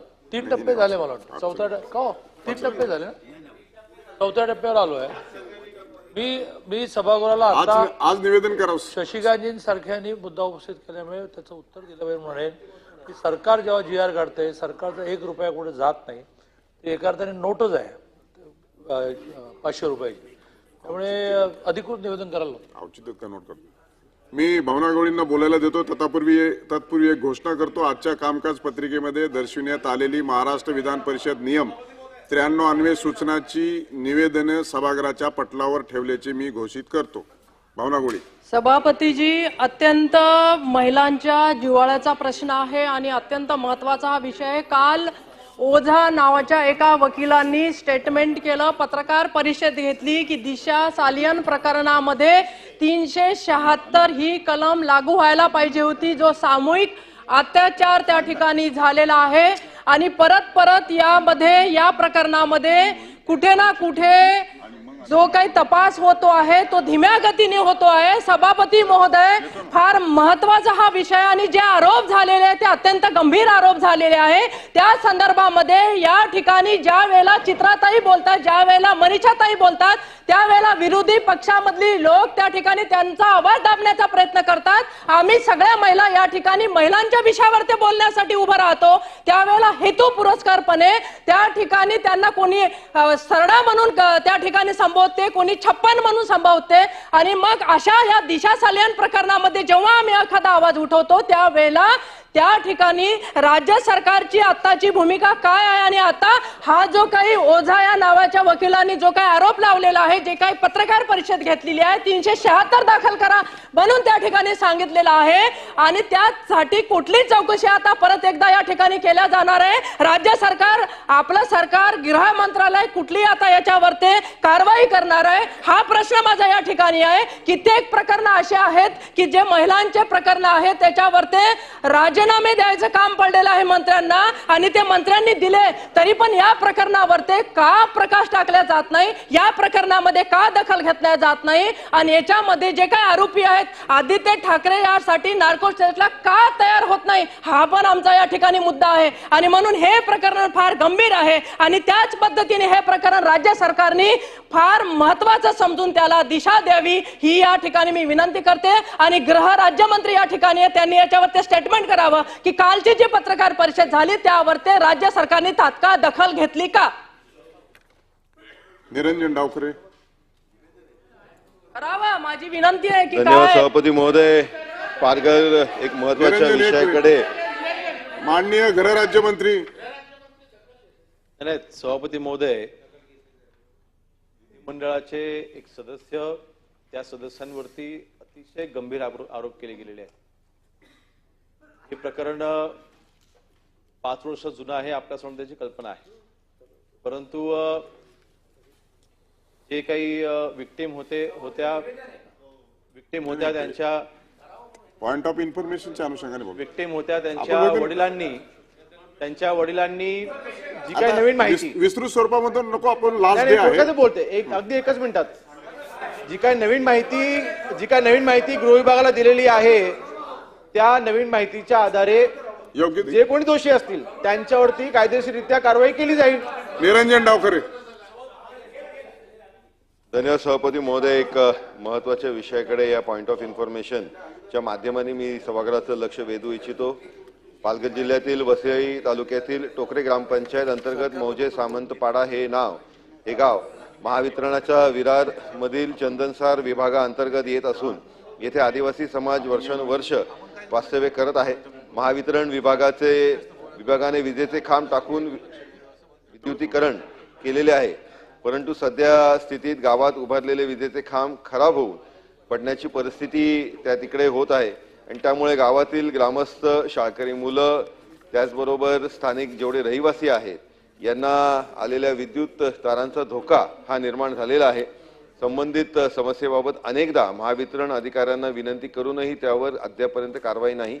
प्रशासनाची ही खऱ्या अर्थाने एक हलगर्जीपणा आहे आणि त्याच्यामुळे शासनाने तातडीने या संदर्भातली चौकशी करून याच्यामध्ये कारवाई करावी असे मी या पॉइंट ऑफ इन्फॉर्मेशनच्या माध्यमातून शासनाने लक्ष घालावे. अनिल परब, तुमचा पॉइंट ऑफ इन्फॉर्मेशन आहे का? हा, एक छोटासा विषय. ठीक आहे सभापती महोदय, की मुंबईचा कोस्टल रोड हा सध्या अतिशय लोकप्रिय आणि सगळ्यांना मदत करण्यासाठी, म्हणजे आपल्यासाठी फार एक चांगली सोय सध्या झालेली आहे. आणि त्या कोस्टल रोडच्या आजूबाजूला प्रचंड मोठी जागा मोकळी दिसते, जी जाताना येताना आपण बघतोय. आमची मुंबईकरांची इच्छा आहे की त्या जागेवरती चांगली मैदानं तयार व्हावी, चांगली सुशोभीकरण व्हावं, त्याचं चांगलं गार्डन व्हावं, लोकांना एक मोकळा श्वास या निमित्ताने द्यावा आणि मुंबईचं वैभव कोस्टल रोडनं जाताना दिसावं. पण आजच्या वृत्तपत्रात ही माहिती आम्ही ऐकतोय की ती जागा सागरी महामंडळाला मागितलेली आहे. तर कृपया आमची अशी विनंती आहे की सागरी महामंडळाला ही जागा न देता मुंबईच्या लोकांना नागरी श्वास व्यवस्थित घेता यावा, त्यांच्यासाठी अतिशय चांगली गार्डन्स तिथे तयार व्हावी आणि या बाबतीमध्ये शासनाने त्या बाबतीत आपली नेमकी भूमिका काय हे त्यांच्या निवेदनाच्या माध्यमातून आम्हाला सांगावं. अभिजित वंजारी. सभापती महोदय, पॉइंट ऑफ इन्फॉर्मेशनच्या माध्यमातून मला शासनाला एक निवेदन करायचं, विनंती करायची आहे. आपल्या राज्यामध्ये केंद्र शासनाच्या निर्देशाप्रमाणे राज्यामध्ये UPS म्हणजे युनिफाईड पेन्शन स्कीम याचं त्या ठिकाणी परिपत्रक निघालेलं आहे 13 मार्च 2025ला आणि त्या परिपत्रकानुसार 31 मार्च 2025 पर्यंत आपल्या राज्यातल्या शालेय शिक्षण विभागाच्या अंतर्गत आणि इतरही विभागाच्या अंतर्गत जे कर्मचारी आहेत, जे शिक्षक आहेत, इतर कर्मचारी आहेत, या सगळ्यांना त्या युनिफाईड पेन्शन स्कीमचं ऑप्शन स्वीकारायचं की नाही अशा पद्धतीचं त्या ठिकाणी प्रक्रिया पूर्ण करायची आहे. ही प्रक्रिया करण्यासाठी हा कालावधी अत्यंत कमी आहे. पहिले आपल्या राज्यामध्ये आणि देशामध्ये जुनी पेन्शन होती, नंतर कालांतराने DCPS ची आपली पेन्शन स्कीम आली, मग NPS आली, आता युनिफाईड पेन्शन स्कीम आल्यामुळे सर्व राज्यातल्या शिक्षकांना आणि इतर कर्मचाऱ्यांच्या मनामध्ये संभ्रमण अवस्था आहे आणि म्हणून ही जी 31 मार्चची जी काही आपली कालावधी आहे, आता अधिवेशनाचा शेवटचा दिवस आहे, 4 दिवस शिल्लक आहे. म्हणून आपल्या वतीनं शासनाला माझी विनंती आहे की जी युनिफाईड पेन्शन स्कीमच्या संदर्भामध्ये जी 31 मार्चची जी काही मुदत दिलेली आहे ती शिथिल करावी आणि ती 2 महिन्याकरता पुन्हा वाढवावी अशी मी या ठिकाणी निवेदनाच्या माध्यमातून विनंती करतो. धन्यवाद. शासनाने या संदर्भामध्ये लक्ष घालावे. या संदर्भामध्ये प्रसाद लाड, विधान परिषद विशेषाधिकार समितीचा अहवाल. सभापती महोदय, विशेषाधिकार समितीकडे विचारार्थ प्रलंबित असलेल्या सन्माननीय विधान परिषद सदस्य श्री सुनील शिंदे यांनी उपमुख्य अभियंता शहर इमारत प्रस्ताव विभाग बृहन्मुंबई महानगरपालिका वडाळा मुंबई यांचे विरुद्ध दिनांक 30 मे 2023 रोजी उपस्थित केलेले विशेष अधिकार भंग व अवमानाचे प्रकरण क्रमांक 2 सन्माननीय विधान परिषद सदस्य श्री अमोल मिटकरी यांनी सत्य लढा स्थानिक यूट्यूब चॅनलचे संपादक श्री सतीश देशमुख व पत्रकार श्री गणेश सोनावणे, श्रीमती हर्षदा सोनावणे, अमोल नांदुरकर व श्री अंकुश गावडे स्थानिक युवक यांचे विरुद्ध 18 जुलै 2023 रोजी उपस्थित केलेले विशेष हक्क अधिकार भंग व अवमानाचे प्रकरण या दोन्ही प्रकरणावरील विशेष अधिकार समितीचे अहवाल सादर करण्यासाठी महाराष्ट्र विधान परिषद 178(1) च्या परंतु कान्वये पुढील अधिवेशनाच्या शेवटच्या दिवसापर्यंत मुदत वाढवून देण्यात यावी। प्रस्ताव असा आहे की विधान परिषद विशेषाधिकार समितीकडे विचारार्थ प्रलंबित असलेल्या सन्माननीय विधान परिषद सदस्य श्री सुनील शिंदे यांनी उपमुख्य अभियंता शहर इमारत प्रस्ताव विभाग बृहन्मुंबई महानगरपालिका वडाळा मुंबई यांच्या विरुद्ध दिनांक 30 मे 2023 रोजी उपस्थित केलेल्या विशेषाधिकार भंग व अवमानाचे प्रकरण सन्माननीय विधान परिषद सदस्य श्री अमोल मिटकरी यांनी सत्य लढा स्थानिक यूट्यूब चॅनलचे संपादक श्री सतीश देशमुख व पत्रकार श्री गणेश सोनावणे, श्रीमती हर्षदा सोनावणे, श्री अमोल नांदुरकर व श्री अंकुश गावंडे स्थानिक युवक यांच्या विरुद्ध दिनांक 18 जुलै 2023 रोजी उपस्थित केलेल्या विशेषाधिकार व अवमानाचे प्रकरण या दोन प्रकरणातील विशेषाधिकार समितीचे अहवाल सादर करण्याकरता महाराष्ट्र विधान परिषद नियम 178(1) च्या परंतु कान्वये पुढील अधिवेशनाच्या शेवटच्या दिवसापर्यंत मुदत वाढवून देण्यात यावी। अनुकूल असतील त्यांनी होय म्हणावे, प्रतिकूल असतील त्यांनी नाही म्हणावे। होयचे बहुमत प्रस्ताव संमत झाला। प्रवीण दरेकर हक्कभंग सभापती महोदय, एक मिनिट अनिल परब बोलतात। विशेष हक्कभंग समितीच्या समोर जे प्रस्ताव आम्ही मांडतो ते ह्या प्रस्तावाची मुदत आमचा कार्यकाळ संपेपर्यंत असतो। ज्या वेळेला आमचा कार्यकाळ संपतो त्यावेळेला ते अपगत होतात। आता प्रश्न असा आहे की माझे 4 हक्कभंग मागच्या टर्मचे होते, परंतु नियम समितीमध्ये मी संसदीय कार्यमंत्र्यांना विनंती करतो की जे सदस्य पुन्हा निवडून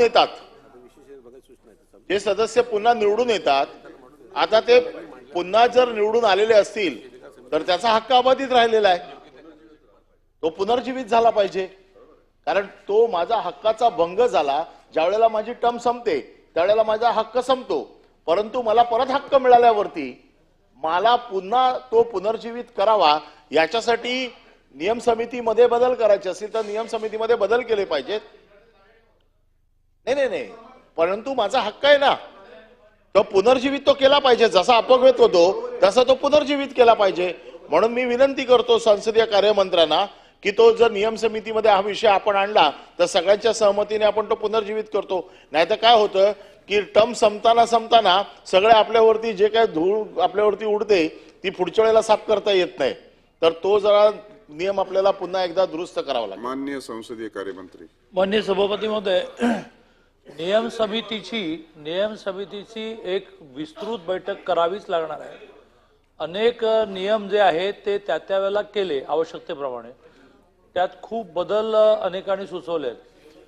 पुरेशी नोटीस सगळ्यांना देऊन, म्हणजे सगळ्या सदस्यांना देऊन, किंवा तुम्हाला सभागृहाचं कामकाज चालवताना काय बदल व्हावेसे वाटतात अशी एक नियम समितीची बैठक एप्रिलमध्ये करायचं ठरत आहे। आणि त्याच्यामध्ये जवळजवळ पहिला बदल हाच मी घेतो की जो सदस्य आधी होता आणि कंटिन्यू झाला तर त्याने मांडलेला हक्कभंग हा पुढे कंटिन्यू व्हावा, बरोबर ना? तर असे खूपच विषय आलेत आता। जसा हे आलं की बा प्रत्येक आठवड्यामध्ये आपण काय म्हणूया सत्ताधारीचा प्रस्ताव आणतो, विरोधकांचा आणतो 2, पुढच्या आठवड्यात 2, पुढच्या आठवड्यात 2 आणि काहीच मार्गी लागत नाही। एका आठवड्यात सत्ताधारी प्रस्ताव तो नीट पूर्ण करू, दुसऱ्या आठवड्यात विरोधी असे बरेच सूचना आल्या। नियम समिती ही गेल्या अनेक वर्षामध्ये या लाईन्सवर बसलीच नाही आणि मग आपण नियमाचं पुस्तक काढतो। जसं परवा एक विषय आला की शशिकांतजींनी 3-3.5 तास भाषण केल्यानंतर मी असं म्हटलं की बा हा सभापतींना अधिकार आहे की ते थांबवू शकतात, तर तुमचं म्हणणं की नाही थांबवता येते, तर मग त्याची क्लॅरिटी आणलं की सभापतींनाही थांबवता येत नाही असं तिचं अमेंडमेंट असं अशी त्यामुळे पुढे इतिहासात मला कधी मान्यच आहे. संदर्भ द्यायचा झाला त्यामुळे तर नियम अनिल समितीची परब बैठक करून रेफरन्स टू अनिल परब नाही हा अतिशय अनिल परबांनी जो मुद्दा काढला तो अतिशय व्हॅलिड आहे आणि नियम समितीच्या बैठकीत त्याचा विचार करू. प्रवीण दरेकर. सभापती महोदय, अंतिम आठवडा प्रस्तावावर त्या ठिकाणी आपण बोलण्याची संधी देत आहे त्याबद्दल सर्वप्रथम मी आपला आभार व्यक्त करतो. मी जास्त वेळ सभापतीमध्ये बोलणार नाही, त्याच्यामुळे काही चिंता करायचं काही कारण नाही. सभापती महोदय, या ठिकाणी अंतिम आठवड्यामध्ये आर्थिक फसवणूक या विषयाचा अंतर्भाव त्या ठिकाणी आहे आणि आर्थिक फसवणुकीच्या अनेक घटना समोर येत आहेत. आणि सभापती महोदय, अनेक चिटफंड आहेत, दिशा आहेत, सर्वसामान्यांच्या गरिबांच्या कष्टाने बुडवलेला पैसा कमावलेला बुडला जातोय. आपण काय म्हणताय प्रवीणजी? अंतिम आठवड्यावरचं ऑनलेग आहात, थांबा जरा. मी आपल्याला त्या हक्कभंग सूचनेच्या संदर्भामध्ये बोलायला सांगितलं. हो, आपण अंतिम आठवडा सुरू केलाच नाही. नाही, अजून बरंच बिझनेस आहे. 93 टेबल केल्या.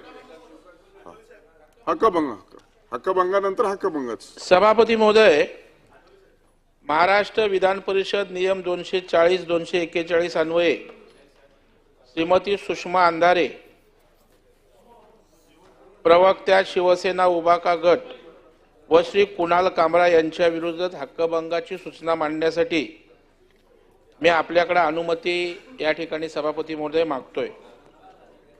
सभापती महोदय, स्टँडअप कॉमेडियन कुणाल कामरा यांनी राज्याचे उपमुख्यमंत्री माननीय एकनाथरावजी शिंदे साहेब यांच्यागत व्यक्तिगत केलेल्या गाण्याचा विषय दिनांक 25/3/2025 रोजी माननीय मुख्यमंत्री महोदयांना अंतिम आठवडा प्रस्तावाच्या उत्तरादाखल विधानसभेत केलेल्या भाषणात उल्लेख केला व त्यावर आपले भाष्य करताना त्यांनी विधानसभेत असे निवेदन केले की कामरा यांनी केलेल्या गाण्यातील माननीय उपमुख्यमंत्री महोदयांवरील टीकात्मक व अत्यंत खालच्या दर्जाच्या भाषेवर तसेच शिवसेना उभाटा गटाच्या नेत्यांनी यूट्यूब सोशल मीडियाच्या माध्यमातून बाईट देताना संबंधित कविता पुन्हा स्वतःच्या टीकात्मक आविर्भावात गाऊन दाखवली व उपरोधिक भाष्य केले.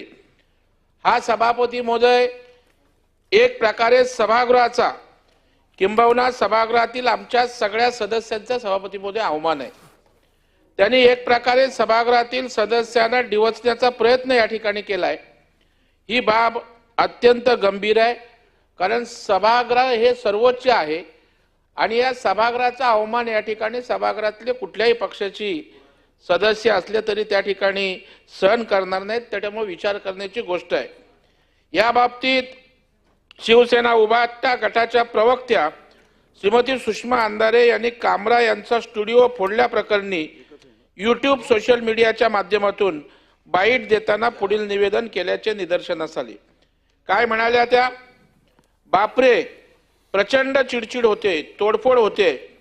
भगतसिंग कोश्यारींनी छत्रपती शिवराय आणि बाबासाहेबांबद्दल अत्यंत अवमानकारक वक्तव्य केली तेव्हाही चिडचिड कुठे गेली होती?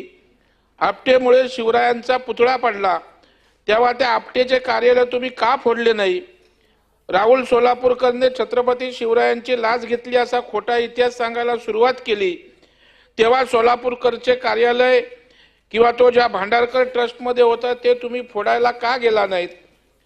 प्रशांत कोरटकरने चक्क महाराजांच्या बायोलॉजिकल बापापर्यंत पोचायची भाषा केली तेव्हा प्रशांत कोरटकरला फोडण्यासाठी तुमचे हात का शिवशवले नाहीत? एवढ्या सगळ्या खोट्या गोष्टी तुम्ही सहन केल्या आणि आता जर एखादा कलाकार अत्यंत उपवासाने वस्तुस्थिती मांडत असेल तर तुम्हाला इतक्या मिरच्या का लागल्या? यस, वी सपोर्ट कुणाल कामरा.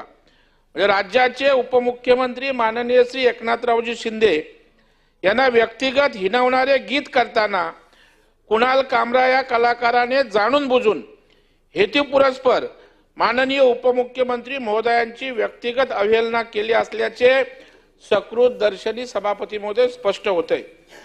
त्यामुळे श्रीमती अंधारे यांचे प्रस्तुत निवेदन म्हणजे त्यांच्या हिमतीचा कळस आहे, या सभागृहाचा अपमान करण्याचं धाडस त्यांनी केलंय। श्रीमती अंधारे यांनी त्यांच्या निवेदनात संस्कृती व शाब्दिक मर्यादांचे उघड उल्लंघन केले। राज्याच्या उपमुख्यमंत्र्यांविरुद्ध बोलत आहोत याचे देखील त्यांनी भान ठेवले नाही। तथाकथित प्रसिद्धीसाठी अशा प्रकारे उपमुख्यमंत्री पदाच्या जबाबदारीच्या पदावर बसलेल्या व एका राजकीय पक्षाच्या प्रमुखाविरुद्ध सोशल मीडियाच्या माध्यमातून अशा प्रकारे बाईट देणे हे नैतिक मूल्यांचे अवमूल्यन सभापती महोदय आहे। त्यांनी सोशल मीडिया समोर माननीय उपमुख्यमंत्री महोदयांना आव्हानात्मक निवेदन केले असल्याने व त्यायोगे सभागृहातील समस्त सदस्यांना डिवचण्याचा प्रयत्न करून दोन्ही सभागृहाचा अपमान सभापती महोदय या ठिकाणी झाल्याचं सकृत दर्शनी स्पष्ट होत आहे। श्रीमती सुषमा अंधारे यांनी प्रस्तुत प्रकरणी भाष्य करताना व्यक्त केलेली खालच्या पातळीवरील भाषा व श्री कुणाल कामरा यांनी हेतुपुरस्पर माननीय उपमुख्यमंत्री महोदयांवर वैयक्तिक व उपरोधिक केलेले गाणे यातील भाषा एक प्रकारे सभागृहाचा अवमान आहे। म्हणून श्रीमती अंधारे व कुणाल कामरा याच्या विरुद्ध मी हक्कभंगाची सूचना देत आहे।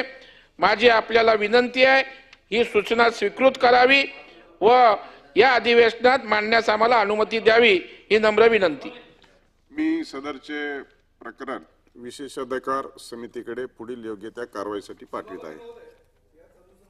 थोडीशी माहिती सभागृहाला मला द्यायची आहे। मंत्री महोदय, आपण हक्कभंगाचा प्रस्ताव त्यांनी मांडला, याच्यावर बोलता येणार नाही, अनुषंगाने बोलता येणार नाही। आपण बसा जरा। Point of information Sachin Nair. सभापती महोदय, पॉइंट ऑफ इन्फॉर्मेशनच्या माध्यमातून एक साहिल विलास कांबळे हा मनोरुग्ण होता, येरवड्यामध्ये त्याच्या दुर्दैवाने मृत्युमुखी झाला।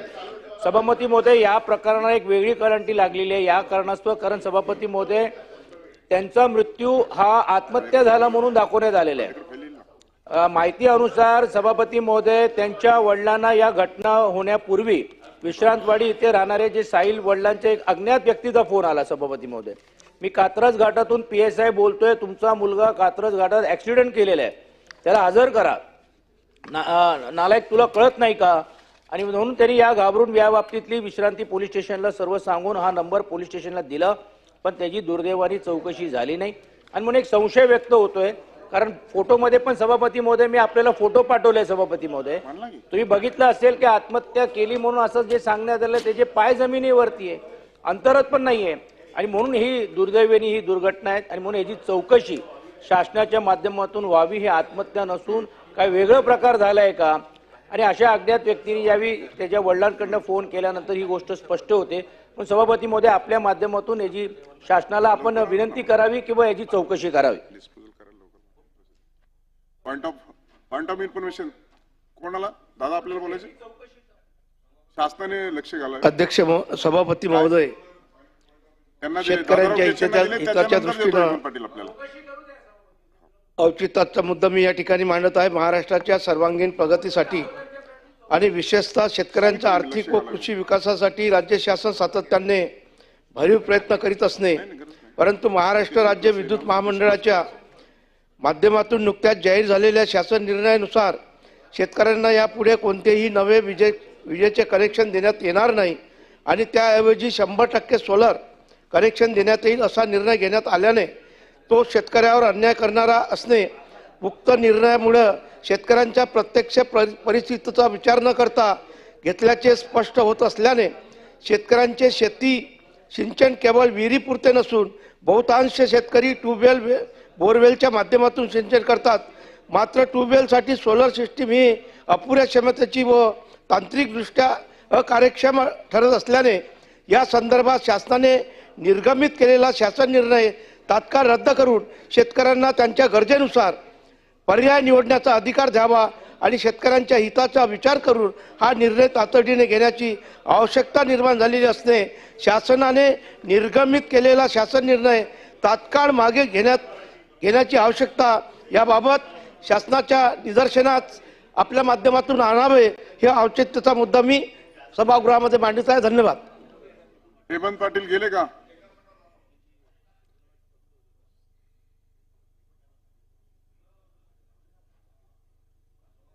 सभापती महोदय धन्यवाद.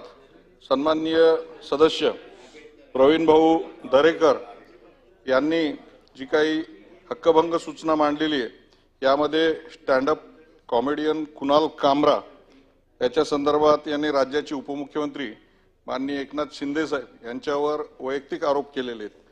माझी आपल्याला विनंती आहे सभापती महोदय, कोण आहे हा नेमका कुणाल कामरा? आणि याने ट्विट केल्यानंतर दुसऱ्या दिवशी सुद्धा त्याने आव्हान दिलेलं आहे की माझं कोण काय वाकडं करून घेणार आहे. याच्या संदर्भामध्ये काही छायाचित्र माझ्याकडे आहे. नया भारत नावाच्या त्याच्या नवीन व्हिडिओमध्ये त्याने अतिरेकी विचारसरणीचा आणि दिल्ली दंगलीचा मास्टरमाइंड उमर खालिद याचा फोटो दाखवलेला आहे सभापती महोदय. याचे संबंध अतिरेकी लोकांशी आहेत, बॉम्ब ब्लास्ट करणाऱ्या व दिल्लीच्या मास्टरमाइंड लोकांशी याचे संबंध आहेत सभापती महोदय. त्याचं कारण म्हणजे उमर खालिद आणि कुणाल कामरा हे दोघं घट्ट मित्र आहेत आणि वारंवार त्याचे दाखले त्यांनी व्हिडिओतून फोटोतून दिलेले आहेत. माझी सभापती महोदय विनंती आहे की त्याने माननीय एकनाथ शिंदे साहेबच नाही तर या महाराष्ट्र राज्याच्या गृह खात्याला त्याने आव्हान दिलेलं आहे. त्या त्याचा राज्याचे गृहराज्यमंत्री इथं बसलेले आहेत, त्याला ताबडतोब अटक करणार आहात का? तो परराज्यामध्ये पळून गेलेला आहे याची माहिती मला मिळालेली आहे. त्या राज्यामध्ये आपला गृह खात्याचे पोलीस जाऊन त्याला पकडून आणणार आहेत का? या संदर्भामध्ये ताबडतोब कारवाई करावी ही माझी विनंती आहे.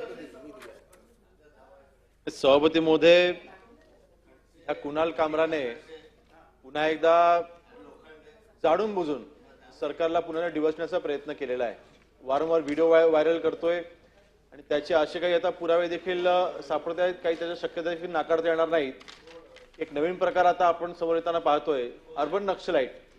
म्हणजे शहरामध्ये थेट दंगली नाही परंतु दंगली घडवण्याच्या दृष्टीने काही तिथे गोष्टी व्हायरल करायच्या आणि अशा देखील काही शंका आम्हाला इथे नक्कीच आहेत आणि त्या दृष्टीने देखील आम्ही चौकशी करत आहोत. आणि या कुणाल कामरावरती आम्ही गुन्हा देखील दाखल केलेला आहे. मी काल सांगितल्याप्रमाणे हा देशाच्या कुठल्याही बिळामध्ये लपलेला असला तर सुद्धा ह्याला शोधून त्याला अटक केली जाईल. औचित्याचे मुद्दे शशिकांत शिंदे एक. औचित्याचे मुद्दे आजचे सभापती महोदय, या ठिकाणी माननीय आरोग्यमंत्री तर आहेत. राज्यातील सर्व रुग्णालय व बाह्य रुग्णालय विभाग, ओपीडी, नर्सिंग होम, क्लिनिक यांची तपासणी केली असता त्यात बॉम्बे नर्सिंग ऍक्ट खाली नोंदणी आवश्यक असल्याचे जाहीर असताना ऍक्टनुसार घातलेल्या तरतुदी अत्यंत जाचक असणे, सदर जाचक तरतुदीची पूर्तता करणे ग्रामीण भागातल्या छोट्या नर्सिंग रुग्णालयांना नर्सिंग होमला अवघड होत आहे. शासकीय आरोग्य विभागातून होत असलेल्या तगादामुळे 70% रुग्णालय बंद होण्याच्या मार्गावर असून याचा परिणाम आरोग्य यंत्रणेवर होत आहे. याबाबत ठोस निर्णय घेऊन बॉम्बे नर्सिंग ऍक्ट मधून ग्रामीण शहरी भागातल्या छोट्या रुग्णालयांना यातून वगळण्यात तातडीने कारवाई करावी, अशा प्रकारचा मी औचित्य मांडत आहे. मी एवढंच मंत्री महोदय आपल्याला सांगणार आहे की ग्रामीण भागामध्ये 5-5, 10-10 बेडची जी रुग्णालय आहेत हे जर नवीन नियम लागला तर सगळे बंद होतील आणि गरिबांना सेवा करायला अडचण होईल. याचा विचार करून तोपर्यंत कारवाई करू नये आणि फेर विचार करून या संदर्भातून मार्ग काढून द्या. निरंजन डावखरे, जगन्नाथ अभ्यंकर हा नाही सर्व प्रकारच्या अनुदानित शाळांतील शिक्षक आणि शिक्षकेतर कर्मचाऱ्यांना वैद्यकीय सेवा सवलत म्हणून वैद्यकीय देयकाची प्रतिपूर्ती देण्याचे धोरण सध्या अंमलात आणले जाते. देयकांच्या प्रतिपूर्तीकरता निधी उपलब्ध नसणे, देयके मुद्दाम मंजूर न करणे, शिक्षकाकडून देयकाच्या 20 ते 25% रकमेची मागणी केल्या जाणे इत्यादी स्वरूपाच्या तक्रारी मला प्राप्त झाल्यात. राज्य शासनात सुद्धा अशा तक्रारी प्राप्त झाल्या असाव्यात.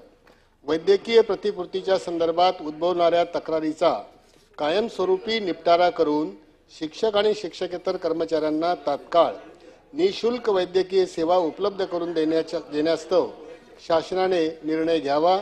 तसेच कॅशलेस वैद्यकीय सेवा योजनेचा पर्याय राज्य शासन तातडीने स्वीकारून त्याप्रमाणे कार्यवाही करावी अशी या औचित्याच्या मुद्द्याद्वारे विनंती करण्यात येते. प्रज्ञा सातव, सचिन आहिर, योगेश टिळेकर. धन्यवाद सभापती महोदय. तीर्थक्षेत्र आरण, तालुका महाडा, जिल्हा सोलापूर या ठिकाणी संत शिरोमणी सावता महाराज यांच्या संजीवनी समाधीच्या सोहळ्याच्या निमित्तानं दिनांक 4/8/2024 रोजी तत्कालीन उपमुख्यमंत्री आणि आत्ताचे मुख्यमंत्री आदरणीय देवेंद्र फडणवीस साहेबांनी या तीर्थक्षेत्रास संत शिरोमणी सावता महाराजांच्या या पवित्र भूमीला तीर्थक्षेत्र अ दर्जा देण्याचे घोषित केले होते. परंतु अद्यापही या घोषणाची अंमलबजावणी शासनाकडून झाल्या नाही. तसेच या तीर्थक्षेत्राचा विकास व्हावा यासाठी 100 कोटी रुपयांचा निधी उपलब्ध करून देण्याची घोषणा करणे, परंतु अद्यापही तीर्थक्षेत्र अ दर्जा आणि 100 कोटी रुपयाचा निधी संत शिरोमणी सावता महाराजांच्या या अरणभूमीला मिळाला नसल्याने शासनाने यामध्ये लक्ष घालून लवकरात लवकर तीर्थक्षेत्र अ दर्जा व 100 कोटी रुपयाचा निधी मिळवण्यासाठी प्रयत्न करावे, हे औचित्याच्या मुद्द्यातून मी शासनाकडे अपेक्षा व्यक्त करतो. दादाराव केचे. सभापती महोदय, नाही म्हणलं. वर्धा जिल्ह्यातील आर्वी विधानसभा मतदारसंघातील आर्वी, आष्टी, कारंजा महाराष्ट्र या तीनही तालुक्यातील 142 गावात जलजीवन मिशनच्या माध्यमातून पाणीपुरवठा योजनेची कामे सुरू असणे. महाराष्ट्र राज्य विद्युत महामंडळाच्या माध्यमातून नुकत्याच जाहीर झालेल्या शासन निर्णयानुसार हाही प्रश्न आहे ना, तो प्रश्न आज नाही, नंतर घेऊ. नंतर आता कधी आता शेवटचा दिवस आहे. 1 मिनिट फक्त संधी द्या. 1 मिनिट. एक मांडा, कोणता मांडायचं तुम्ही ठरवा. हा, हेच मांडतो ना. ही कामे अधिकारी व कंत्राटदार यांनी संगनमत करून काही विशिष्ट कंत्राटदारांनाच दिली जात असणे. तसेच पाईपलाईन टाकण्यासाठी सिमेंट रस्ते फोडण्यात आले, परंतु रस्त्यावर कॉन्क्रिटिंग व डांबरीकरण करण्यात आलेले नसणे. पाणी पुरवठा करण्यासाठी वापरण्यात आलेली पाईपलाईन लोकल कंपनीची वापरण्यात येणे. पाईपलाईन टाकण्यासाठी नाली हे केवळ 1 ते 1.5 फूट खोदण्यात येणे. ती पाईपलाईन पाण्याच्या दबावामुळे प्रेशरने उकळून जाणे, त्यामुळे पाण्याचा अपव्यय होणे. तसेच पाण्याचे टाकी बांधकाम करीत असताना निकृष्ट दर्जाचे साहित्य वापरणे, त्यामुळे पाण्याच्या टाक्यांना गळती लागणे. त्यावेळेसचे कार्यकारी अभियंता व उपविभागीय अभियंता हे प्रत्यक्ष कोणत्या योजनेच्या कामावर देखरेख करण्यात जात नसणे. कंत्राटदार आपल्या मर्जीनुसार कामे करीत असणे. कंत्राटदार व अधिकारी यांच्या संगनमतानं अर्ध्यावर कामे असताना कंत्राटदारात पूर्ण देयके अदा करण्यात येणे, त्यामुळे शासनाच्या पैशाचा गैरव्यवहार होत असणे. नागरिक पाण्यापासून वंचित राहणे. माननीय मंत्री पाणीपुरवठा यांनी दिनांक 4/7/2024 रोजी घेतलेल्या बैठकीनुसार 15 जुलै 2024 रोजी महाराष्ट्र जीवन प्राधिकरण यांनी कार्यालयीन आदेश काढून समिती गठीत केली, परंतु या समितीने कोणत्याही कामाची पाहणी केलेली नाहीत आणि त्याही कुठंतरी मलिदा खाण्याच्या दृष्टीनंच ही समिती त्या म्हणजे जे बोगस कामं झालेले आहेत त्या बोगस कामाची सुद्धा पाहणी केली नाही. म्हणून या कंत्राटदारांना काळ्या यादीमध्ये टाकण्यात यावं आणि अधिकाऱ्यांवर तात्काळ कारवाई करावी. राज्यातील 40,297 गावातील 1.5 कोटी कुटुंबांना हर घर जल योजनेनुसार पिण्याच्या पाण्याचे नळ जोडण्यासाठी आतापर्यंत 15,000 कोटी रुपयांचा खर्च होऊनही उन्हाळ्यात 15 जिल्ह्यात 5,000वर टँकर लागण्याची निर्माण झालेली परिस्थिती. राज्यातील 40,297 गावांपैकी 11,892 गावातील नळ योजनी पूर्ण करणे तर 28,000 गावात जलजीवन योजनेअंतर्गत असलेली कामे अर्धवट राहणे, यामध्ये ठेकेदारांकडून होणारा विलंब, कामांबाबत तक्रारी, ठेकेदारांची बिले प्रलंबित असणे, परिणामी राज्यातील जवळपास 15 जिल्ह्यात पाणी टंचाई निर्माण होणे, परिणामी ऐन उन्हाळ्यात ग्रामीण भागातील जनतेस पिण्याच्या पाण्यापासून वंचित राहण्याची निर्माण झालेली परिस्थिती लक्षात घेता कारवाई व्हावी, अशी मी औचित्याच्याद्वारे शासनाकडे मागणी करत आहे. अमित गोरखे. उमाताई खापरे. धन्यवाद सभापती महोदय. सभापती महोदय, पिंपरी चिंचवड शहराच्या विकासाचे शिल्पकार सर रतनजी टाटा यांच्यामुळे पिंपरी चिंचवड व आजूबाजूचा सर्व परिसर जे गावांचे रूपांतर शहरात झाले, सर रतन टाटा यांच्या माध्यमातून पिंपरी चिंचवड परिसरात एका खूप मोठ्या व्यवसायाची सुरुवातही करण्यात आली व संपूर्ण शहरातील नागरिकांच्या रोजगारीचे कारणही ठरले. शहरात अनेक छोटे मोठे व्यवसाय, हॉटेल व्यवसाय, बांधकाम व्यवसाय सुरू झाली व शहरीकरणाचे बीज रोवले गेले. सर रतन टाटा यांच्या महाराष्ट्रातच नव्हे तर भारताच्या विकासात देखील खूप मोठा सहभाग आहे. पिंपरी चिंचवड परिसरातील जयदीप खापरे व त्यांची टीम यांच्या वतीने सर रतनजी टाटा यांच्या वाढदिवसाचा सप्ताह साजरा केला गेला व शहरभर रतन टाटा यांना भारतरत्न मिळावा याकरिता स्वाक्षरी मोहीमही घेण्यात आली. जवळजवळ 15,000च्या वरती नागरिकांनी स्वाक्षरी करून हे पत्र जमा केले. त्याचप्रमाणे शहरातील शाळांमध्ये सर रतन टाटा यांच्या जीवनाचा प्रवास या विषयावर निबंध स्पर्धाही घेऊन लहान मुलांमध्ये रतन टाटा यांच्या जीवनाची ओळखही करून देण्यात आली. टीम पिंपरी चिंचवडच्या सर्व पदाधिकाऱ्यांनी माझी भेट घेऊन हा प्रस्ताव महाराष्ट्र शासनाकडे व केंद्र शासनाकडे पाठवून रतनजी टाटा यांना भारतरत्न पुरस्कार मिळावा अशी मागणी केली आहे, असा उल्लेख मी या सभागृहात करतो. धन्यवाद. औचित्याचे मुद्दे संपले, तथापि जे अनुपस्थित होते त्यांचे औचित्याचे मुद्दे मी टेबल करत आहे आणि अंतिम आठवडा प्रस्तावावरती चर्चा पुढे घेऊन जात असताना ऑनलेगवर असलेले शशिकांत शिंदे साहेब आपली चर्चा पुढे सुरू करतील. मी त्यांना बोलण्यास अनुमती देत आहे.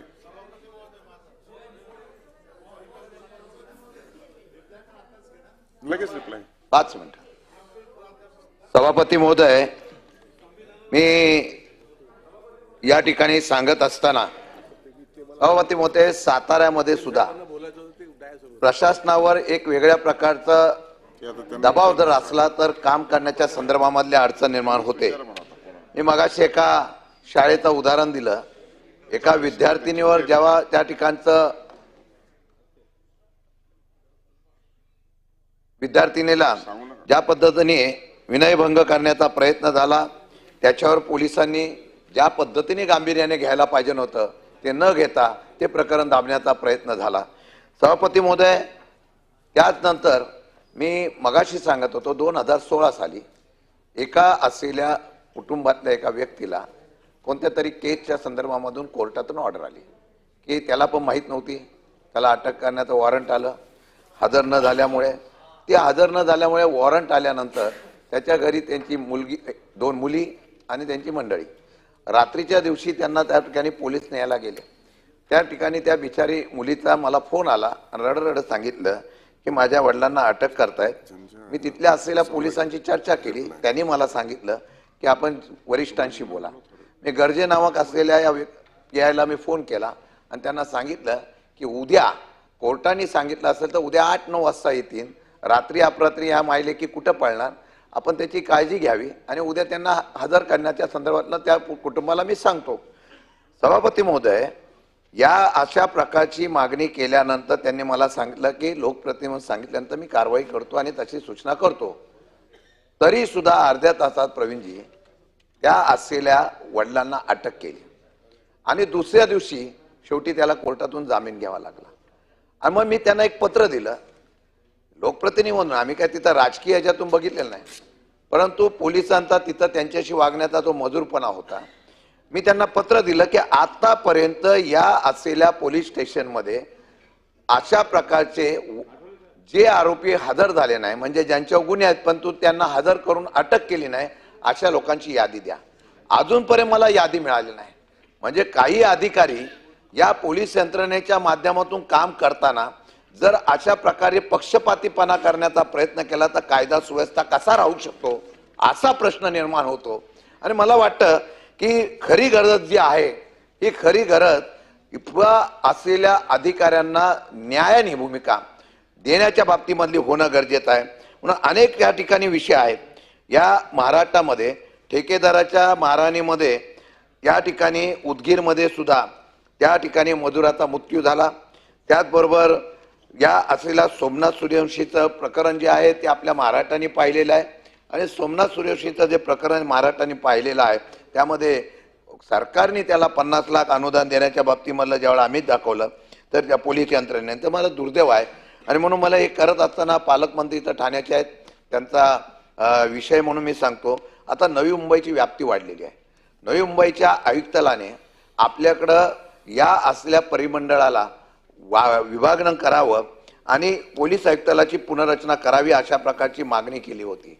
आणि जर ती मागणी आपण लक्षात घेता माझी विनंती आहे की आता नवी मुंबई एअरपोर्ट होत आहे, वेगवेगळ्या प्रकारच्या ठिकाणी क्षेत्र वाढायला लागलेलं आहे आणि म्हणून त्यांच्या प्रस्तावाची दखल घेऊन जर पोलीस यंत्रणा सक्षम केली आणि आयुक्तालयाची पुनर्रचना करून त्यांनी जे परिमंडळ मागितलेलं आहे ते देण्याचा प्रयत्न केला तर मला वाटतं ते योग्य होईल. आणि म्हणून हे सर्व करत असताना मी आपल्याला विनंती करणार आहे की कायदा सुव्यवस्था राखण्याची जबाबदारी या राज्य सरकारवर म्हणजे आहे, पण ती सर्व जबाबदारी पार पडत असताना माझी विनंती आहे की या ठिकाणी जो या राजकीय हस्तक्षेप होतो आणि त्यामध्ये पोलिसांचं मनोधैर्य खर्चलं जातं. मी परत सांगतो, राज्यामधले अनेक जिल्हे हे अशांत आहे आणि अशांत जिल्हे शांत करायचे असतील तर त्या ठिकाणी सर्व धर्म समभावाच्या भावना हे निर्माण करणं गरजेचं आहे. एखादी घटना घडते आणि त्याचं स्वरूप किती भयंकर होतं हे नागपूरला आपण बघितलेलं आहे. तशा प्रकारची अशांतता होऊ नये ही जबाबदारी आहे आणि मला वाटतं की तिथल्या प्रशासनाची आहे.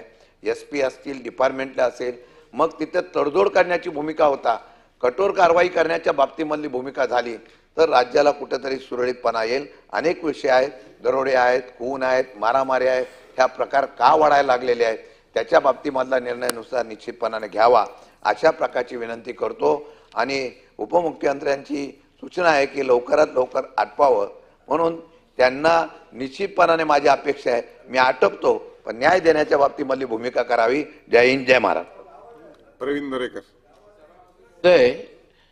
माननीय उपमुख्यमंत्र्यांचं उत्तर असल्या कारणाने मी जास्त वेळ बोलणार नाही.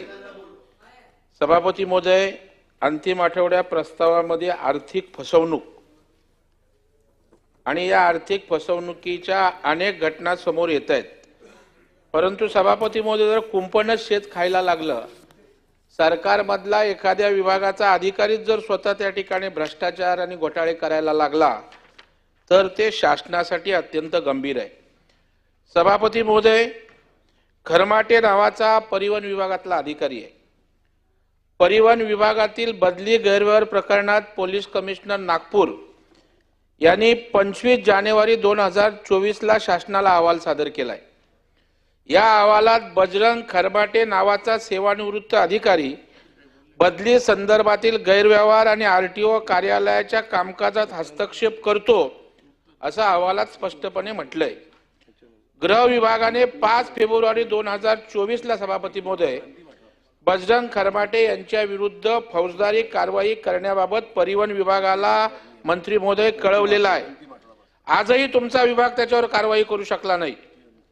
खरमाटे अधिकारी ठराविक ट्रान्सपोर्टरशी संबंधित खासगी व्यक्तीद्वारे लाचलुचपत प्रतिबंधक विभागाच्या कारवाईची भीती दाखवून विभागातील अधिकाऱ्यांना वेठीस धरून आर्थिक वसुली करतोय, खंडणी वसुली करतोय. सभापती महोदय, खरमाटे यांच्याकडून 17 फेब्रुवारी 3:35 रोजी लेमन ट्री संभाजीनगर, 21 फेब्रुवारी 2025 रोजी हॉटेल राज अहिल्यानगर, दिनांक 24 फेब्रुवारी 2025 रोजी हॉटेल फन सातारा येथे, 11 मार्च 2025 रोजी hotel Orient crown Navi Mumbai, तसेच 20 मार्च 2025 रोजी हॉटेल योगी नवी मुंबई येथे अधिकाऱ्यांना बोलवून बैठकीमध्ये शासनाविरुद्ध गैरकाम करण्यास सुद्धा प्रवृत्त करतो.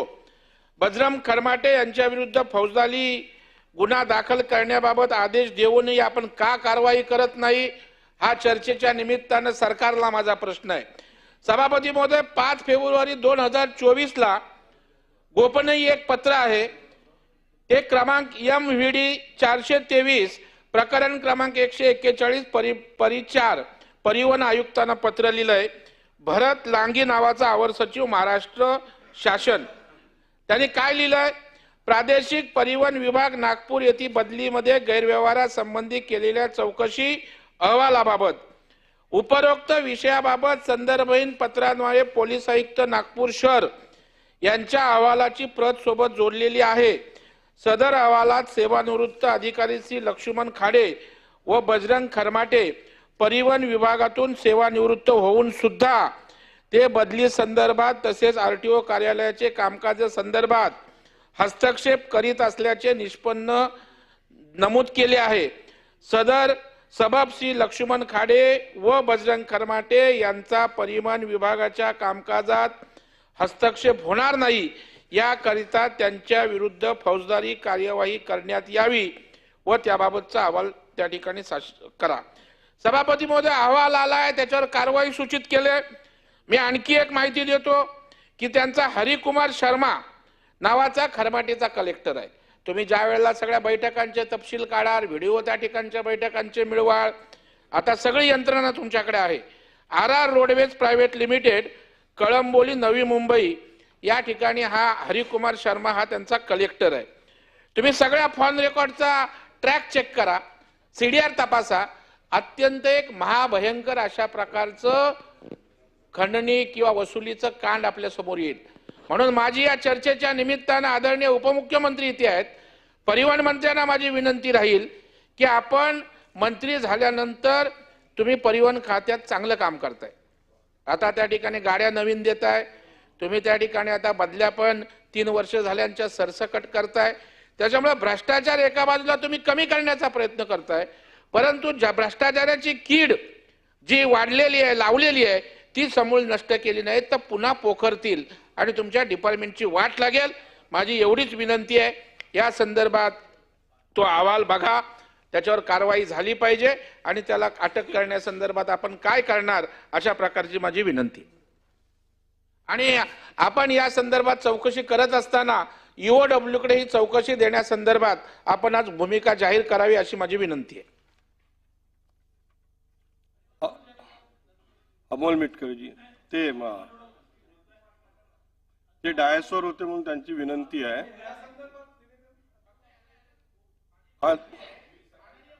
सकाळी सकाळी डायसवर होते आदरणीय उपमुख्यमंत्री साहेब. 215 सभापती महोदय, 215 आहे. 259 अन्वये अंतिम आठवडा प्रस्तावावर या सभागृहामध्ये चर्चा झाली. या सभागृहात विरोधी पक्षनेते अंबादास दानवे, अभिजित वंजारी, एकनाथ खडसे, हेमंत पाटील, संजय खोडके, राजेश राठोड, अमित गोरके, पंकज भुजबळ, सदाभाऊ खोत, अनिल परब, शशिकांत शिंदे, प्रवीण दरेकर ने अच्छा त्यांच्याबद्दल तुम्हाला देतो. तर इतर मान्यवर या सर्वांनी या अंतिम आठवडा प्रस्तावामध्ये चर्चेमध्ये भाग घेतलेला आहे. सरकारला काही चांगल्या सूचनाही केलेल्या आहेत, काही प्रश्नही मांडलेत, काही आरोपही केलेत आणि एक राज्याच्या दृष्टीने अंतिम आठवडा प्रस्ताव विधानसभेच्या अधिवेशनाच्या माध्यमातून महत्त्वाचा असतो आणि म्हणून सर्व सदस्यांचे मी मनापासून आभार मानतो. विधान परिषद हे सर्वोच्च सभागृह आहे. या ठिकाणी लोकांच्या सूचना, समस्या आणि प्रश्नांवर अभ्यासपूर्ण चर्चा होण्याची आवश्यकता असते आणि त्यामुळे लोकांना न्याय मिळत असतो. आणि म्हणून हा अंतिम आठवडा प्रस्ताव तसा बघायला गेला तर एकदम उथळ होता. आणि तुमचंही बघितलं मी, तुमचे विशेष करून विरोधी पक्षनेते काय म्हणाल त्याच्यावर मी जास्त माहिती घेतलेली आहे. परंतु दुर्दैवाने चर्चेमध्ये फक्त आरोप प्रत्यारोप, सकारात्मक चर्चा नव्हती. हे सूचना काहीच नाही, फक्त काय आरोपाने उत्तर मी देत नाही.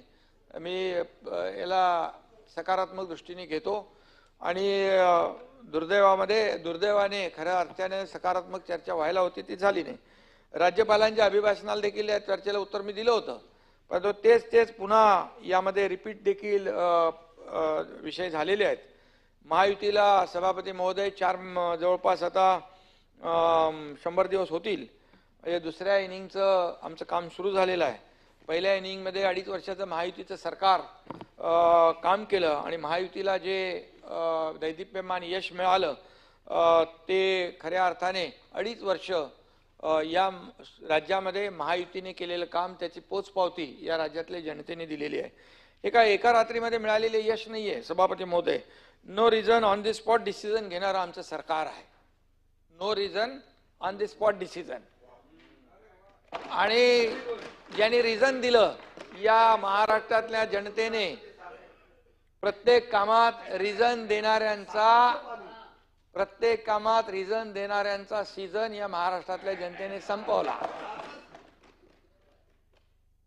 2.5 वर्षात आम्ही कामाचा डोंगर उभा केला. पायाला भिंगरी लावून सगळे काम करत होते. तुम्ही सगळे बघत होता. विरोधी पक्षातले लोकही पाहत होते. शशिकांतजी तुम्ही साक्षीदार आहात. आणि तुफान बॅटिंग केली आम्ही विकासाची. चौकार षटकार. आणि 2.5 वर्ष खरं म्हणजे आणि आमच्या स्कोरचा पाठलाग करता करता विरोधक क्लीन बोल्ड झाले. विरोधी पक्षनेता एवढं देखील संख्याबळ त्यांना राखता आलं नाही. शेवटी महाराष्ट्रातल्या जनतेची इच्छा असते कोणाला बसवायचं कोणाला उतरवायचं. आणि आता आमची या टीमची नवीन इनिंग सुरू झालेली आहे. 5 वर्षाची टेस्ट मॅच असली तरी सुद्धा अध्यक्ष सभापती महोदय आमची बॅटिंग 2020 सारखीच आहे. कमी चेंडू जास्ती रन काढणे, कल करे सो आज कर, आज करे सो अब कर, या धोरणानुसार सरकार कामाला लागलेलं आहे. या आठवड्यात पीक विमा योजना ई पीक पाहणीची बैठक झाली. शेतकऱ्यांसाठी सिंगल विंडो इंटरफेस असलेले एक ॲप आणि वेबसाईट डेव्हलप करण्याच्या सूचना त्या बैठकीत दिल्या. मुख्यमंत्री यांच्या अध्यक्षतेखाली ती बैठक झाली. वेबसाईट डेव्हलप करण्याच्या सूचनाही दिल्या. आज सभापती महोदय, मायक्रोसॉफ्टचे बिल गेट्स महाराष्ट्रातल्या शेतीमध्ये गुंतवणूक करण्यासाठी इच्छुक आहे. आणि AI तंत्रज्ञानाने आपल्या शेतीचं उत्पन्न दुप्पट तिप्पट चौपट करण्यासाठी देखील आपण प्रयत्न करतोय. आणि त्यासाठी बिल गेट्स आपल्याला मदत देखील करतायत. डिजिटल गव्हर्नन्स आणि राईट टू सर्व्हिस मध्ये महाराष्ट्राला देशात नंबर 1 करण्याचं आपलं टार्गेट आहे. सभापती महोदय, परवा न्यूझीलंडचे पंतप्रधान क्रिस्टोफर लक्सेन आले होते. ते देखील मला राजभवनवर एका कार्यक्रमात भेटले. परंतु त्यांनी बदललेले मुंबईचं चित्र पाहिल्यानंतर, कोस्टल अटल सेतू पाहिल्यानंतर त्यांनी आश्चर्य व्यक्त केलं. आणि अटल सेतू, कोस्टल मेट्रोची कामं आणि त्याचबरोबर मुंबईमध्ये देखील त्यांनी slum free Mumbai, slum free city या बाबतीत देखील काही माहिती विचारत होते माझ्याकडून आणि आम्ही त्यांना ती दिली. आज राज्यामध्ये पायाभूत सुविधांची सभापती महोदय 10 लाख कोटीपेक्षा जास्तीची कामं सुरू आहेत. महाराष्ट्र हे देशाचं ग्रोथ इंजिन आहे, पॉवर हाऊस आहे. जगातलं सर्वात मोठं मेट्रो नेटवर्क MMR मध्ये होतंय. 337, 350, 370 किलोमीटर पर्यंत आपण ते नेतोय. नवी मुंबई एअरपोर्ट, वाढवण बंदर, पालघर एअरपोर्ट, सी लिंकचा विस्तार आपण पालघर पर्यंत नेतोय. Metro, internal metro, port taxi, air connectivity, road connectivity, rail connectivity आणि पोर्ट कनेक्टिव्हिटी म्हणजे वॉटर कनेक्टिव्हिटी भक्कम करायची आहे. कारण शेवटी कनेक्टिव्हिटी महत्वाची आहे.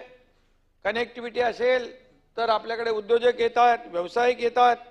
आणि म्हणून हे सगळी कनेक्टिव्हिटी करत असताना आमची कनेक्टिव्हिटी ही लोकांशी आहे. आमची नाळ ही सर्वसामान्य लोकांशी जुळलेली आहे. ती अधिक मजबूत करण्याचं काम आम्ही करतोय. रेवस ते रेड्डी पर्यंतच्या सागरी महामार्गाचं भूमिपूजन, 7 खाडी पुलांच्या कामाची सुरुवात देखील आम्ही केलेली आहे. त्यामुळे कोस्टल हायवे जो आहे त्या कामाला गती मिळेल आणि पर्यटन वाढेल. आणि पर्यटन वाढलं की रोजगार वाढेल, कोकणाचा कायापालट होईल. पर्यटन विकासासाठी सर्वसमावेशक धोरण आपण राबवतोय. कृषी पर्यटन धोरण, साहसी पर्यटन धोरण, कॅरॅव्हॅन धोरण, बीच शाक धोरण इत्यादी धोरणांची प्रभावी अंमलबजावणी करणार आहोत. सभापती महोदय, राज्यात गडकिल्ल्यांचं पर्यटकांना सुविधा देण्यासाठी वेलनेस सेंटर, मे महिन्यामध्ये महाबळेश्वरमध्ये मोठा पर्यटन महोत्सव आपलं सरकार घेत आहे. त्या दृष्टीने महाबळेश्वरमधले शशिकांतजी विकास कामं गतीने सुरू झालेली आहेत. नवीन महाबळेश्वर प्रकल्पाला गती देण्यासाठी नियोजन प्राधिकरण म्हणून MSRDCची नेमणूक केलेली आहे. आपल्या राज्यातील सर्व हिल स्टेशन सभापती महोदय ब्रिटिश काळातली आहेत. परंतु हे महाबळेश्वरचं नवीन हिल स्टेशन, पहिलं हिल स्टेशन आपल्या सरकारच्या शासनाच्या माध्यमातून होणार आहे. परंतु काही खोडाबाजाराने त्याचाही खोडा घालण्याचा प्रयत्न केलाय. लोकांनी जोडा दाखवल्यानंतर देखील त्यांची खोड काही जात नाही आणि म्हणून नुकतीच मुख्यमंत्री महोदयांच्या उपस्थितीमध्ये एक बैठक झाली. शशिकांतजी, मी मगाशी काय म्हणालो, महाबळेश्वरचा आपला नवीन महाबळेश्वर तुम्हाला माहित आहे. माझ्या उपस्थित आणि मुख्यमंत्री महोदयांच्या उपस्थित वॉर रूमची बैठक झाली. मेट्रो, रेल्वे, महामार्ग, विमानतळ, बंदरे, सिंचन, पाणी पुरवठा, स्वच्छता, पर्यटन क्षेत्रातले 19 महत्वाकांक्षी प्रकल्पांचा आढावा त्याच्यामध्ये घेण्यात आला. विदर्भ आणि मराठवाड्यातील सिंचन सुविधांसाठी वैनगंगा, नळगंगा नदीजोड प्रकल्पाला गती देत आहोत. कारण आदरणीय देशाचे प्रधानमंत्री देखील म्हणाले की तुम्ही नद्या जोड प्रकल्पांना प्राधान्य द्या आणि इंटरस्टेट कनेक्टिव्हिटी जी आहे नद्यांची ती जोडा, आणि त्या दृष्टीने आम्ही काम करतोय. प्रत्येक विभागाने पहिल्या 100 दिवसात आपण पुढच्या 5 वर्षामध्ये काय कामगिरी करणार ते देखील त्याचं रोडमॅप तयार केलाय. पुढल्या 5 वर्षात त्याचे रिझल्ट देखील या महाराष्ट्राला दिसतील. महाराष्ट्राच्या इतिहासात सर्वाधिक जागा मिळून सत्तेवर आलेल्या महायुती सरकारचं हे पहिलं अर्थसंकल्पीय अधिवेशन आहे. सत्ता हे व्रत असतं, वसा असतो, ती काही मिळवण्याची गोष्ट नाही आहे, आम्हाला माहीत आहे. परंतु या प्रचंड जनादेशामुळे आमची जबाबदारी आणखी वाढली आहे. त्या जबाबदारीच्या भावनेतूनच अजितदादांनी अर्थसंकल्प सादर केला आहे. शेती, उद्योग, पायाभूत सुविधा, शिक्षण सगळ्या क्षेत्रामध्ये एक नवीन ऊर्जा निर्माण झालेली आहे. खर्च आणि उत्पन्नाचा चांगला ताळमेळ या बजेटमध्ये घालण्याचा प्रयत्न केलेला आहे. एक काळ असा होता की सत्ताधाऱ्यांच्या चुकीच्या निर्णयांना विरोधक धारेवर धरायचे आणि चांगल्या निर्णयांना विरोधक दादही द्यायचे. परंतु आता परिस्थिती बदलली आहे, तसं वातावरण राहिलं नाही. पहले की तरह दोनों में अब रिश्ता नहीं रहा. इन चेहरों को आईने पे भी भरोसा नहीं रहा. आणि म्हणून चांगलं सरकार हवं, त्याचबरोबर चांगला विरोधकही हवा. आम्ही सत्ताधारी पक्ष आणि विरोधी पक्षाचे जरी आमदार कमी आले तरी आम्ही अंडर एस्टिमेट करत नाही. आम्ही त्यांना देखील न्याय देण्याचं काम या ठिकाणी सरकारमध्ये जिथे जिथे करायचं ते करणार आहोत. आणि म्हणून जनतेलाही दोन्ही चाकं चांगल्या स्थितीत हवी असतात, ती जनतेची अपेक्षा असते. पण दुर्दैवाने विरोधकांच्या गाडीचे चाक पंक्चर झालेलं आहे. आमच्यात कधी भांडणं लागतील आणि कधी काय होईल याच्यावरच विरोधकांचा फोकस आहे. शेख चिल्लीची स्वप्न काही लोक पाहत आहेत. मी त्यांना सर्वांना सभापती महोदय गेट वेल सून अशा शुभेच्छा देतो आणि हेही सांगतो, तुम लाख कोशिशें कर लो हमें गिराने की, हम न बिखरेंगे कभी, उल्टा दुगनी रफ्तार से निखरेंगे.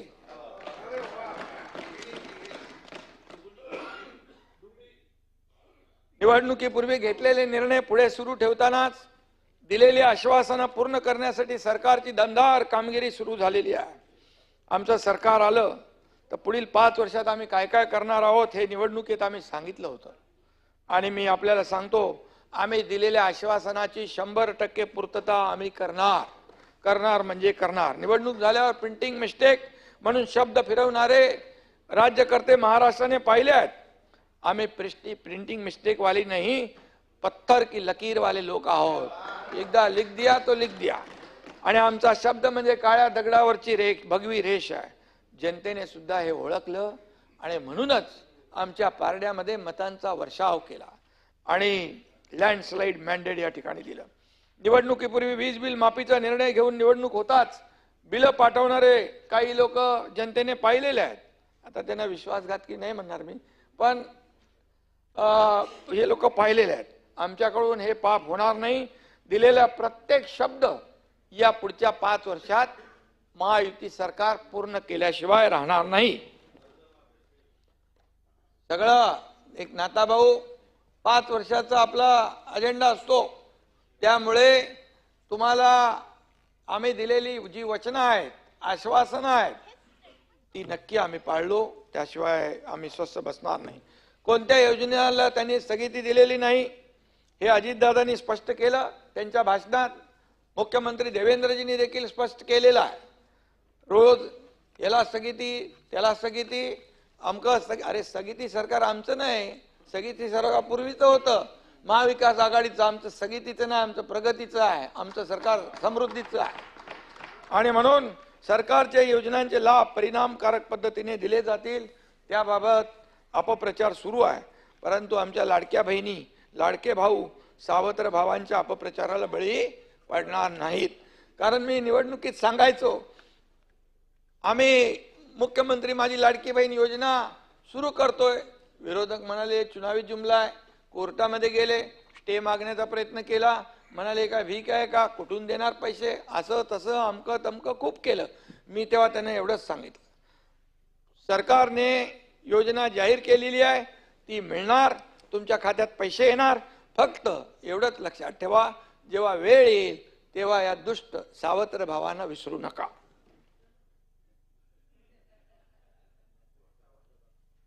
जे विरोध करत होते ते राज्याच्या अर्थव्यवस्थेबाबत अधिवेशनात बरीच चिंता व्यक्त केली.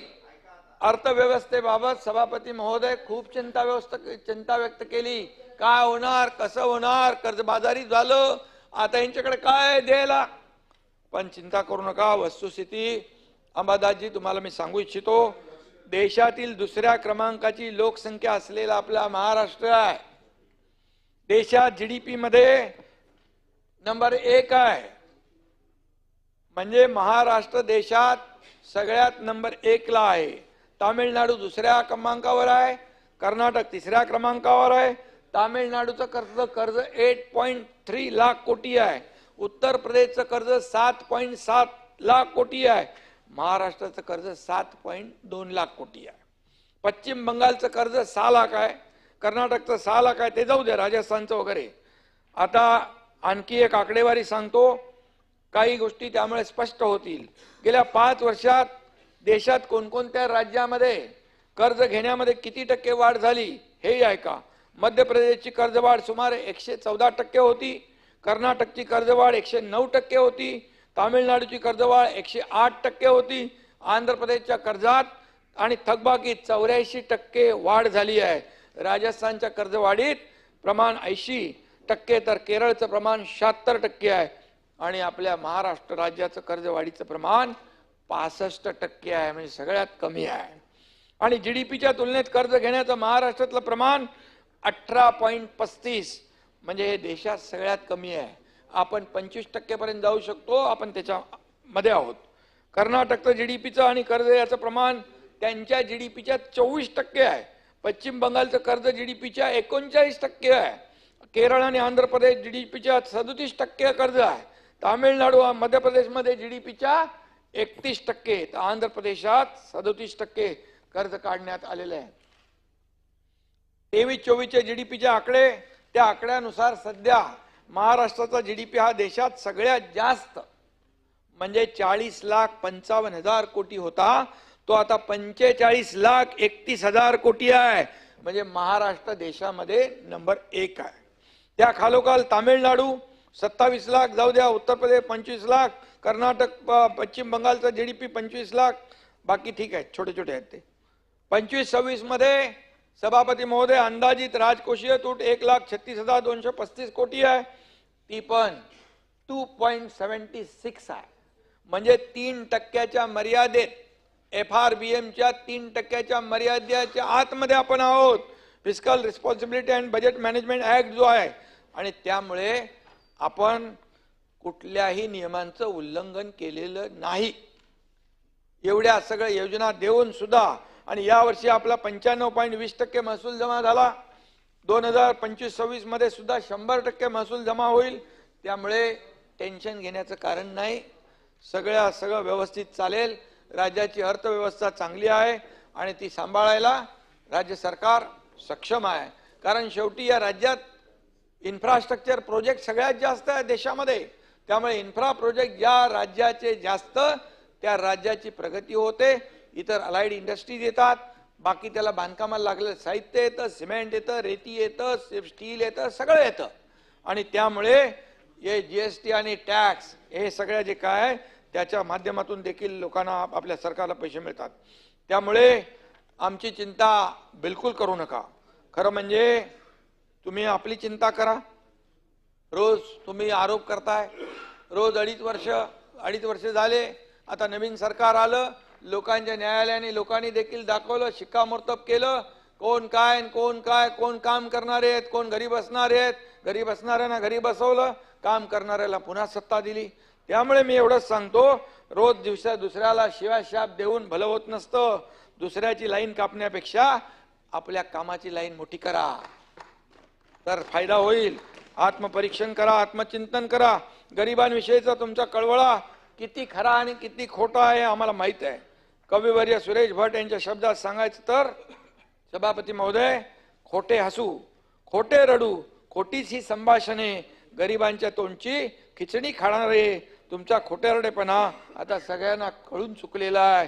हे म्हणून हे खोटे उमाळे आणि जिवाळे हे देखील लोकांना माहीत आहे. आणि म्हणून काही लोकांनी टीकात्मक यामध्ये सरकारच्या विरोधामध्ये काही आरोपी केलेत. आमच्यामध्ये वाद होतील, फूट पडेल यासाठी काही लोक, मगाशी म्हणालो मी, देव पाण्यात बुडून ठेवतील. पण अंबादासजी, तुम्ही वैयक्तिक नका घेऊ, तुम्ही तसे समजदार आहात. मिलिंद तिकडे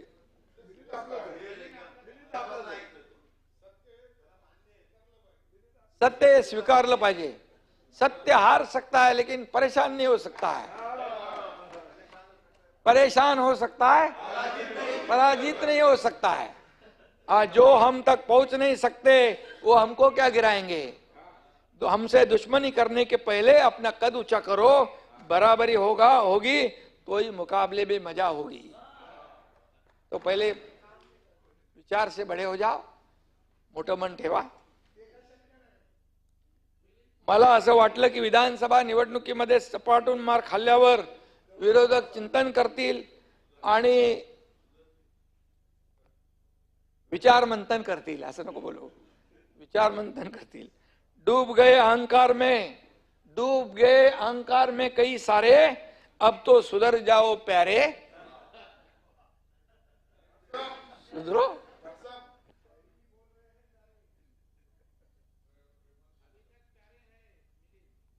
काँग्रेसने नानाभाऊंकडून खुर्ची काढून घेतली आणि सपकाळाने, नानाभाऊ खाली आहेत, आमचे नानाभाऊ बरे होते असे म्हणायची वेळ सपकाळांनी आणली. त्यांना देवेंद्रजी औरंगजेब वाटले. कुठे गेले, भाई गेले वाटतं. सपकाळ साहेबांना सांगायला हवं, सब काळ सारखा नसतो, वेळ सारखी नसते, काळ बदललेला आहे. आणि बोलताना देखील भान ठेवलं पाहिजे, आपण कोणाची तुलना कोणाबरोबर करतोय. आणि म्हणून मी एवढंच सांगतो, मशाल पेटवून खुशाल झोपा काढणारा नाही या निकालामुळे काही शानपण आलेला असेल तर येऊ द्या. तुम्ही गद्दार गद्दार म्हणत भुई ठोकत बसा. अखेर सभापती महोदय, तुम्हाला दार बंद करून पक्षाचं दुकान बंद करावं लागेल, हेही मी या ठिकाणी सांगतो. मी कोणी आपल्यावर वैयक्तिक घेऊ नका. गद्दार कोण याचा निकाल निवडणूक आयोग, सर्वोच्च न्यायालय, या सभागृहाचे अध्यक्ष यांनी दिलाय. पण या सर्वांच्या वर असलेल्या जनतेच्या कोर्टात सुद्धा सभापती महोदय गद्दार कोण आणि खुद्दार कोण याचा निकाल देऊन टाकलेला आहे. आणि म्हणून आरशात बघून वारसा सांगता येत नाही, हे लक्षात असू द्या. आता त्याच्यावर मी नाही बोलत. किती सुपाऱ्या देऊन बदनामीच्या ज्या काय मोहिमा चालवल्यात तरी त्यामुळे काय फरक पडणार नाही. आता काही पाखंडी लोक पुढे करून काही शिखंडी लोक त्याचा आधार घेत आहेत. हे दुर्दैवाने मी या ठिकाणी सांगतो. मी अशा पद्धतीने बोलत नाही, परंतु रोज तुमचं जे काही चालू आहे विरोधकांकडून, यामध्ये अतिशय म्हणजे सकारात्मक ज्या काही गोष्टी आहेत, पॉझिटिव्ह आहेत, विकासाच्या आहेत, लोकाभिमुख आहेत, त्या सगळ्या बाजूला होतात. आणि म्हणून कुठल्याही परिस्थितीमध्ये मी सांगतो, कुठल्या संविधानाच्या आणि अभिव्यक्ती स्वातंत्र्याच्या गप्पा नेहमी मारतात, परंतु आपल्याला आम्ही सांगतो संविधान त्याची चर्चा होणार आहे.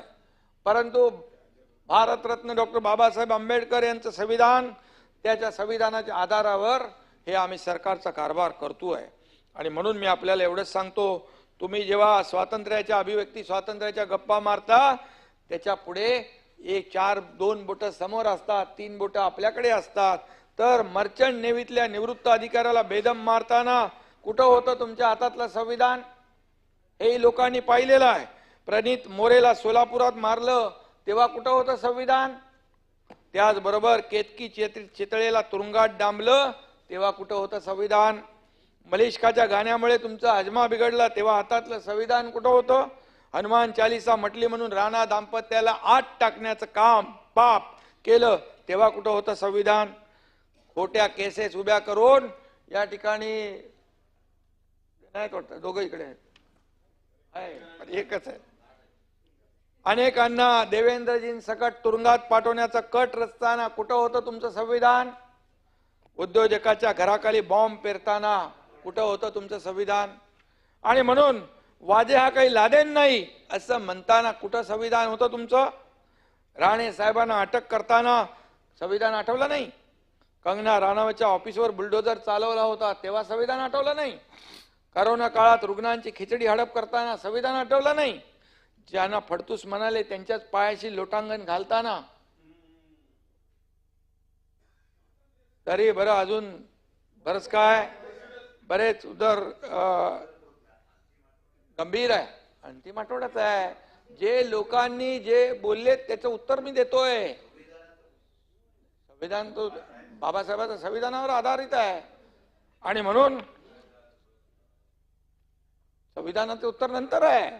पण आता जे म्हणाले ना अभिव्यक्ती स्वातंत्र्य संविधानाचा गळा घोटला, अभिव्यक्ती स्वातंत्र्याचा गळा घोटला, मग हिथं कधी का कोणाचा गळा घोटला? मनसुख हिरेन किती आहेत?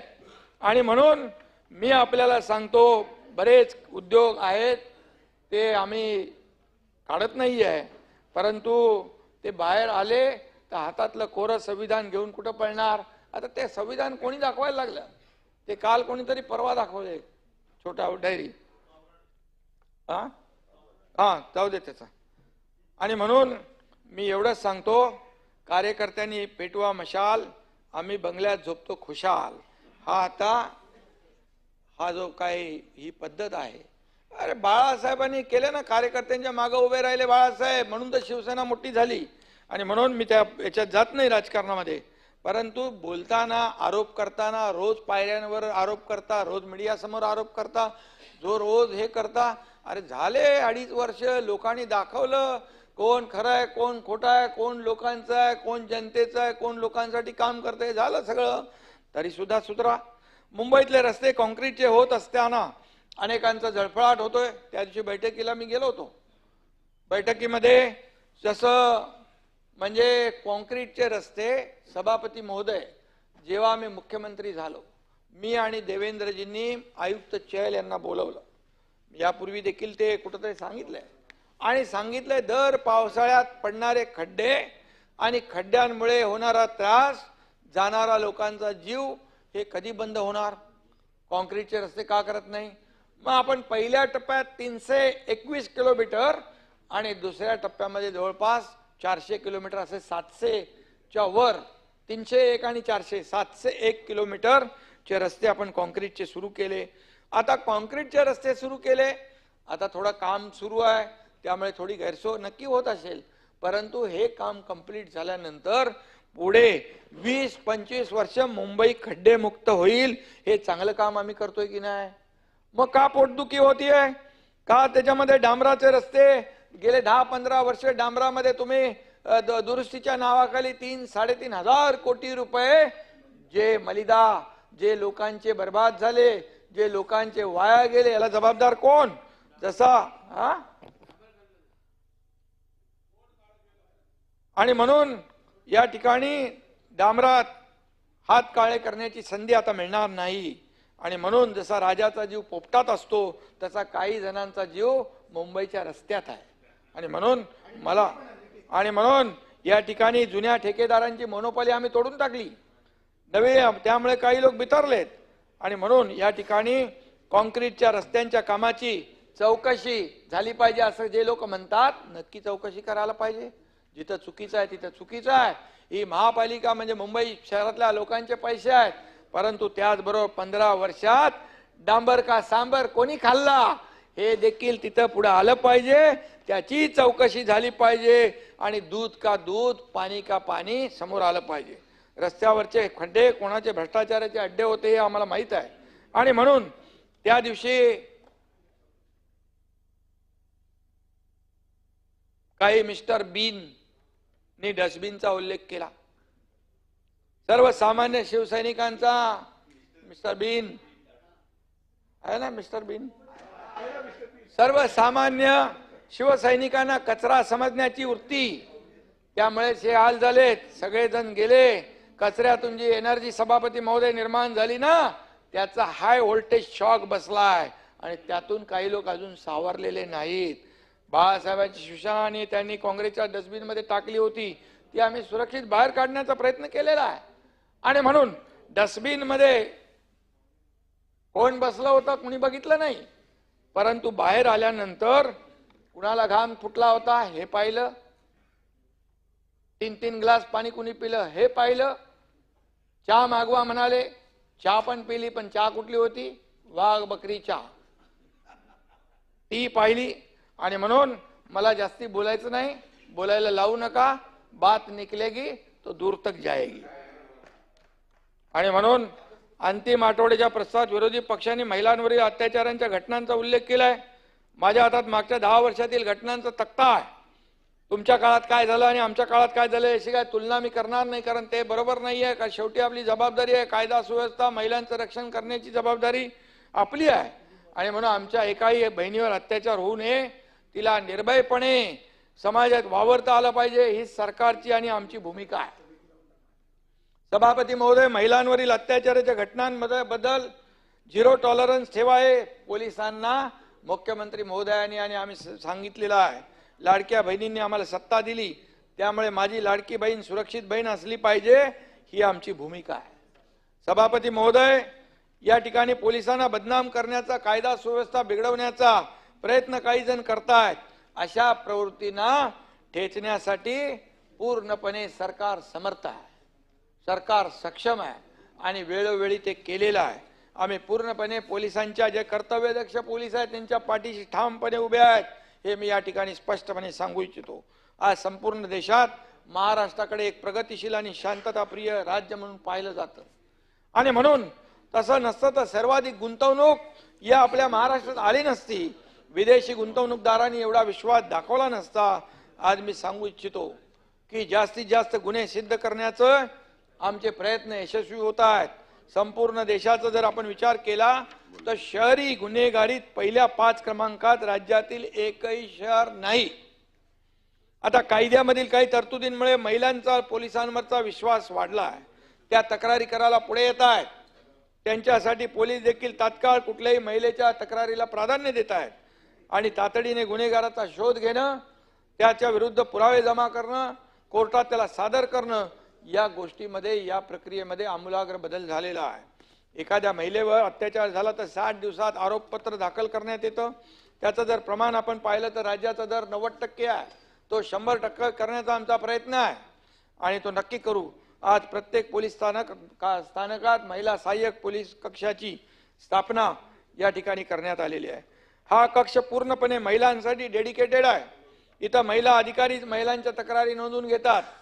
पोस्को कायद्याच्या बाबतीत सुद्धा राज्य शासन अतिशय गंभीर आहे, हे मी आपल्याला सांगू इच्छितो. यात एक विशेष कृती दल स्थापन करण्यात आलेला आहे. तसेच 1098 टोल फ्री क्रमांकावरून मदत करण्यात येते. असे गुन्हे निकाली काढण्याकरता न्यायालय कार्यरत होत आहेत. दामिनी पथक, निर्भया कक्ष आणि भरोसा सेल सुरू करण्यात आलेला आहे. निर्भया फंडासाठी सुद्धा 250 कोटी रुपयाची तरतूद केलेली आहे, निधी दिलेला आहे. एखाद्या महिलेने फक्त 112 नंबर डायल केला तर तातडीने तिला मदत आल्याशिवाय राहणार नाही. या रिस्पॉन्स टाइम, हा जो रिस्पॉन्स टाइम आहे देशात 2ऱ्या क्रमांकावर आहे आणि तो लवकरच 1ल्या क्रमांकावर आणण्याची भूमिका आपल्या सरकारची आहे. 2023 मध्ये हा रिस्पॉन्स टाइम 8.5 मिनिटं इतका होता, आता तो 6.25 मिनिटाच्या आसपास आलाय. डायल 100च्या बाबतीमध्ये सुद्धा 2023 मध्ये रिस्पॉन्स टाइम 17.62 होता, तो आता 13.85% आलाय, म्हणजे कमी झालेला आहे 13.85 मिनिट. पोलिसांच्या 1,500 4 व्हीलर आणि 2,2500 दुचाकींवर मोबाईल डिव्हाइस टर्मिनल आणि GPS यंत्रणा सुरू केलेली आहे. याच पद्धतीने अनैतिक मानवी वाहतूक रोखण्यासाठी पोलिसांचे आणि गृह विभागाचे समन्वय कक्ष आहेत आणि या कक्षांकडून योग्य ती कारवाई तातडीने करण्यात येते. ऑपरेशन मुस्कान हे नाव आपण सगळ्यांनी ऐकलेलं आहे. लहान मुलांच्या शोधासाठी हे ऑपरेशन मुस्कान काम करते. संपूर्ण देशात राज्याच्या या उपक्रमाचा गौरव करण्यात आलेला आहे. ही देखील आपल्यासाठी अभिमानाची बाब आहे. राज्यामध्ये 38,910 लहान मुलांना त्यांच्या पालकांची गाठ भेट घालून देण्यात आली. त्यांना शोधलं ऑपरेशन मुस्कानच्या माध्यमातून आणि पालकांच्या स्वाधीन केलेला आहे. पोलीस तातडीने ऍक्शन घेतात आणि संबंधित गुन्हेगारांना दोष सिद्ध करण्यात कमी पडतात. यावर अनेक लोकांनी चर्चा केलेली आहे. चर्चा होत असते, पण मी खात्रीपूर्वक सभापती महोदय सांगू इच्छितो की गेल्या काही वर्षामध्ये शासनाने जे काही प्रयत्न केलेत त्यामुळे दोष सिद्धीचा दर दरवर्षी वाढतो आहे. 2015 मध्ये तो 33% होता. 2024 मध्ये हा दर 50.5% पोहोचला आहे. आता तो 75% पर्यंत जाईल.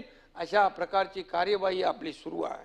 गुन्हे सिद्ध करण्यासाठी AI सिस्टीम म्हणजे कृत्रिम बुद्धिमत्तेचा मोठ्या प्रमाणात उपयोग करण्यात येतोय. ट्रॅफिक मॅनेजमेंटमध्ये AI वर आधारित CCTVचा उपयोग करण्यात येतोय. यासाठी गुगल कंपनी बरोबर centre of excellence in AI करार करण्यात आलेला आहे. आता मुंबईमध्ये दुसऱ्या टप्प्यात 6,935, पुण्यामध्ये 3,495 CCTV कॅमेरे आणि ठाण्यामध्ये 6,051 कॅमेरे लावायचं काम सुरू झालं आहे. इंटरनॅशनल टुरिझम फेस्टिवल कंपनीने Dadasaheb Phalke international film festival या ट्रेडमार्कचा गैरवापर केला आहे. गुन्हा दाखल करून दोघांना अटक केलेली आहे. बँक खाती गोठवलेली आहे. टोरेज ज्वेलर्स प्रकरणी 53 आरोपीपैकी 20 जणांना अटक केलेली आहे. या गुन्ह्यात 178 कोटी 54 लाखाची फसवणूक झाली आहे. सुमारे 60 कोटी रुपयांचा मुद्देमाल सभापती महोदय जप्त केलेला आहे. प्रत्येक जिल्ह्यात फायनान्शियल इंटेलिजन्स युनिट स्थापन आपण करतोय अंतिम आठवडा प्रस्तावात. आणि म्हणून या पोलिसांच्या बाबतीमध्ये हे जे काही आता गेल्या 2.5 वर्षामध्ये आणि आता इथून पुढं जे काय आमूलाग्र पद्धतीमध्ये आपण बदल करतोय यामुळे नक्की गुन्हेगारांवर वचक बसेल आणि गुन्हेगार अशा प्रकारच्या आपल्या आया बहिणींना मुलीबाळींना हे म्हणजे त्यांच्यावर अन्याय अत्याचार करण्याला धजावणार नाहीत. अशा प्रकारचा प्रयत्न आमचा आहे. अंतिम आठवडा प्रस्तावात विशाळगडावरील अतिक्रमण हटवण्याला विरोध दर्शवला गेला आहे असं कोणीतरी म्हणालं. आणि मला एवढंच सांगायचं आहे, औरंगजेबाच्या कबरीला विरोध केल्याबद्दल नागपूरच्या दंगलीबद्दल शिवप्रेमींना जबाबदार धरलेला आहे. हे दुर्दैवी आहे. मुठभर मतांसाठी सुरू असलेली ही खऱ्या अर्थाने एक लाचारी ही संतापजनक आहे. खऱ्या अर्थाने छत्रपती शिवरायांचा अवमान कुणी केला? छत्रपती शिवाजी महाराज हे महाराष्ट्राचं आराध्य दैवत आहे. छत्रपती संभाजी महाराज हे महाराष्ट्राचं आराध्य दैवत आहे. आणि म्हणून यांचा अवमान करण्याचा प्रयत्न कुणी केला? छत्रपती ते आपल्याला माहित आहे कुणी सुरुवात केली. आणि छत्रपती संभाजी महाराजांचा छळ करणाऱ्या औरंगजेबाचं उदात्तीकरण राज्यातील वातावरण बिघडवण्याचा प्रयत्न कोण करतंय हे देखील आपल्याला माहित आहे. आणि म्हणून याचं उदात्तीकरण थांबलं पाहिजे. ही भूमिका तुमची आमची सगळ्यांची आहे. आणि खऱ्या अर्थाने देशभक्त सच्चा मुसलमान पण औरंगजेबाचं समर्थन करणार नाही. कारण औरंगजेबाचे एवढे अतोनात छळ त्यांनी केले, संभाजी महाराजांचे केले. महाराष्ट्राचा घास घ्यायला तो आला. महाराष्ट्राचा तो आक्रमणकारी होता, ब्रिटिशांपेक्षा जुलमी होता. त्यामुळे त्याचं उदात्तीकरण म्हणजे हा एक प्रकारचा देशद्रोह आहे. आणि म्हणून वडिलांना जेलमध्ये टाकलं, भावाची हत्या केली, 22 लोकांचे त्यांनी खून पाडले सत्तेसाठी, राज्य मिळवण्यासाठी. त्यामुळे त्याच्याबद्दल काय कोणाला कौतुक असलं पाहिजे? कोण लागतोय? औरंगजेब. आणि म्हणून या ठिकाणी मी एवढंच सांगतो की हा वातावरण बिघडवण्याचा प्रयत्न होता कामा नये. प्रशांत कोरटकरच्या बाबतीमध्ये रोज चाललं, तो काल खाली मुख्यमंत्र्यांनी त्याच्यावर उत्तर दिलं. कोरटकर कुठं सापडला काय रे?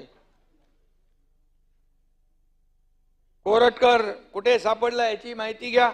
मी का कोणावर हे करणार नाही. नागपूरमध्ये कोणत्या धर्मांधांनी दंगल घडवण्याचा प्रयत्न केला याची माहिती घ्या. हे तुम्हाला पूर्ण माहिती आहे.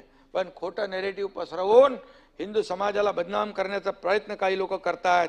काही जण परवा म्हणाले नागपूरची दंगल एक सापल्या या सर्व हिंदू समाजाने घडवली.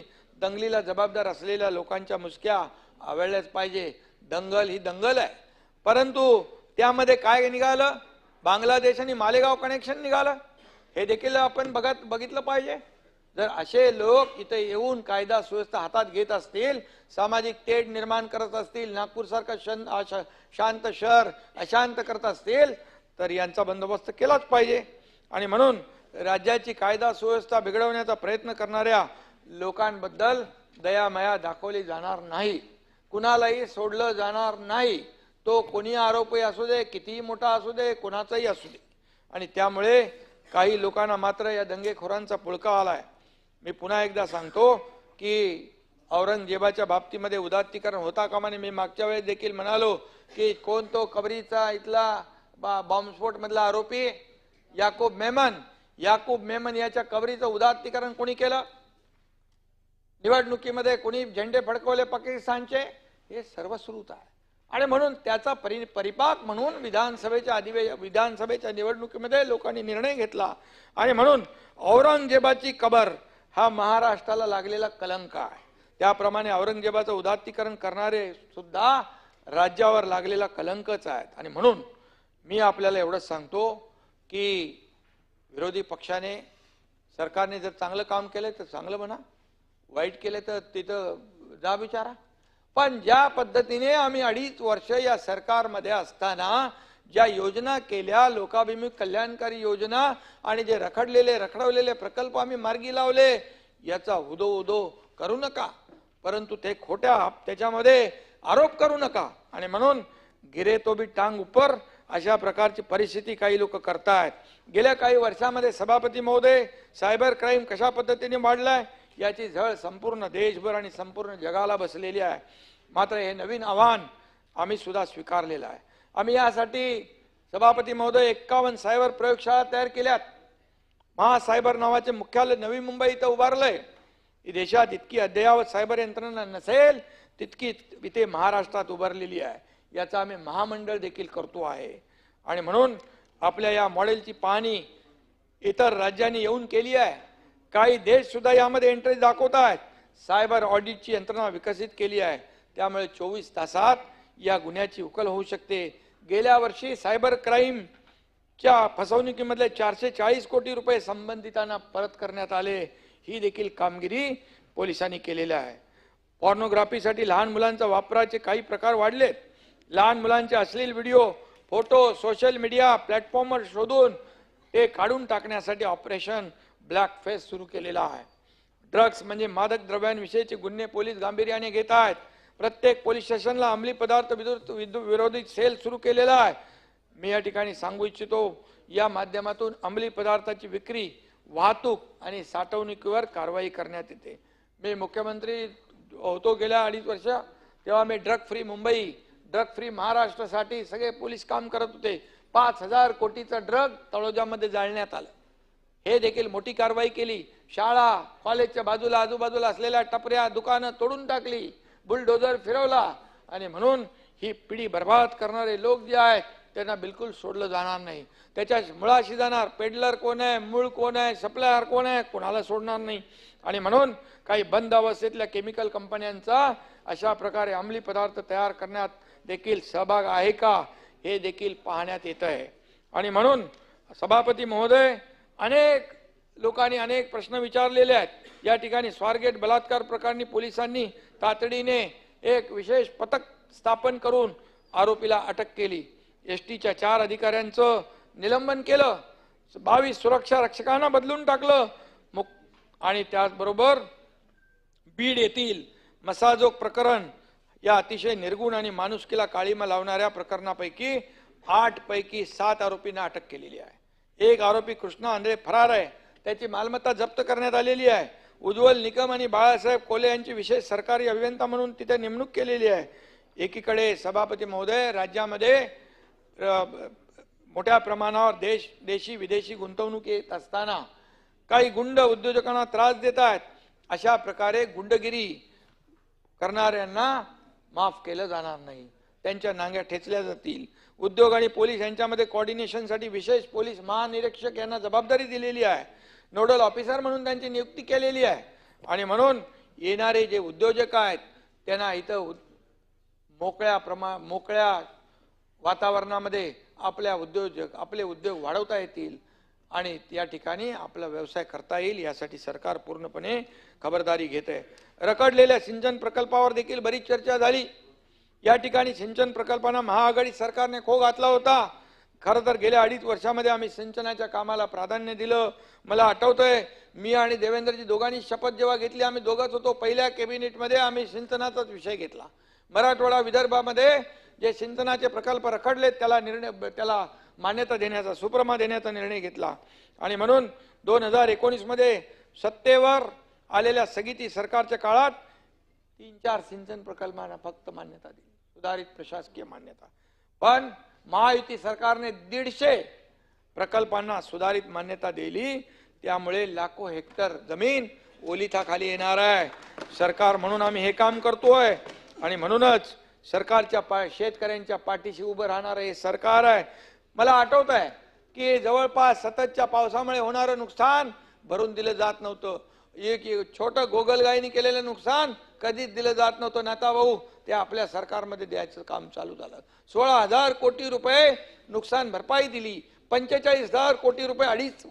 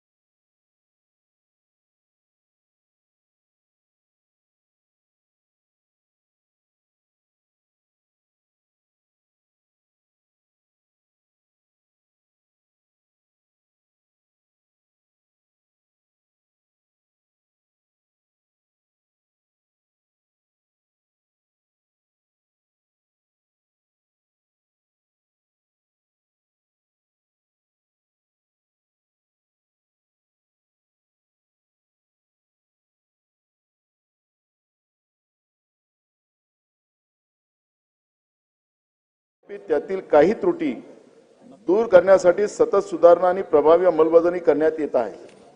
अध्यक्ष महाराज, मगाशी आमचे सहकारी जयंत पाटील साहेबांनी सांगितलं की 73वी घटना दुरुस्ती आम्ही केली आणि त्या 73वी घटना दुरुस्तीमध्ये आम्ही निवडणुका ह्या ज्या स्थानिक स्वराज्य संस्थांच्या असतात त्या दर 5 वर्षांनी झाल्या पाहिजेत आणि महिलांना 50% वाटा त्याच्यामध्ये स्थानिक स्वराज्य संस्थांमध्ये त्या ठिकाणी दिला गेला पाहिजे, अशा पद्धतीची ही 73वी घटना दुरुस्ती आली. अध्यक्ष महाराज, त्याची अंमलबजावणी होत नाही.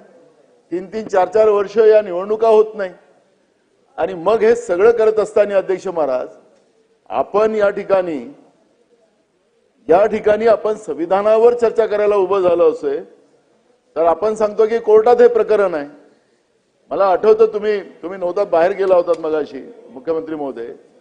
आपणच सांगितलं होतं या चेअरमध्ये बसून की मला एकदा सत्ता द्या, मी 24 तासात आरक्षण आणून देतो. पण अध्यक्ष महाराज, आपल्याला मुख्यमंत्री महोदय 2.5 वर्ष ते आणि आताचे एवढे दिवस झालेत, पण आपण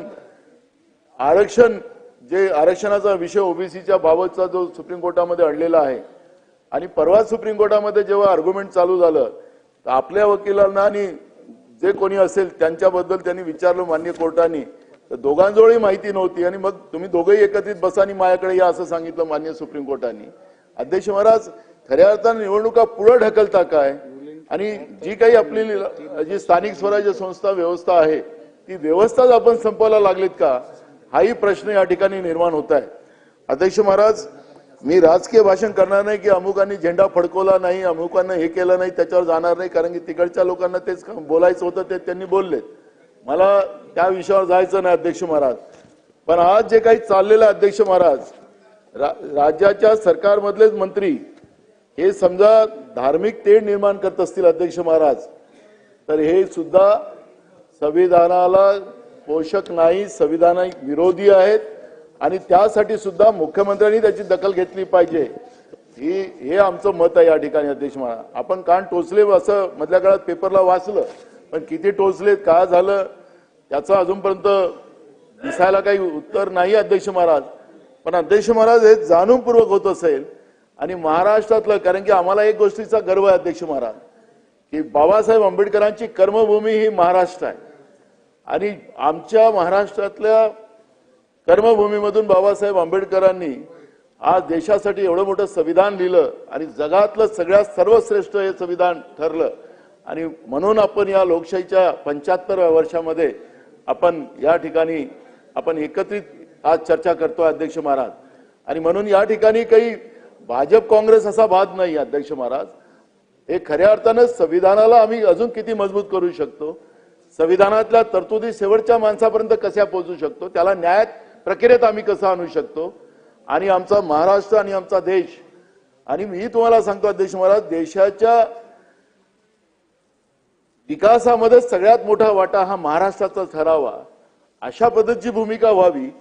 पण या ठिकाणी मी अध्यक्ष महाराज सत्ता पक्षाची भाषणं ऐकलीत, ती राजकीय भाषणं झाली आणि ती राजकीय भाषणं या संविधानिक आज याच्यावर होता कामा नये याची खबरदारी माननीय मुख्यमंत्र्यांनी घ्यावी आणि अशी आमची भूमिका या ठिकाणी अध्यक्ष महाराज.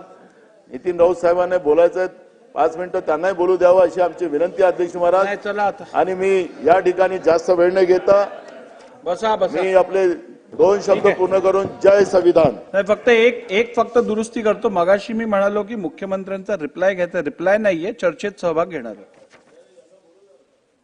अध्यक्ष महोदय, भारतीय संविधानावर असं आहे, तुम्ही त्याचं मॅनेजमेंट करायला पाहिजे. तुम्ही मॅनेजमेंट करत नाही आणि विनाकारण मग इथे हंगामा करता, हे योग्य नाही आहे. नाही असं नाही आहे. 4:15ला माझं उत्तर सुरू होणार होतं, मला वरचे सभागृहात उत्तर द्यायचंय, मला उत्तर द्यायचं. राहू दे नानासाहेब, आता काय तुम्ही असं. अध्यक्ष महोदय, भारतीय संविधानाच्या अमृत महोत्सवी वर्षामध्ये संविधानाचा गौरव करण्याच्या निमित्ताने या सभागृहाने 2 दिवस भारतीय संविधानावर चर्चा घेतली. या चर्चेमध्ये सन्मान्य सदस्य श्री अमित साटमजी, भास्करराव जाधवजी, अर्जुन खोतकरजी, विजय वडेट्टीवारजी, छगन भुजबळजी, रोहित पवारजी, नारायण कुचेजी, सुनील प्रभूजी, शरददादा सोनवणे, रमेश बोरनारेजी, अमीन पटेलजी, राजकुमार बडोलेजी, सन्मान्य जितेंद्र आव्हाडजी, सचिन कल्याण शेट्टीजी, सिद्धार्थ खरातजी, संजय गायकवाडजी, हेमंत भोगलेजी, शेखर निकमजी, सन्मान्य श्री अतुल भातखळकरजी, बाबासाहेब देशमुखजी, सुधीरभाऊ मुनघंटीवारजी, जयंतराव पाटीलजी आणि आमचे मित्र नानाभाऊ पटोलेजी या सन्मान्य सदस्यांनी याच्यामध्ये सहभाग घेतला. संविधानाच्या निर्मितीबद्दल, त्याच्या प्रक्रियेबद्दल, संविधानातल्या तरतुदीबद्दल वेगवेगळ्या प्रकारच्या चर्चा देखील या ठिकाणी झाल्या. काही चांगल्या गोष्टी देखील सांगण्यात आल्या. नानाभाऊंनी आत्ताच आम्हाला सल्ला दिला की कोणी याच्यावर राजकीय भाषण करू नये. नानाभाऊंनी अर्ध भाषण राजकीयच केलं, पण आम्हाला सल्ला दिला की राजकीय भाषण करू नका, पण आम्ही कमीत कमी राजकीय भाषण याच्यावर करणार आहोत. फक्त काही उत्तरं थोडी द्यावी लागतील तेवढीच देणार, बाकी संविधानावरच मला बोलायचं आहे. खरं तर भारताचं संविधान मी असं म्हणेन की जगातलं सर्वात चांगलं संविधान आहे.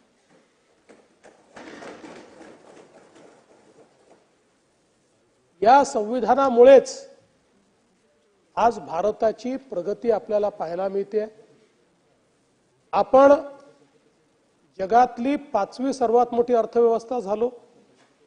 लवकरच जगातली 3री सर्वात मोठी अर्थव्यवस्था होऊ. 2047 साली विकसित भारत आपल्याला पाहायला मिळेल. हे सर्व शक्य झालं ते केवळ आणि केवळ भारताच्या संविधानामुळे आणि संविधानाने जी व्यवस्था उभी केली त्यामुळे. आणि म्हणूनच या देशाचे प्रधानमंत्री माननीय नरेंद्र मोदीजी 2014 साली, 2019 साली, 2024 साली आपली शपथ घ्यायच्या आधी त्यांनी याच संविधानाची पूजा केली आणि सांगितलं की मला गीता, बायबल, कुराण या कुठल्याही धर्मग्रंथापेक्षा भारताचं सरकार चालवत असताना भारताची राज्यघटना ही अधिक महत्वाची आहे आणि त्या राज्यघटनेनुसारच या भारताचं सरकार मी चालवेल. आणि म्हणून आपण जर बघितलं तर खरं म्हणजे भारतीय संविधानाच्या या अमृत महोत्सवी वर्षामध्ये मी भारतीय संविधानालाही नमन करतो, संविधान सभेलाही नमन करतो आणि ज्यांचं सर्वाधिक कॉन्ट्रीब्युशन या संविधानाच्या निर्माणामध्ये आहे ते भारतरत्न डॉक्टर बाबासाहेब आंबेडकर यांना शतशः नमन करतो. या संविधानाने सामाजिक, आर्थिक आणि राजकीय क्रांती आणली, पण हे बाबासाहेबांनी बनवलेलं असल्यामुळे ही रक्तविरहित क्रांती या ठिकाणी झाली की ज्यामुळे एक मोठं परिवर्तन आपल्याला पाहायला मिळालं. आणि म्हणूनच मी या निमित्ताने एवढंच सांगू इच्छितो की हे संविधान तयार करत असताना जी उच्च भारतीय मूल्य आहेत त्या मूल्यांचा विचार करून त्याच्यावर आधारित अशा प्रकारचं संविधान हे भारतरत्न डॉक्टर बाबासाहेब आंबेडकरांनी तयार केलं. आपल्याला कल्पना आहे 1946 मध्ये ज्यावेळी भारतीय स्वातंत्र्य चळवळ एका निर्णायकी अशा परिस्थितीमध्ये पोहोचली होती आणि इंग्रजांना लक्षात आलं की आता भारतीय ऐकण्याच्या मानसिकतेत नाहीत आणि आपण यांना सांभाळू देखील शकत नाही. अशा परिस्थितीमध्ये त्यांनी कॅबिनेट मिशन पाठवलं. त्या कॅबिनेट मिशन मध्ये 3 मंत्री होते, पेथिक लॅजवेन्स, स्टेफर्ड क्रिप्स आणि एव्ही अलेक्झांडर. आणि या कॅबिनेट मिशनने इथे येऊन रिपोर्ट दिला आणि निर्णय घेतला की भारताला स्वतंत्र करायचं असेल तर स्वतंत्र भारताचं संविधान तयार करावं लागेल आणि त्यामुळे भारतीय नेतृत्वाशी चर्चा करून कॉन्स्टिट्युएंट असेंब्ली म्हणजे संविधान सभा ही निर्माण करण्याचा निर्णय हा त्यावेळी घेण्यात आला. त्यापूर्वी आपल्याला माहिती आहे की गव्हर्नमेंट ऑफ इंडिया ऍक्ट 1935 1935चा हा जो कायदा होता एक प्रकारचे संविधानच होतं, पण ते इंग्रजी राज्य चालवण्याकरता आणि ते राज्य चालवण्यात भारतीयांचा सहभाग असला पाहिजे अशा पद्धतीनं तयार केलेलं ते संविधान होतं. अनेक लोक असं म्हणतात की हे संविधानच नंतर आपण पुढे संविधानामध्ये परिवर्तित केलं, पण हे सत्य नाही. आपण जर बघितलं तर काळजीपूर्वक या संविधान सभेने एकेका आर्टिकलवर दिवस दिवस चर्चा केली आहे, एकेका शब्दावर चर्चा केली आहे आणि त्यानंतर त्याला स्वीकारलेलं आहे. आणि म्हणून अतिशय बारीक बारीक गोष्टींचा विचार करून तयार केलेलं हे संविधान आहे. या संविधान सभेनं आपलं कामकाज 165 दिवस आणि 11 तास चालवलं. पहिली बैठक ही 9 डिसेंबर 1946 ला झाली आणि 24 जानेवारी 1950 रोजी शेवटची बैठक या संविधान सभेची झाली. खरं तर 26 नोव्हेंबर 1949 ला हे संविधान आपण एक प्रकारे स्वीकारलं आणि 26 जानेवारी 1950 ला संविधान आपण लागू केलं. जवळजवळ आपल्याला माहिती आहे की या सगळ्या प्रक्रियेमध्ये 3 वर्ष म्हणजे 3 वर्षाला काही दिवस कमी इतक्या कालावधीत हे सगळं काम त्या ठिकाणी चाललं होतं. जगाच्या पाठीवर जेवढी संविधान आहेत त्या संविधानांमध्ये सर्वाधिक प्रदीर्घ काळ ज्या कॉन्स्टिट्युएंट असेंब्लीने काम केलेलं आहे, ज्या संविधान सभेने काम केलेलं आहे, ती ही भारताची संविधान सभा होती की ज्यांनी अशा प्रकारचं आपलं हे संविधान या ठिकाणी निर्माण केलं. या कॉन्स्टिट्युएंट असेंब्लीमध्ये 389 सदस्य होते. त्यातले 292 सदस्य हे प्रॉव्हिन्शियल असेंब्लीतनं निवडून आले होते. 93 सदस्य हे जे काही आपल्या संस्था होत्या त्या संस्थानिकांचे होते आणि 4 जण हे चीफ कमिशनर अशा नावाचे जे कॉन्स्टिट्युएन्सी ती त्यातनं निवडून आले होते. त्यानंतर आपल्याला कल्पना आहे की पाकिस्तान स्वतंत्र झाल्यानंतर पाकिस्तानची संविधान सभा वेगळी झाली आणि आपली संविधान सभा त्या ठिकाणी वेगळी झाली. खरं म्हणजे भारतरत्न डॉक्टर बाबासाहेब आंबेडकर पहिल्यांदा या संविधान सभेकरता मुंबईतनं निवडणूक लढले. त्यांना आपण निवडून येऊ दिलं नाही. मग ते बांगलादेशमध्ये त्यांच्याकरता, बांगलादेश नाही तेव्हा भारत अखंड होता, त्या ठिकाणी मंडल नावाचे एक निवडून आलेले प्रतिनिधी होते. त्यांनी डॉक्टर बाबासाहेब आंबेडकरांकरता आपली जागा रिकामी केली. डॉक्टर बाबासाहेब आंबेडकर त्या ठिकाणी निवडणूक लढले, पण दुर्दैवाने निवडून आले, पण दुर्दैवाने ती जी असेंब्ली आहे ती बांगलादेशमध्ये गेली, त्यांना ती सोडावी लागली आणि म्हणून पुन्हा इकडे येऊन आणि मग त्यांना नॉमिनेशन पद्धतीनं त्या ठिकाणी कॉन्स्टिट्युएंट असेंब्लीमध्ये जावं लागलं. हा इतिहास देखील आपण बघितलेला आहे. 9 डिसेंबर 1946 ला जेव्हा कॉन्स्टिट्युएंट असेंब्लीचं पहिलं अधिवेशन झालं, या पहिल्या अधिवेशनाची सुरुवात वंदे मातरम या गीतानेच कॉन्स्टिट्युएंट असेंब्लीने केली. त्यामुळे ही जी पद्धत आपल्याकडे आहे ही संविधान सभेपासूनची पद्धत आहे की वंदे मातरमने त्याची सुरुवात केली आणि आचार्य कृपलानी यांनी पहिलं भाषण या संविधान सभेमध्ये केलं होतं. या संविधान सभेने एक मसुदा लेखन समिती म्हणजे ड्राफ्टिंग कमिटी तयार केली आणि या ड्राफ्टिंग कमिटीचं नंतर चेअरमन पद हे भारतरत्न डॉक्टर बाबासाहेब आंबेडकरांकडे आलं आणि या कमिटीने 4 नोव्हेंबर 1948 रोजी अंतिम मसुदा त्या ठिकाणी सादर केला. खरं म्हणजे आपल्याला कल्पना आहे की या कमिटीमध्ये 7 जण होते. त्यातल्या कोणी राजीनामा दिला, कोणी वारलं, कोणी आजारी पडलं, कोणी बाहेर गेलं. त्यामुळे प्रॅक्टिकली आपण जर विचार केला तर एकट्या बाबासाहेब आंबेडकरांनी हा बहुतांश ड्राफ्ट तयार केला आणि तो संविधान सभेपुढे मांडलेला आहे.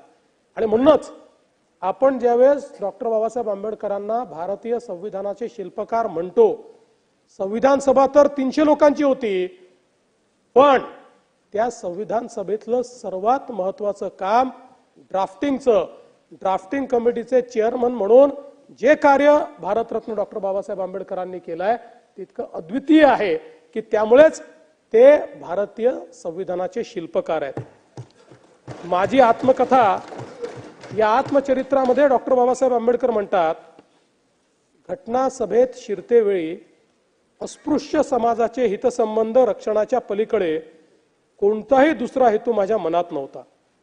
घटना सभेतील अत्यंत महत्वाची कार्ये करण्यासाठी माझी निवड करण्यात येईल याची मला चुकून कल्पना देखील नव्हती।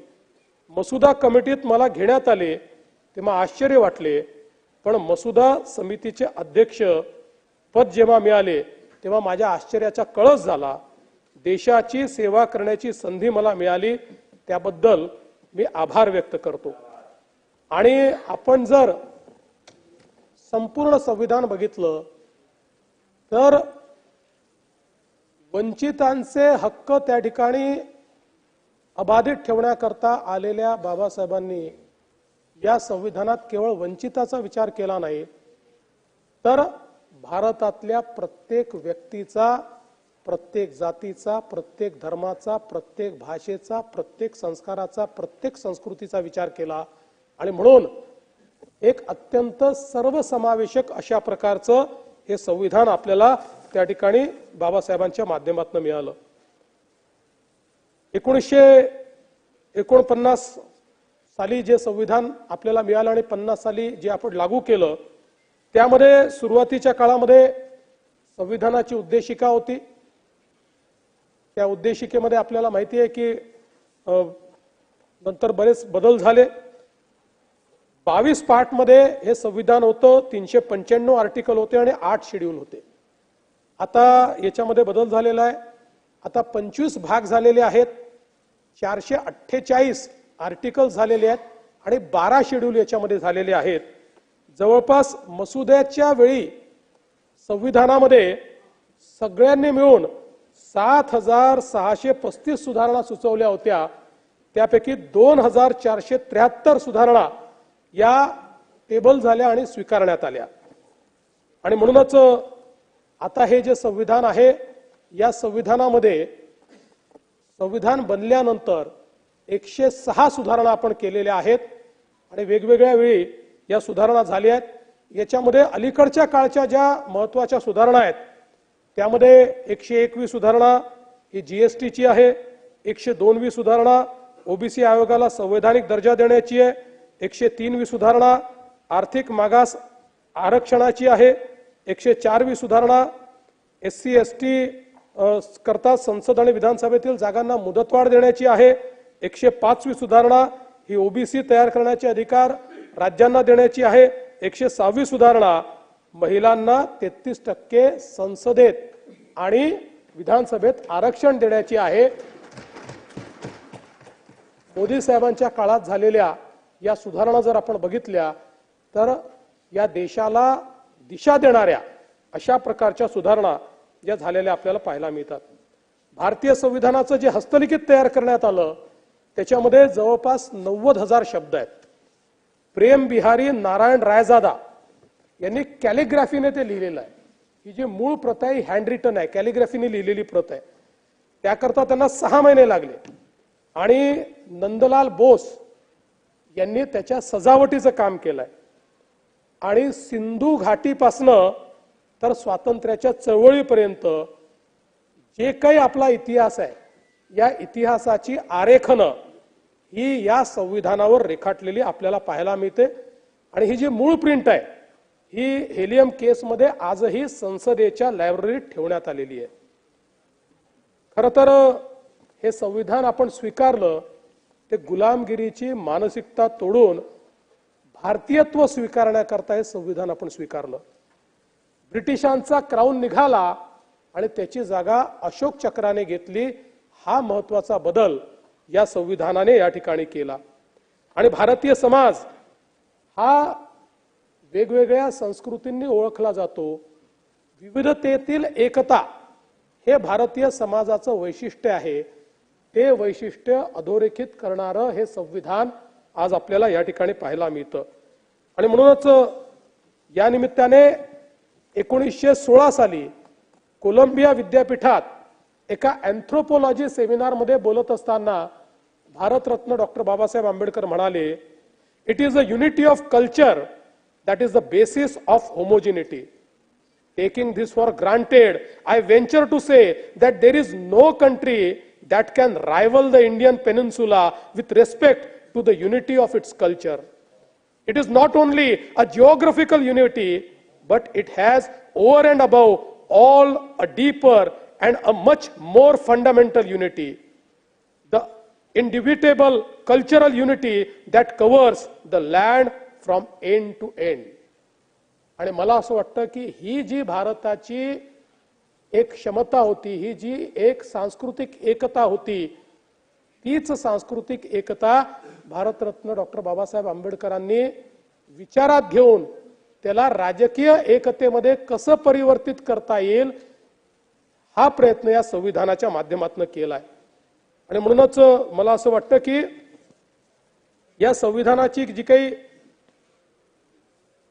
रचना भारतरत्न डॉक्टर बाबासाहेब आंबेडकरांनी केली आहे त्याच्यामध्ये आपलं जे समृद्ध राष्ट्रीय जीवन आहे त्या समृद्ध राष्ट्रीय जीवनाचं रिफ्लेक्शन त्यांनी करत असताना ज्या या समृद्ध राष्ट्रीय जीवनाला रूढी आणि परंपरा छेद घालत होत्या त्यांना संपवण्याचं काम देखील याच संविधानाच्या माध्यमातून त्यांनी केलं.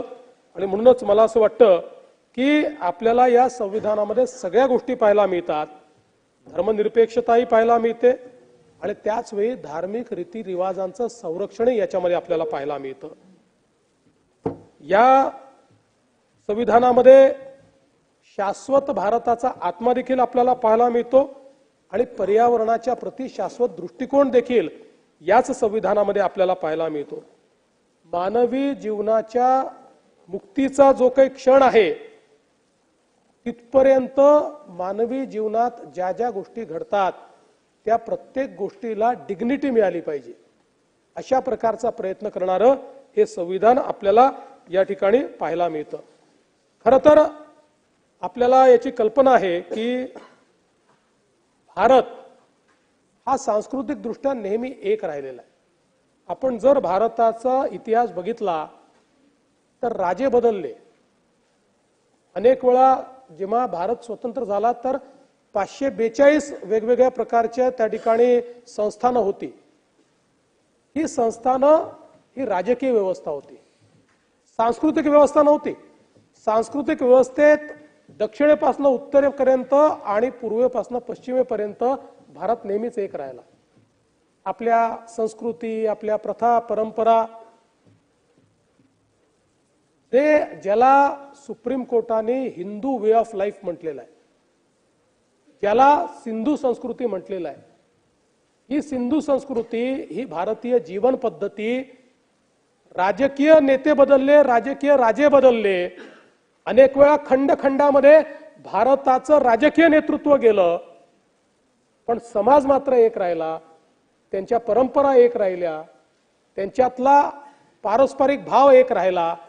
आणि म्हणूनच ही जी काही सांस्कृतिक एकता होती, ही सांस्कृतिक एकता ज्यावेळेस या देशावर राजकीय अशा प्रकारची व्यवस्था तयार करायची आहे, गव्हर्नन्सची व्यवस्था तयार करायची आहे, त्यावेळी त्या गव्हर्नन्समध्ये आपण एकसंघ कसे राहू शकू याचा विचार करणारं अशा प्रकारचं हे संविधान आपल्याला पाहायला मिळतं. आणि म्हणूनच याच्यातली सगळ्यात महत्वाची काय असेल तर या संविधानाची उद्देशिका आहे. जी उद्देशिका अगदी कमी शब्दामध्ये भारताची नीती काय आहे, भारताचा विचार काय आहे, भारत कशा पद्धतीने चालला पाहिजे आपल्याला सांगते. आणि ती संवैधानिक उद्देशिका ही भारतरत्न डॉक्टर बाबासाहेब आंबेडकर सांगत नाहीयेत, ही भारताची लोकसभा किंवा संसदही सांगत नाही आहे. हे कोण सांगताय? ही उद्देशिका सांगते आम्ही भारताचे लोक. ही उद्देशिका आपली आहे, भारताच्या लोकांची उद्देशिका आहे.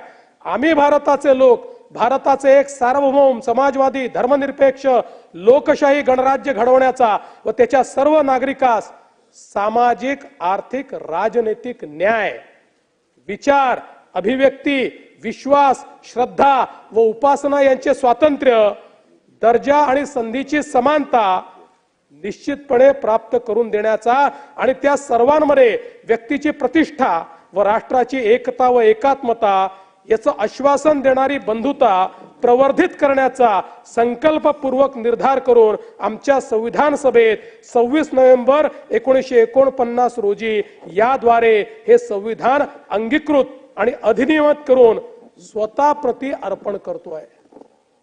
म्हणजे या सगळ्या ज्या कॉन्स्टिट्यूशनल व्हॅल्यूज आहेत, हे जे संविधानिक मूल्य आहे, हे संविधानिक मूल्य आम्ही आमच्याकरता ठरवले, आम्ही आम्हाला अर्पण केलेले आहेत आणि म्हणून हे संवैधानिक मूल्य जोपासण्याची जबाबदारी आज आमची आहे, ही आपली जबाबदारी आहे. आज आपण बघा याच्यामध्ये व्हॅल्यूज कुठल्या आल्या? पाश्चिमात्य राष्ट्रातल्या व्हॅल्यूज नाही आहेत. या संविधानामध्ये सर्वाधिक जोर जर भारतरत्न डॉक्टर बाबासाहेब आंबेडकरांनी दिला असेल तर तो बंधुतेवर दिलाय. बंधुता आपण बघा, ठिकठिकाणी बंधुता हा शब्द आपल्याला, फ्रॅटर्निटी हा शब्द आपल्याला पाहायला मिळतो. हे तत्वज्ञान कुठलं आहे? हे भगवान गौतम बुद्धांचं तत्वज्ञान आहे. गौतम बुद्धांच्या तत्वज्ञानामध्ये जी बंधुता सांगितलेली आहे किंवा सनातन विचारामध्ये जे वसुधैव कुटुंबकम सांगितलेला आहे, तो विचार खऱ्या अर्थानं या संविधानामध्ये आपल्याला त्या ठिकाणी पाहायला मिळतो. आणि म्हणूनच सर्वाधिक महत्व त्यांनी बंधुतेला या ठिकाणी दिलेलं आहे. पण त्याच वेळी न्याय, समानता, स्वातंत्र्य या सगळ्या गोष्टी हा खरं आपल्या संविधानाचा पाया आहे. प्रत्येक व्यक्तीची प्रतिष्ठा आणि सन्मान. समानता म्हणजे काय? संधीची समानता आहे. कुठल्याही व्यक्तीला जात, धर्म, पंथ याच्या आधारावर संधी मिळणार नाही. संधीची समानता या ठिकाणी त्यांनी दिली आणि खऱ्या अर्थानं प्रत्येकाची डिग्निटी ही राहिली पाहिजे, अशा प्रकारचा प्रयत्न या संविधानाच्या माध्यमातून त्यांनी या ठिकाणी केल्याचं आपल्याला पाहायला मिळत आहे. आज खरं म्हणजे आपण जर बघितलं तर या ठिकाणी डॉक्टर बाबासाहेब आंबेडकर म्हणाले होते, मला या संविधानातून केवळ राजकीय लोकशाही नको आहे, तर सामाजिक आणि आर्थिक लोकशाही देखील या संविधानातून आली पाहिजे. आणि हे तत्व मी फ्रेंच चळवळीतनं घेतलेलं नाही, तर भगवान गौतम बुद्धांच्या तत्वज्ञानातनं घेतलेलं आहे, हे या ठिकाणी त्यांनी सांगितलं. आपण जर बघितलं, जसं मी आधी सांगितलं की नंदलाल बोस यांनी भारतीय संविधानाच्या मूळ हस्तलिखित प्रतीचं सुशोभीकरणाचं काम केलं. त्याच्यामध्ये सुशोभीकरण कसं करण्यात आलेलं आहे? भारतीय कला, भारतीय संस्कृती, भारतीय मूल्य सांगणारी आरेखने, महाभारत, रामायण, भगवान गौतम बुद्ध, भगवान महावीर, धर्मचक्र, छत्रपती शिवाजी महाराज हे सगळे आमच्या संविधानाच्या मूळ प्रतीमध्ये त्या ठिकाणी आढळतात. संविधानाच्या मूळ प्रतीत आढळतात. म्हणजे हे सगळं वापरत असताना त्याच्या पाठीमागचा हेतू काय आहे?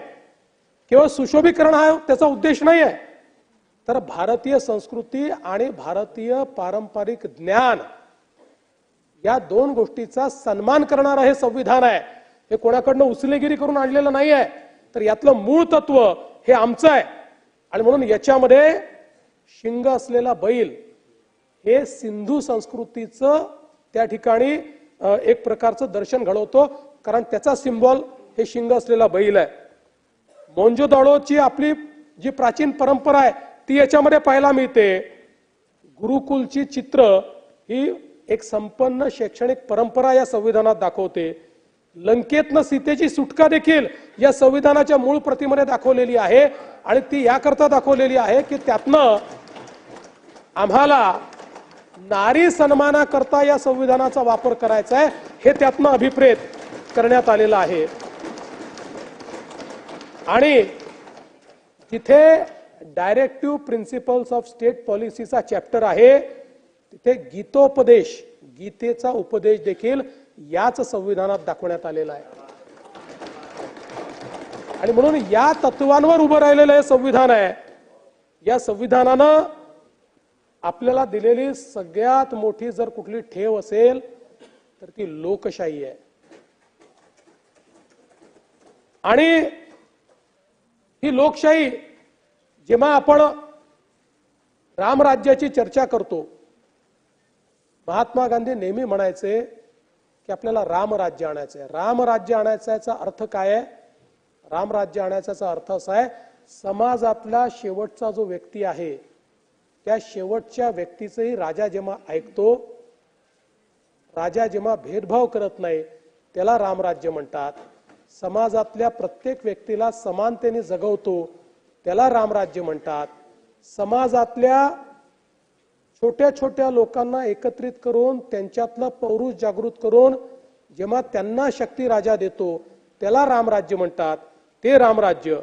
आणि खरं म्हणजे अनेक लोक लोकशाही सांगतात, इकडनं आली तिकडनं आली, पण ही लोकशाही या भारतातलीच, या भारतामध्ये कुठल्याही देशापेक्षा आधी लोकशाही होती. आपल्याला माहिती आहे की महात्मा बसवण्णा यांनी जो अनुभव मंटपम या ठिकाणी सुरू केला होता, ते लोकशाहीचं प्रतीक होतं. आमच्या अगदी पाटलीपुत्रामध्ये देखील त्या काळामध्ये आपल्याला लोकशाहीची गणराज्य त्या ठिकाणी दिसतात. त्यामुळे ही लोकशाही भारतरत्न डॉक्टर बाबासाहेब आंबेडकरांनी या ठिकाणी आणली. आणि त्याच्यावर ते काय म्हणतात? It is not that the India did not know what democracy is. There was a time when India was studded with republics, and even where there were monarchies, they were either elected or limited. They were never absolute. It is not that India did not know parliaments or parliamentary procedures. A study of Buddhist Bhikshu Sanghas discloses that not only there were parliaments for the Sanghas, but the Sanghas knew and observed all the rules of parliamentary procedures known to the modern times. They had rules regarding sitting arrangements, rules regarding motions of resolution, quorum, whip, counting of votes, voting by ballot, censure motion, regularization, res judicata, etc. Although these rules of parliamentary procedures were applied by the Buddha to the meetings of the Sangha, as he must have borrowed these rules from the political assemblies functioning in our country at that time. त्यामुळे या संविधानातली तत्व ही भारतीयच तत्व आहेत. कारण अनेक लोक सांगतात आणि काही लोक तर अगदी सहज म्हणतात की हे भारताचं संविधान 10-20 देशाच्या संविधानातलं बॉरो केलेलं संविधान नाही, हे पूर्णपणे शुद्ध भारतीय तत्वांवर तयार केलेलं संविधान आहे.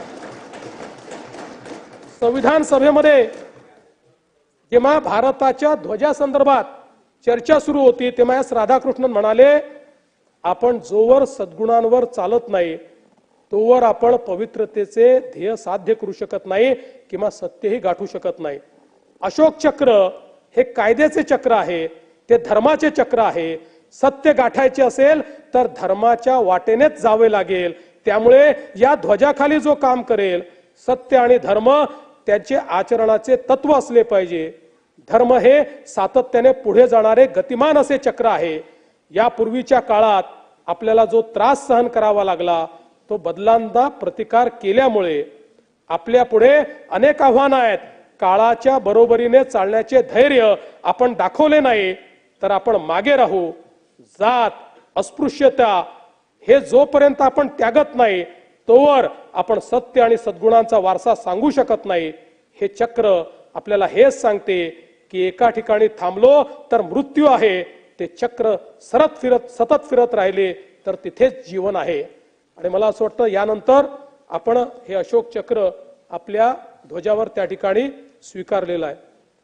आणि ही जी भारतीय जीवन पद्धती आहे ही पद्धती देखील या ठिकाणी संविधानाचा आत्मा आहे आणि म्हणूनच ही जी काही जीवन पद्धती आहे या पद्धतीला त्या ठिकाणी स्थान दिल्यामुळे अनेकांना ते खुपलं आणि आपल्या अंतिम भाषणामध्ये भारतरत्न डॉक्टर बाबासाहेब आंबेडकर असं म्हणाले, विशेषतः कम्युनिस्ट पार्टी आणि समाजवादी पार्टीच्या संदर्भात, की दोन घटकांनी या संविधानावर टीका केली, एक कम्युनिस्ट पार्टी आणि दुसरी समाजवादी पार्टी.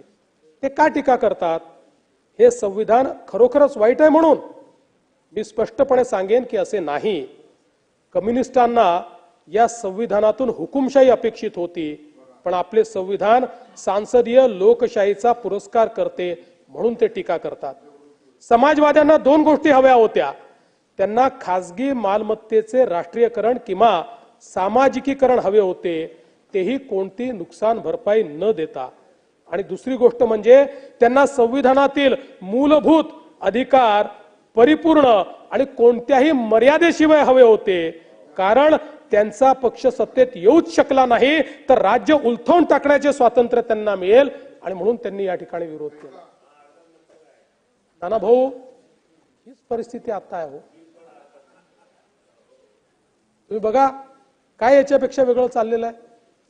देशाच्या सर्व संस्थांना त्या ठिकाणी कलंकित करायचं, त्याच्यावर बोटं उचलायची, त्या संस्थांना एक प्रकारे अराजकाकडे न्यायचं, हे जे काही चाललेलं आहे की आपल्याला सत्तेत येता येत नाही तर अशा पद्धतीनं देशाच्या संस्था बदनाम करायच्या.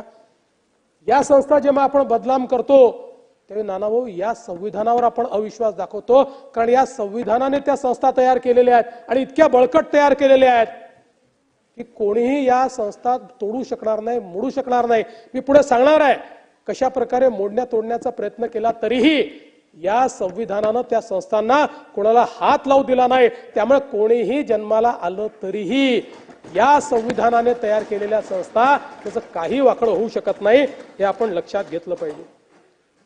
खरं म्हणजे या संविधानामध्ये महत्वाच्या गोष्टी काय आहेत तर त्याच्यामध्ये या संविधानाने आणि जे भारतरत्न डॉक्टर बाबासाहेब आंबेडकरांना सर्वाधिक प्रिय या संविधानातलं जर काही असेल तर मूलभूत हक्क. हे जे मूलभूत हक्क आपल्याला देण्यात आलेले आहेत, वारंवार आपल्या भाषणामध्ये ते उल्लेख करतात या मूलभूत हक्कांचा. आणि म्हणून हे जे मूलभूत हक्क आहे, मी सगळ्या हक्कांमध्ये जाणार नाही, पण आर्टिकल 14 कायद्यासमोर समानता, आर्टिकल 15 धर्म, जात, लिंग किंवा जन्मस्थान यावरून भेदभाव करता येणार नाही, आर्टिकल 16 सार्वजनिक सेवा योजनांच्या बाबतीत समान संधी, आर्टिकल 19 अभिव्यक्तीचे स्वातंत्र्य. आता आपण जर बघितलं तर भारतरत्न डॉक्टर बाबासाहेब आंबेडकरांनी 15 मध्ये आर्टिकल 15 मध्ये धर्म, जात, लिंग किंवा जन्मस्थान यावरून भेदभाव करता येणार नाही असं सांगितलं. पण त्याच्या सब आर्टिकल मध्ये 15.4 आणि 15.5 मध्ये त्यांनी काय सांगितलं? त्यांनी सांगितलं की एखादा समाज जर मागे राहिला असेल तर त्या समाजाकरता त्याला पुढे आणण्याकरता शैक्षणिक आरक्षण देण्याची तरतूद ही भारतरत्न डॉक्टर बाबासाहेब आंबेडकरांनी याच्यामध्ये ठेवली. याचं कारण काय आहे? संधीची समानता आपण ज्यावेळेस म्हणतो, या आपल्या संविधानाने आपल्याला संधीची समानता दिली. संधीची समानता आपण म्हणतो याचा अर्थ काय आहे?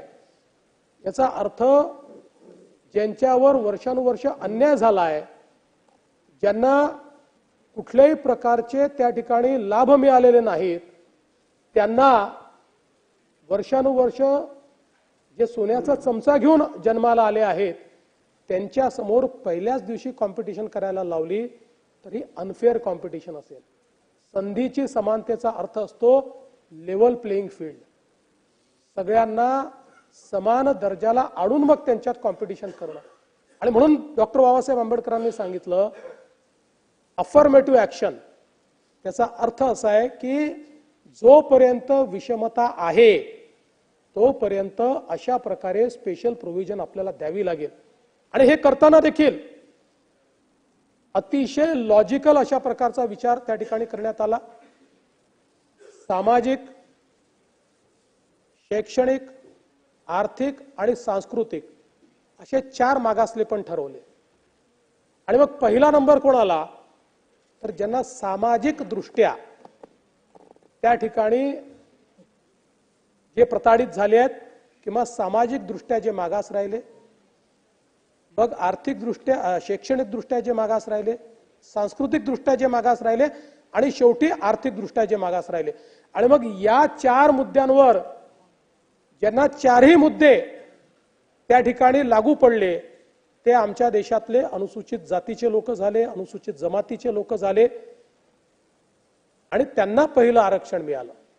आणि म्हणून आपण जर बघितलं तर SC STचं आरक्षण, ओबीसीचं आरक्षण आणि EWSचं आरक्षण याचे निकष ठरवताना या ज्या 4 टेस्ट आहेत, या 4 टेस्टमध्ये जे क्वालिफाय झाले त्यांनाच ते आरक्षण या ठिकाणी दिलेलं आहे. आणि अशाच प्रकारे जे काही आपलं आर्टिकल 16 आहे त्या आर्टिकल 16च्या 16(4) मध्ये हेच तत्व वापरून भारतरत्न डॉक्टर बाबासाहेब आंबेडकरांनी नोकऱ्यांमधलं आरक्षण दिलं. आणि म्हणूनच हे देत असताना त्यांनी हे जे अपवाद केले हे परमनंट नाही केले. त्यांनी सांगितलं की 50 वर्षाकरता हे आरक्षण आम्ही ठेवतो. त्यावेळेस त्यांना अशी अपेक्षा होती की 50 वर्षामध्ये हा देश आपली विषमता संपवू शकेल. दुर्दैवाने आमच्या समाज व्यवस्थेने ती 50 वर्षात विषमता संपवली नाही. त्यामुळे पहिल्यांदा अटल बिहारी वाजपेयीजींच्या सरकारमध्ये त्याला मुदतवाढ देण्यात आली, नंतर मोदीजींच्या सरकारमध्ये त्याला मुदतवाढ देण्यात आली. आणि जोपर्यंत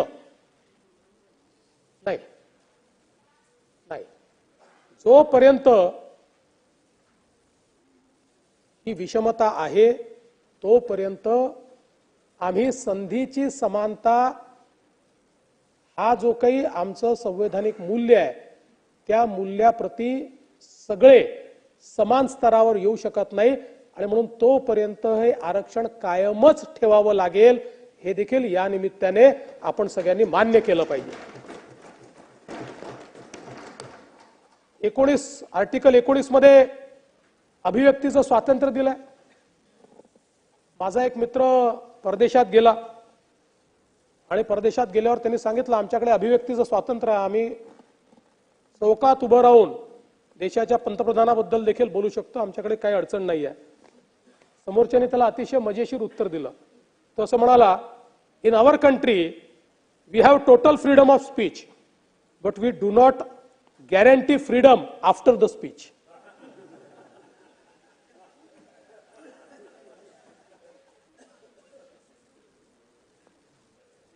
याच्या खालोखाल मूलभूत हक्काच्या खालोखाल महत्वाचं जर या संविधानात काही असेल तर directive principles of state policy, राज्य धोरणाची मार्गदर्शक तत्व.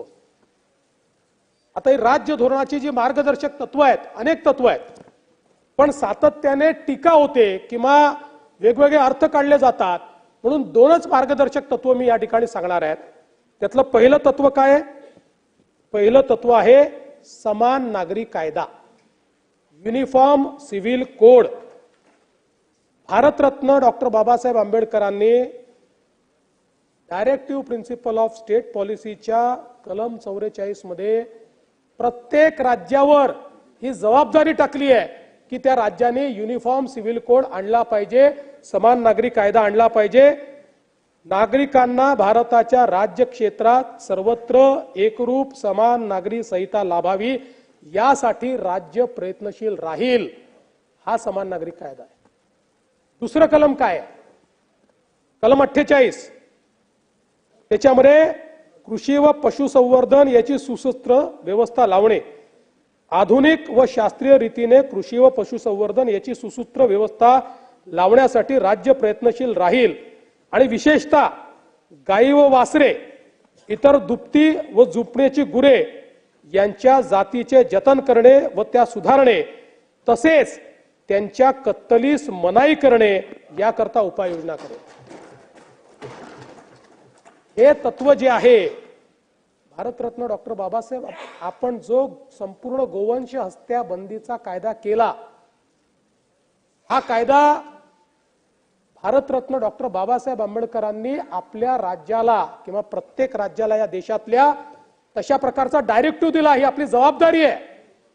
जर एखाद्या राज्याने केला नसेल तर ती जबाबदारी त्या राज्याने ती पार पाडलेली नाही आहे. आणि म्हणून मला असं वाटतं की ज्यावेळेस याच्यावर टीका केली जाते त्यावेळेस त्यांनी संविधानच वाचलेलं नाही. हा अतिशय महत्वाचा विषय यामध्ये आपल्याला पाहायला मिळतो. अनेक गोष्टी आहेत, मी सगळ्या गोष्टींमध्ये जाणार नाही. एक महत्वाचं टूल डॉक्टर बाबासाहेब आंबेडकरांनी आपल्याला दिला आणि तो म्हणजे writ jurisdiction. Doctor Babasaheb Ambedkar असं म्हणतात की या घटनेचे एखादे कलम माझ्या हृदयाच्या जवळ असेल तर ते म्हणजे कलम 32. या कलमाप्रमाणे कोणत्याही मूलभूत हक्काची पायमल्ली झाली तर कोणत्याही नागरिकाला थेट सुप्रीम कोर्टात किंवा हायकोर्टात दाद मागता येईल. रिट ज्युरिस्डिक्शन ही एक अशी व्यवस्था उभी केली की ज्याच्यामध्ये जर मूलभूत अधिकाराचं हनन झालं असेल तर खालचं न्यायालय, त्याच्यावरचं न्यायालय, त्याच्यावरचं न्यायालय, काही नाही. थेट आर्टिकल 32 ने सुप्रीम कोर्टात आणि आर्टिकल 226 ने हायकोर्टामध्ये रिट पिटिशन करता येते. रिट ज्युरिस्डिक्शन एक अशी व्यवस्था केली की ज्या व्यवस्थेमुळे मूलभूत हक्कांची पायमल्ली झाली तर तात्काळ आपल्याला न्याय मिळवता येतो. आणि आज आपण पाहतो की हायकोर्टात आणि सुप्रीम कोर्टात जाण्याकरता याच रिट ज्युरिस्डिक्शनचा आज आपण सगळे या ठिकाणी उपयोग करतो. यासोबत या संविधानामध्ये मूलभूत कर्तव्य देखील सांगितलेली आहेत. अर्थात ती मूळ संविधानामध्ये नव्हती. ती मूलभूत कर्तव्य जी आहेत ती इमर्जन्सीच्या काळामध्ये त्याच्यात अंतर्भूत केली, पण ती चांगली आहेत, पण ती टूथलेस आहेत. त्याच्याकरता ती मूलभूत कर्तव्य ही पार पाडली नाहीत तरी त्याला कुठला रिकोर्स नाही आहे. आणि मुळातच या संविधानाने आपल्या देशामध्ये संघराज्य प्रणाली ही स्वीकारलेली आहे. आपण एक कॉसाय ज्युडिशियल फेडरेशन आहोत. कॉसाय ज्युडिशियल फेडरेशन याच्यामध्ये एक सेंट्रल गव्हर्नमेंट आहे, दुसरं स्टेट गव्हर्नमेंट आहे. पण आपल्या फेडरेशन मध्ये डॉक्टर बाबासाहेब आंबेडकरांनी सांगितलं की आमची सांस्कृतिक एकता आहे, त्यामुळे एखाद्या रशियन फेडरेशन सारखं आमची शक्ल नाही होऊ शकत. आमच्या कुठल्या फेडरेशनला त्या ठिकाणी देशातनं बाहेर निघण्याचा अधिकार नाही आहे. राज्याला त्यांचे अधिकार आहेत, केंद्राला त्यांचे अधिकार आहेत, पण ते अधिकार असताना आम्ही सगळे एकसंघ आहोत आणि म्हणून युनिटी अँड इंटिग्रिटी याच्यावर अधिक अशा प्रकारची त्यांनी भर दिलाय. आणि मग ही रचना इतकी सुंदर केली आहे. देशाला राष्ट्रपती आहेत, राष्ट्रपती हे देशाचे प्रमुख ठेवलेले आहेत, पण राष्ट्रपतींना सल्ला देण्याकरता मंत्री परिषद तयार केलेली आहे. म्हणजे प्रधानमंत्री आणि मंत्री परिषद जो सल्ला देईल त्या सल्ल्याप्रमाणे देशाचा कारभार राष्ट्रपती चालवतील. त्यामुळे देशाचा कारभार राष्ट्रपतींच्या नावाने चालतो, प्रधानमंत्र्यांच्या नाही. आणि राज्याचा कारभार राज्यपालांच्या नावाने चालतो, मुख्यमंत्र्याच्या नाही. अशा प्रकारची व्यवस्था या ठिकाणी केली आहे. आणि एक्झिक्युटिव्ह म्हणजे कार्यपालिका ही मंत्री परिषद आहे. ते आपले IAS अधिकारी नाही आहेत. मंत्री परिषद जी आहे तिला कार्यपालिकेचा दर्जा आहे. न्यायपालिका, कार्यपालिका आणि अर्थातच संसद अशा प्रकारचे 3 पिलर हे या ठिकाणी तयार केले. आणि चौथा अदृश्य पिलर आहे जो संविधानात नाही आहे, पण आमची माध्यमं हा चौथा अदृश्य पिलर आहे. हे 3 पिलर या ठिकाणी डॉक्टर बाबासाहेब आंबेडकरांनी या माध्यमातून तयार केले. आणि याची रचना इतकी चांगली केलेली आहे की याच्यामध्ये आपण जर बघितलं तर doctrine of separation of power वापरलेला आहे. याचा अर्थ काय आहे तर तिघांचेही पॉवर वेगळे केलेले आहेत. ते पॉवर कार्यपालिकेचे वेगळे आहेत, न्यायपालिकेचे वेगळे आहेत आणि आपल्या विधिपालिकेचे म्हणजे संसदेचे वेगळे आहेत. पण चेक अँड बॅलन्स देखील ठेवलेला आहे. त्यामुळे कोणीही या ठिकाणी अनिर्बद्ध होऊ शकत नाही अशा प्रकारचं अंकुश तयार केलेला आहे. राज्य कारभार चालवण्याची जबाबदारी मंत्रिमंडळाची आहे, पण त्याच्यावर अंकुश ठेवण्याकरता संसद तयार करण्यात आलेली आहे. त्यामुळे मंत्रिमंडळी निरंकुश काम नाही करू शकत. त्यांना संसदेसमोर जाऊन मान्यता घेऊनच कारभार करावा लागतो, मान्यता घेऊनच कायदे करावे लागतात, मान्यता घेऊनच बजेट करावं लागतं. त्यामुळे कार्यपालिकेवर विधिपालिकेचा त्या ठिकाणी अंकुश केलेला आहे. विधिपालिकेने केलेला कायदा हा जर अयोग्य असेल तर तो कायदा त्या ठिकाणी असंवैधानिक ठरवण्याची शक्ती ही न्यायपालिकेला दिलेली आहे. त्यामुळे एकीकडे सगळ्यांना सेपरेट ठेवलं असलं तरी देखील एक फार चांगली चेक अँड बॅलन्स अशा प्रकारची ही व्यवस्था ठेवली आहे. न्यायपालिका देखील तयार करत असताना आपल्याकडे डॉक्ट्रिन ऑफ स्टेअर डिसायसिस वापरलेला आहे की ज्याच्यामध्ये न्यायपालिकेमध्ये खालच्या न्यायालयाने त्याच्या वरच्या न्यायालयाने दिलेला जो न्याय असेल, जो निवाडा असेल, त्या निवाड्याच्या अनुरूप निवाडा दिला पाहिजे. आणि म्हणूनच आपण सुप्रीम कोर्टाच्या हायकोर्टाच्या केसेस ज्यावेळेस साईट करतो, सुप्रीम कोर्टाने एखादा निवाडा दिला, देशभरातल्या हायकोर्टांना त्या निवाड्यापेक्षा वेगळा निवाडा देता येत नाही. हायकोर्टाने जर निर्णय दिला तर त्याच्या खालचे जे कोर्ट्स आहेत त्यांना हायकोर्टाने दिलेल्या निवाड्यापेक्षा वेगळा निवाडा देता येत नाही. आणि म्हणून या माध्यमातून एक सूत्रता या न्याय व्यवस्थेत आणण्याचं काम या संविधानाच्या माध्यमातून अतिशय सुंदर त्या ठिकाणी डॉक्टर बाबासाहेब आंबेडकरांनी केलं. आणि म्हणूनच या संपूर्ण व्यवस्थेमध्ये अतिशय चांगल्या प्रकारे प्रत्येकाचे पॉवर्स जे आहेत ते डिफाईन केले. आणि यासोबत पंचायती, नगरपालिका, सहकारी संस्था या सगळ्यांना या संविधानाने जागा दिली, नव्हे तर या ठिकाणी त्यांना एक प्रकारे महत्त्व देण्याचं काम या संविधानाच्या माध्यमातून केलेलं आहे. आपल्याकडे आपण कॉपरेटिव्ह फेडरलिझम म्हणतो. मग अशी आमचे नानाभाऊ जीएसटीच्या बद्दल बोलत होते. नानाभाऊ, कॉपरेटिव्ह फेडरलिझम मधलं सगळ्यात महत्वाचं उदाहरण काय असेल तर जीएसटी आहे. याचं कारण काय आहे तर एक देश एक कर आपण केला. हा कर करताना कायदा केंद्राने केला तरी 2/3 राज्यांनी तो रेटिफाय केला आणि सगळ्या राज्यांनी एकत्रित येऊन त्याची काउन्सिल तयार केली. आणि या काउन्सिलमध्ये व्यवस्था कशी आहे, राज्यांनाही तेवढीच मत आहेत आणि केंद्रालाही तेवढीच मत आहेत. त्यामुळे मुळामध्ये राज्याच्या परवानगीशिवाय जीएसटी काउन्सिलमध्ये केंद्र काही करू शकत नाही. दादा अनेक वेळा गेले असतील जीएसटी काउन्सिलमध्ये, राज्यच जीएसटी काउन्सिल चालवतात. आणि आपण जे त्यात बघायचे सांगत होतात, आपण त्या काळात राजकारण केलं नानाभाऊ. ते जीएसटीचे पैसे नव्हते. केंद्र सरकारने जर तुमचा जीएसटी कमी आला तर आम्ही भरपाई देऊ अशा पद्धतीचे जे पैसे होते ते देशभरामध्ये त्या काळात कोविडमध्ये केंद्राचे पैसे कमी होते म्हणून उशिरा येत होते. पण त्याही काळात आपण बघितलं तर सर्वाधिक पैसा महाराष्ट्राच केंद्र सरकारने दिला होता. पण काही हरकत नाही, त्या संदर्भात आता आपल्याला राजकारण बोलायचं नाही, त्याच्यामुळे त्याच्यात मी जास्त जाणार नाही. पण हे कॉपरेटिव्ह फेडरलिझम हे खरं तर आपल्याला या ठिकाणी पाहायला मिळतं. आज आपण बघितलं तर अनेक म्हणजे तुम्ही विचार करा की किती दूरदृष्टी होती भारतरत्न डॉक्टर बाबासाहेब आंबेडकरांकडे. त्यांनी हे लक्षात आलं की उद्याच्या काळामध्ये केंद्रात वेगळं सरकार असणार आहे, राज्यात वेगळं सरकार असणार आहे. मग देशाच्या करांचं डिस्ट्रीब्युशन कसं होईल, या संदर्भात कुठल्याही फेडरल स्ट्रक्चरमध्ये करांचं डिस्ट्रीब्युशन जर चुकीच्या पद्धतीनं झालं तर ते फेडरेशन डिसइंटिग्रेट होतं.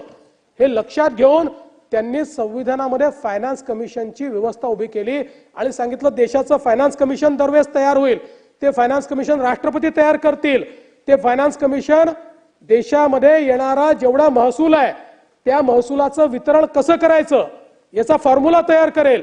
त्या फॉर्म्युल्यानुसार या ठिकाणी महसुलाचं वितरण करण्यात येईल. आणि म्हणून कुठलंही केंद्र सरकार त्या ठिकाणी हे भाजपचं राज्य आहे, हे काँग्रेसचं राज्य आहे, हे द्रमुकचं राज्य आहे अशा प्रकारचा भेदभाव करू शकत नाही. ही व्यवस्था डॉक्टर बाबासाहेब आंबेडकरांनी त्याच ठिकाणी केली. आणि एवढंच नाही तर या संविधानामध्ये फायनान्शियल मॅनेजमेंटच्या संदर्भात इतक्या चांगल्या तरतुदी केलेल्या आहेत. आज आपण FRBM ऍक्ट म्हणतो.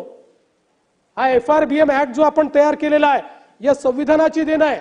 या संविधानाने आपल्यावर ही जबाबदारी टाकली. खरं म्हणजे 50 वर्षापूर्वी आपण FRBM ऍक्ट करायला पाहिजे होता, जो काही वर्षापूर्वी आपण केला. हा FRBM ऍक्ट या संविधानातनं या ठिकाणी बाहेर निघालेला आहे की ज्याने आपली कर्जाची मर्यादा किती असली पाहिजे, फायनान्शियल मॅनेजमेंट कसं केलं पाहिजे, कुठल्याही परिस्थितीमध्ये राज्य दिवाळखोरीकडे जाणार नाही याचाही विचार 50 वर्षापूर्वी किंवा 75 वर्षापूर्वी भारतरत्न डॉक्टर बाबासाहेब आंबेडकरांनी या ठिकाणी केला. आणि सगळ्यात महत्वाचं की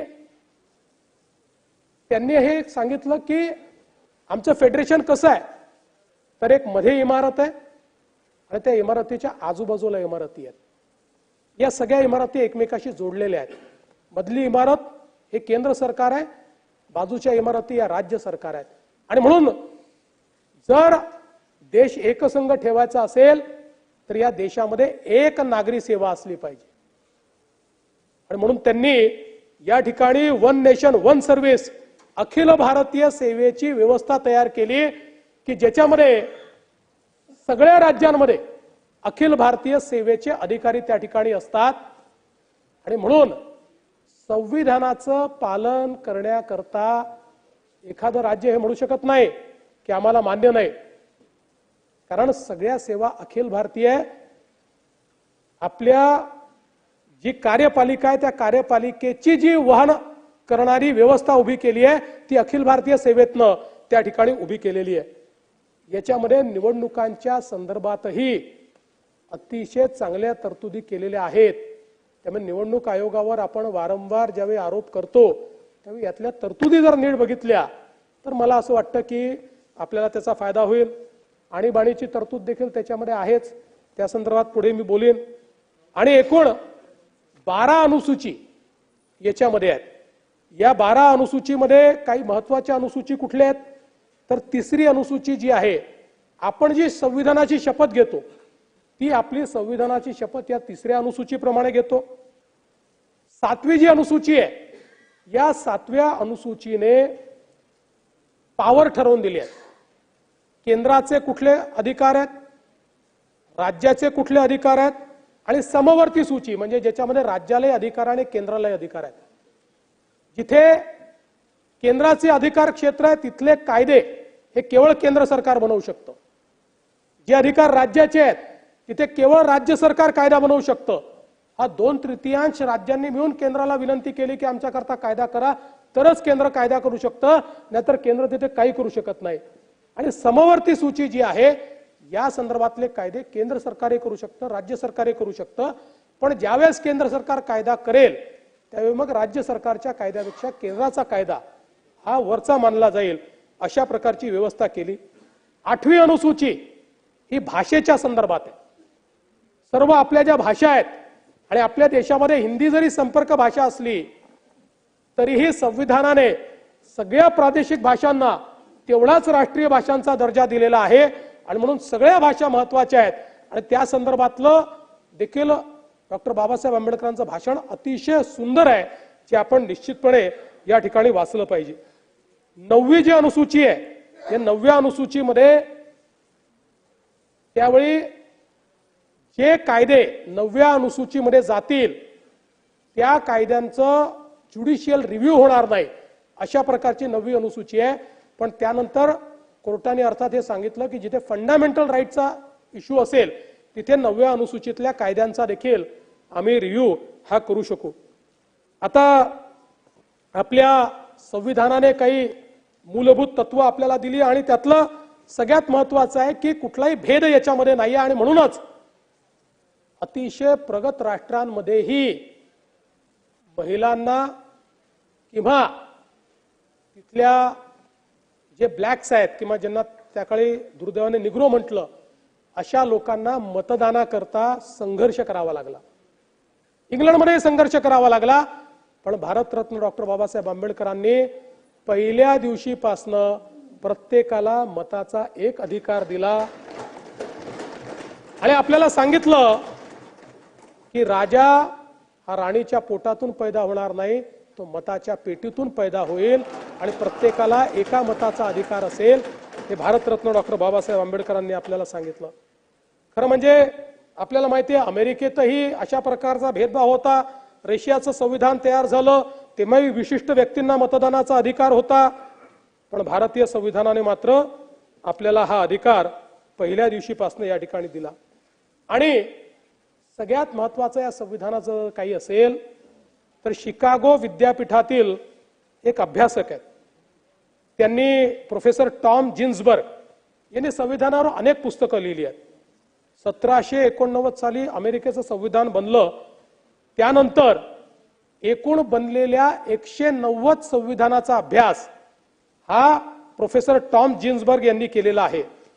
आणि ते असं म्हणतात, जेव्हा त्यांनी पुस्तक लिहिलं होतं त्यावेळेस त्यांनी म्हटलंय अमेरिकेच्या संविधानाला 200 पेक्षा जास्त वर्ष झाली. त्यांना असं आढळलं की अमेरिका आणि भारत ही दोनच संविधानं अशी आहेत की त्याच्या व्यतिरिक्त सरासरी प्रत्येक संविधानाचं आयुष्य हे फक्त 17 वर्ष राहिलेलं आहे. 17 वर्ष, ओन्ली 17 इयर्स. त्यानंतर ते पूर्ण बदललंय. फक्त अमेरिकेचं आणि भारताचं हे दोनच संविधान अशी आहेत की ज्या इकडे त्यांनी 200 पेक्षा जास्त वर्ष पूर्ण केले आणि आम्ही 75 पेक्षा जास्त वर्ष पूर्ण केले. आणि म्हणून तसं अनेकांनी सांगितलं आपल्या आजूबाजूच्या देशांमध्ये संविधान उरलं नाही, तिथे लोकशाही उरली नाही, पण भारताला एक असं संविधान मिळालं की 75 वर्ष झाली तरी ते पुण्य पुरातन, नित्य नूतन, चिर तरुण आणि तेवढंच प्रगल्भ अशा प्रकारचं संविधान ते आपल्याला मिळालेलं आहे. खरं म्हणजे या संविधानावर संकट नाही आली का? या संविधानावर अनेक संकट आली. आज जे संविधान बचावचा नारा देतात ना नाना भाऊ, संविधान कोणी काही करूच शकत नाही, पण संविधान बचावचा नारा देण्याची वेळ कधी आली होती ते तुम्हाला मी सांगणार आहे.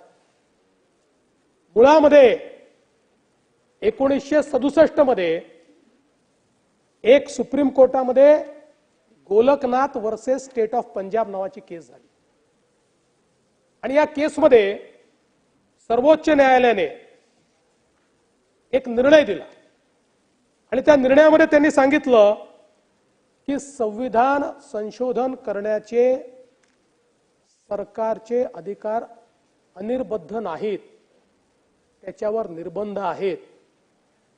त्यामुळे संविधान संशोधन अनिर्बद्ध पद्धतीनं सरकारला करता येणार नाही, संसदेला, सरकारला नाही संसदेला करता येणार नाही. तर संसदेवरही अशा प्रकारचे अमेंडमेंट करताना त्या ठिकाणी काही गोष्टी त्यांना करता येणार नाहीत. विशेषतः त्यात उल्लेख करत असताना त्यांनी सांगितलं मूलभूत हक्क या केसमध्ये सरकारच्या अमेंडमेंटमुळे मूलभूत हक्कावर गदा आलेली आहे आणि म्हणून तो कायदा त्या ठिकाणी रद्दबादल करत सरकारवर निर्बंध घातले.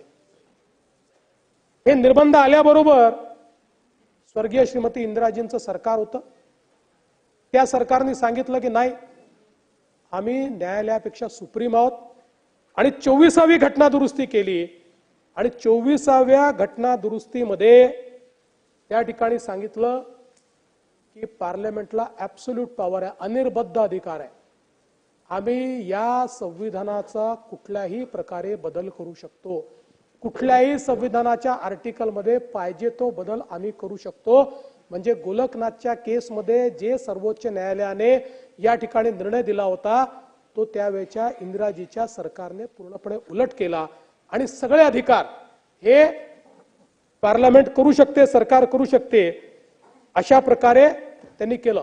त्याचवेळी 24व्या घटना दुरुस्तीनंतर पुन्हा 26वी घटना दुरुस्ती केली आणि त्यातही सांगितलं की सगळे अधिकार हे पार्लमेंटचे आहेत, संविधानाचं कुठलंही कलम हे आम्ही त्या ठिकाणी रद्द करू शकतो.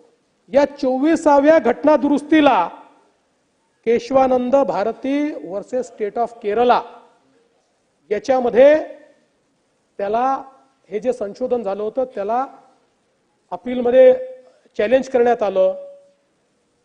13 जजेसचा बेंच बसला, 13 जजेसचा, 13 जजेस, आणि 13 जजेसनी त्या ठिकाणी 7 एकीकडे झाले आणि 6 एकीकडे झाले.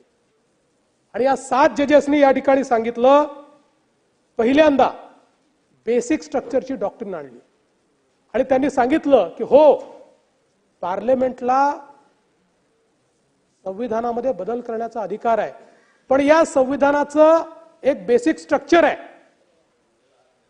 या बेसिक स्ट्रक्चरला हात लावण्याचा पार्लमेंटला अधिकार नाही. आणि अशा प्रकारे त्या ठिकाणी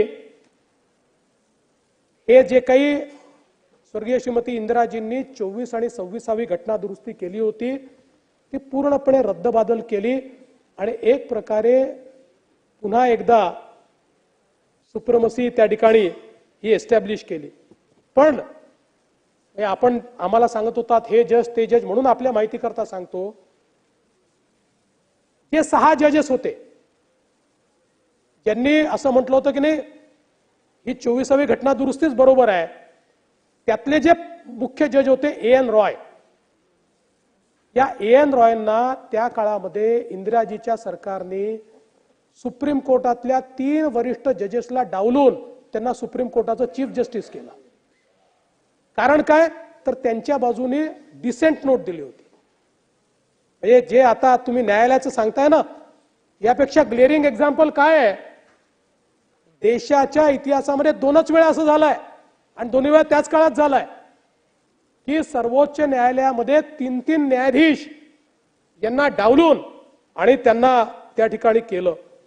आपल्याला माहिती आहे यानंतर 1971चं युद्ध झालं, 72ला इंदिराजी प्रचंड मताने जिंकून आल्या, 353 जागा वगैरे मिळाल्या, 408च त्यावेळेस असायचे, 508 पैकी 353 जागा मिळाल्या.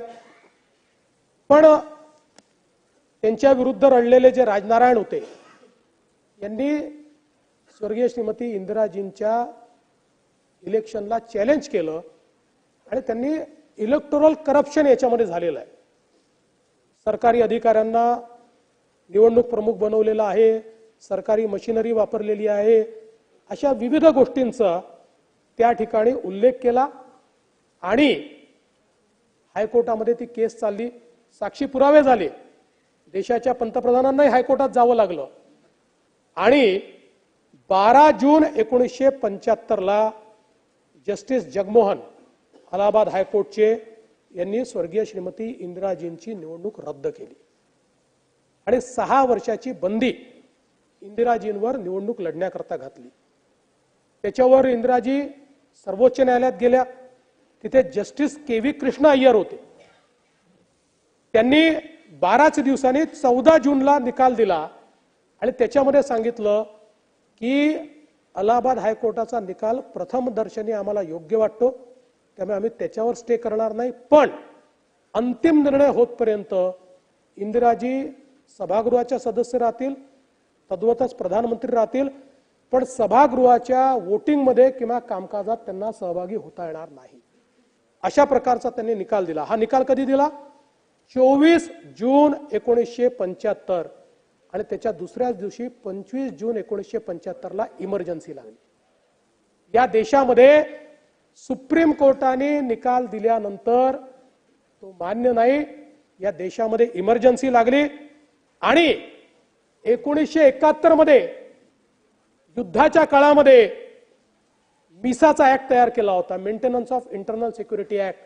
नाना भाऊ, तुम्ही नाही, आमचे जयंतराव मगाशी म्हणाले ना की आपण जो एक कायदा तयार केला जो जॉईंट सिलेक्ट कमिटीकडे आहे, तपासून घ्या तो कायदा. कुठल्याही मूलभूत अधिकाराचं एवढे हनन होत असेल तर मी कायदा परत घेईल, पण हा जो कायदा होता ना मिसा, कुठलाच मूलभूत अधिकार नाही, नो स्क्रुटिनी, नथिंग. मला वाटलं जितेंद्र आव्हाडांना आत्ताच्या आत्ता जेलमध्ये टाकायचं आहे, तर तेव्हा टाकू शकत होतो, आता नाही.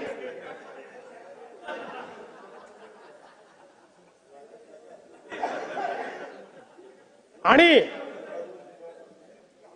ही इमर्जन्सी लागल्यानंतर आपण संविधान बचाव म्हणता. काय झालं होतं? मूलभूत अधिकार कायद्याने डॉक्टर बाबासाहेब आंबेडकर म्हणतात मला सगळ्यात जास्त प्रिय मूलभूत अधिकार आहे.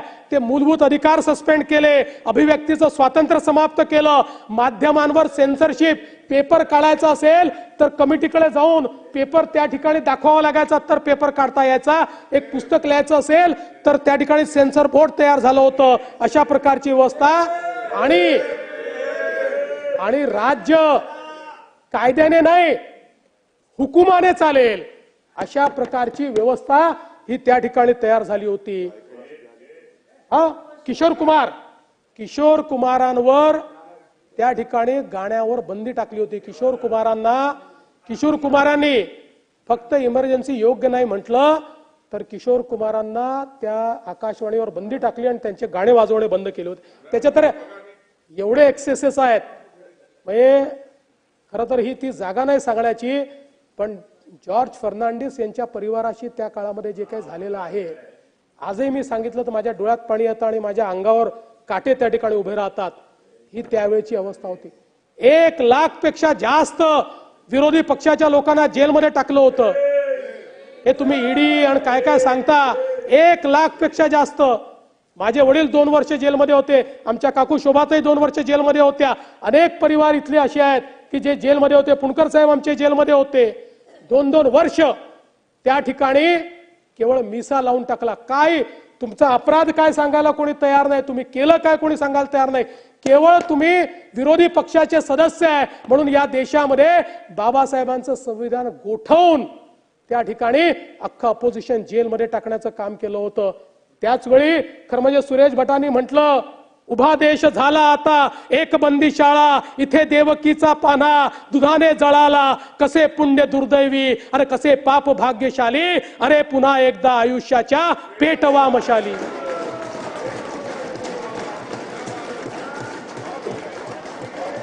आणि एवढं करून थांबलो नाही आपण. 42वी घटना दुरुस्ती केली. 42वी घटना दुरुस्ती.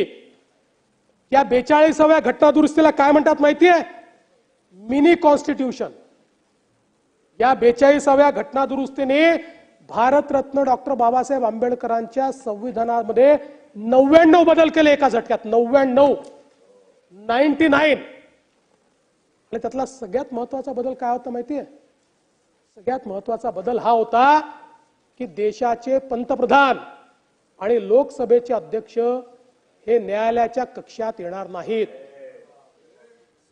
आणि रेट्रोस्पेक्टिव्हली जाऊन त्या दिवशी नाही, रेट्रोस्पेक्टिव्हली जाऊन त्यांच्या निवडणुका न्यायालयाच्या कक्षेच्या बाहेर काढल्या. आणि हा जो सुप्रीम कोर्टाने दिलेला निकाल होता इंदिराजींच्या विरुद्ध तो निरस्त करण्याचं काम केलं. आणि एवढंच नाही तर याच्यामध्ये डॉक्टर बाबासाहेब आंबेडकरांनी जेव्हा संविधान लिहिलं तेव्हा संविधानाच्या उद्देशिकेमध्ये भारत सार्वभौम लोकतांत्रिक गणराज्यच होता. त्याच्यामध्ये समाजवादी आणि धर्मनिरपेक्ष हे इमर्जन्सीच्या काळामध्ये स्वर्गीय श्रीमती इंदिराजींनी टाकलं. हे शब्द हे भारतरत्न डॉक्टर बाबासाहेब आंबेडकरांचे नाहीत, त्या मूळ संविधानात नाहीत. कारण बाबासाहेबांना हे माहिती होतं की या देशाचा मूळ आत्माच धर्मनिरपेक्ष आहे. या देशामध्ये कधीही या देशाच्या लोकांनी विशेषतः इथे राहणाऱ्या बहुसंख्य समाजाने, हिंदू समाजाने, भारतीय समाजाने जगावर कधीही तलवारीच्या जोरावर विजय मिळवण्याचा प्रयत्न केला नाही. जगाने ज्यांना बहिष्कृत केलं, परिष्कृत केलं, त्या सगळ्यांना या भारताने आपल्याकडे सामावून घेतलं आणि त्यांना या भारताचा हिस्सा केलं. आणि म्हणून ते टाकलं नव्हतं, पण त्याच्यामध्ये हा बदल त्या ठिकाणी करण्यात आला. आणि सगळ्यात महत्वाचं, तुम्ही म्हणता केंद्राने पैसे दिले नाहीत, काय केलं माहितीये? या ठिकाणी स्टेट लिस्ट मधले विषय, अनेक महत्वाचे विषय, म्हणजे काही विषय मी सांगतो, शिक्षण, वने, वजनमाप, वन्य प्राणी, पक्षी संवर्धन, न्याय व्यवस्था, हे जे सगळे स्टेट लिस्ट मधले विषय होते हे सगळे सेंट्रल लिस्टमध्ये घेतले. म्हणजे बाबासाहेब आंबेडकरांनी राज्यांना दिलेले सगळे अधिकार हे कॉन्सन्ट्रेट हे केंद्रामध्ये करण्याचं काम या 42व्या घटना दुरुस्तीने केलं. आणि त्यासोबत एक अजून महत्वाची दुरुस्ती या ठिकाणी केली की केंद्र सरकार, केंद्राचे पोलीस कुठल्याही राज्यामध्ये त्या राज्याच्या परवानगीशिवाय डिप्लॉय करू शकतील. म्हणजे एक प्रकारे राज्यांवर कब्जा आज नाही करू शकत. जर मी म्हटलं की माझ्या इथे सीबीआय नाही येणार तर नाही येऊ शकत. सीबीआयला ज्युरिस्डिक्शन नाहीये, राज्यांनी मान्य केल्याशिवाय ज्युरिस्डिक्शन नाहीये. केंद्रातल्या कुठल्याही केंद्रीय रिझर्व्ह पोलीस बलाला येता येत नाही, राज्याच्या परवानगीशिवाय येता येत नाही. पण या 42व्या घटना दुरुस्तीने ही व्यवस्था उभी केली की त्या ठिकाणी कोणीही राज्यामध्ये त्या ठिकाणी कुठल्याही राज्यात जाऊन कब्जा करता येईल अशी व्यवस्था उभी केली. आणि सगळ्यात महत्वाचं आपल्याला माहिती आहे की राष्ट्रपती किंवा राज्यपालांना काही अधिकार आहे. आपण घेतलेला एखादा निर्णय ते आपल्याला परत पाठवू शकतात, रिकन्सिडरेशन करा म्हणू शकतात. एखादा निर्णय, काही निर्णय तर ते रद्दबादल देखील करू शकतात. पण या 42व्या घटना दुरुस्तीने सांगितलं राष्ट्रपती कठपुतली. एकदा निर्णय घेतला आणि तो राष्ट्रपतीकडे गेला तर राष्ट्रपतींनी तो सहीच केला पाहिजे, मान्यच केला पाहिजे. No reconsideration, no rejection. म्हणजे याला म्हणतात कॉन्सन्ट्रेशन ऑफ पॉवर. हे जे सेपरेशन ऑफ पॉवर केलं होतं ना डॉक्टर बाबासाहेब आंबेडकरांनी, ते तहस नहस केलं आणि सगळे अधिकार आपल्याकडे घेण्याचं काम या निमित्ताने करण्यात आलं. आणि एवढंच नाही तर बाबासाहेब आंबेडकरांनी जे सांगितलं होतं directive principle of state policy हे नंतर येईल. पहिल्यांदा मूलभूत अधिकार येतील. मूलभूत अधिकार आणि त्याकरता आर्टिकल 32 मी मगाशी त्यांचं भाषण वाचून दाखवलं. या अमेंडमेंटनी सांगितलं मूलभूत अधिकार नंतर, आधी directive principle of state policy येतील. आणि directive principle of state policy प्रमाणे आम्ही जर कायदे केले तर न्यायालयाला त्याच्यावर रिव्ह्यू करण्याचा अधिकारच असणार नाही. म्हणजे जे बाबासाहेबांनी सांगितलं भाषणामध्ये आर्टिकल 32 जे माझ्या सगळ्यात हृदयाच्या जवळचं आहे, त्या आर्टिकल 32 वापरण्याचा अधिकार हा या 42व्या घटना दुरुस्तीने काढून टाकला. नो रिट ज्युरिस्डिक्शन, हायकोर्टात नाही, सुप्रीम कोर्टात नाही, अशा प्रकारची व्यवस्था. म्हणजे न्यायालय काय सांगता तुम्ही न्यायव्यवस्थेचं, न्यायव्यवस्था अरे न्यायव्यवस्था संपवून टाकली. या देशामधली न्यायव्यवस्था ही केवळ व्यक्तीच्या हातामध्ये केंद्रित करण्याचं काम हे या 42व्या घटना दुरुस्तीने या ठिकाणी केलं. आणि मग 3 नवीन directive principle of state policy तयार केले. आणि ते करण्यामागचं कारण असं होतं की त्या 3 मुळे सगळ्या विषयांमध्ये केंद्र सरकारला कायदा करायचा अधिकार मिळाला. आणि तो कायदा केल्यानंतर तो कायदा न्यायालयाच्या कक्षेच्या बाहेर गेला. हे या 42व्या घटना दुरुस्तीने केलं. आणि म्हणूनच म्हणजे 99 सगळी कलम सांगत नाही, पण प्रमुख कलम मी या ठिकाणी सांगितलेली आहे. त्यानंतर सरकार गेलं, जनता सरकार आलं. त्यांनी 44व्या घटना दुरुस्तीने यातल्या बऱ्याच गोष्टी ठीक केल्या. पण जनता सरकारला राज्यसभेमध्ये त्या ठिकाणी बहुमत नव्हतं, त्यामुळे पूर्ण रिव्हर्स जनता सरकार करू शकलं नाही. पण पुन्हा न्यायालयाने Minerva mills versus union of India या केसमध्ये पहिल्यांदा बेसिक स्ट्रक्चरचं जे डॉक्ट्रिन आहे हे डॉक्ट्रिन डिफाईन केलं.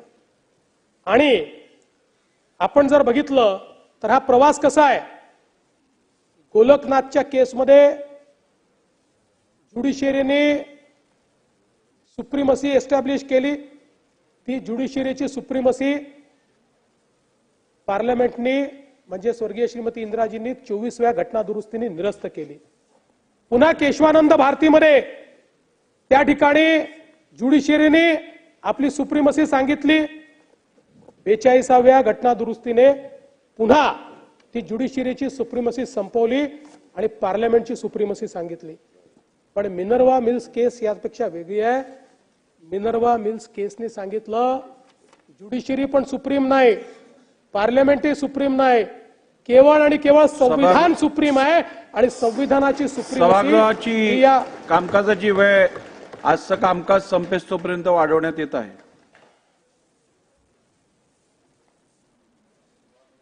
सुप्रीमसी ऑफ संविधान कॉन्स्टिट्यूशन एस्टॅब्लिश केली आणि त्याच्यामध्ये बेसिक स्ट्रक्चरचं डॉक्ट्रिन आलं. आणि मग त्याच्यात बेसिक स्ट्रक्चरचं डॉक्ट्रिन काय आहे तर संविधान सर्वोच्च, संसदही नाही आणि न्यायपालिका पण नाही. भारताची एकता व एकात्मता याच्या विरोधात कुठला कायदा करता येणार नाही, न्याय निर्णय देता येणार नाही. लोकशाही आणि संघराज्य पद्धतीचे सरकार हा आत्मा आहे, याच्यामध्ये अमेंडमेंट करता येणार नाही. फेडरल कॅरेक्टर जे आहे कॉन्स्टिट्यूशनचं हे बदलता येणार नाही. संविधानाची धर्मनिरपेक्षता बदलता येणार नाही. सेपरेशन ऑफ पॉवर हे बदलता येणार नाही. व्यक्तिगत आणि मूलभूत स्वातंत्र्य हे बदलता येणार नाही. कायद्यानेच राज्य करावं लागेल, ऑर्डरने नाही, हे बदलता येणार नाही. ज्युडिशियल रिव्ह्यूचा पॉवर हा संवैधानिक पॉवर आहे. त्यामुळे एखाद्या कायद्याचा ज्युडिशियल रिव्ह्यू होणार नाही असं जे 42व्या घटनादुरुस्तीने हे करता येणार नाही. हे बेसिक स्ट्रक्चर मध्ये आलं.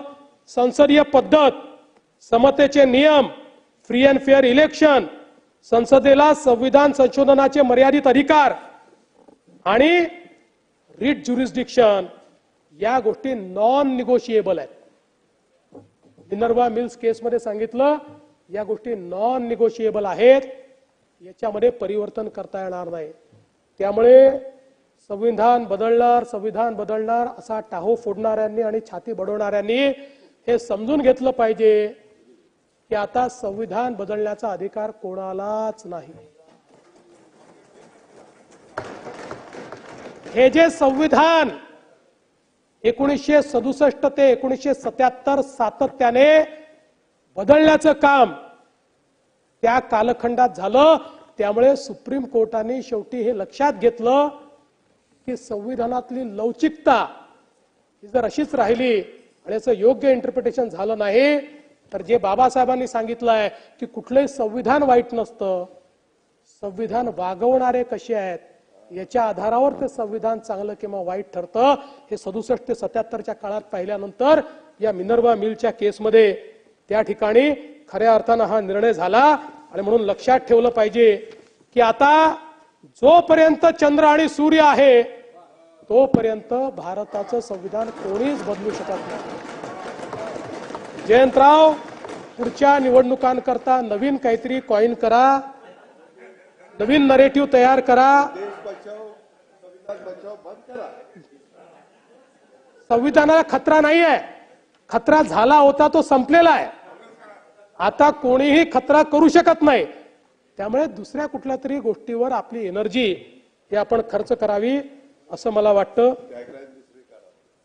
दुसरी म्हणजे आपण बघा फरक एवढाच आहे संविधानामध्ये की शहाबानोचा दिलेला निकाल बदलण्याकरता तुम्ही संविधान बदललं आणि 3 तलाक संपवण्याकरता आम्ही त्या ठिकाणी संशोधन केलं.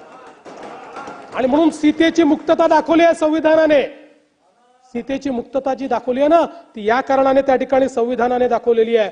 आपल्याला माहिती आहे 370 कलम हे ज्यावेळेस पंडित जवाहरलाल नेहरूंनी आग्रह केला की हे कलम घातलं पाहिजे, डॉक्टर बाबासाहेब आंबेडकरांनी सांगितलं मी ड्राफ्टच करणार नाही, आय नॉट ड्राफ्ट इट. त्यांनी सांगितलं की तुम्ही त्या ठिकाणी रस्ते आमच्याकडनं बनवून घ्यायचे, रेशन आमच्याकडनं घ्यायचं, सोयी आमच्याकडनं घ्यायच्या, सगळ्या गोष्टी आमच्याकडनं घ्यायच्या आणि संविधानाचं स्वतंत्र संविधान आणि स्वतंत्र राष्ट्राचा दर्जा मिळवायचा हे मला मान्य नाही. आणि मग खूप त्याच्यावर चर्चा झाल्या आणि शेवटी मग डॉक्टर बाबासाहेब आंबेडकरांनी एकाच गोष्टीवर मान्यता दिली की हे कलम परमनंट असणार नाही, हे टेम्पररी असेल. आणि म्हणूनच ते बाबासाहेबांचं स्वप्न नरेंद्र मोदीजींनी पूर्ण केलं आणि 370 कलम हे त्या ठिकाणी संपवण्याचं काम केलं. खरं म्हणजे 2015 पासून आपण संविधान दिवस पाळणं चालू केलं. हर घर तिरंगा, आता हर घर संविधान, अशा प्रकारचा आता आपण एक कार्यक्रम हातामध्ये घेतलेला आहे. आणि मला सांगताना आनंद वाटतो की आता आपल्या पाठ्यपुस्तकांच्याही कव्हरवर मागे किंवा आतमध्ये संविधानाची उद्देशिका आपण छापतो आहे, जेणेकरून आपल्या मुलांना ती वाचता आली पाहिजे. आणि एवढंच नाही तर आपण मूल्य शिक्षण सुरू करतोय. ही मूल्य संवैधानिक मूल्य आहे. आपल्या शालेय शिक्षणामध्ये संवैधानिक मूल्य शिकवण्याकरता आता आपण त्याचं देखील एक काम अत्यंत महत्वाचं सुरू केलेलं आहे. आपल्या 434 ITI मध्ये संविधान मंदिराची निर्मिती आपण केली आहे. मंत्रालयाच्या त्रिमूर्ती प्रांगणात संविधान मंदिर आपण त्या ठिकाणी तयार केलेलं आहे. आणि प्रत्येक तालुक्यामध्ये आपण संविधान भवन त्या ठिकाणी उभारणार आहोत.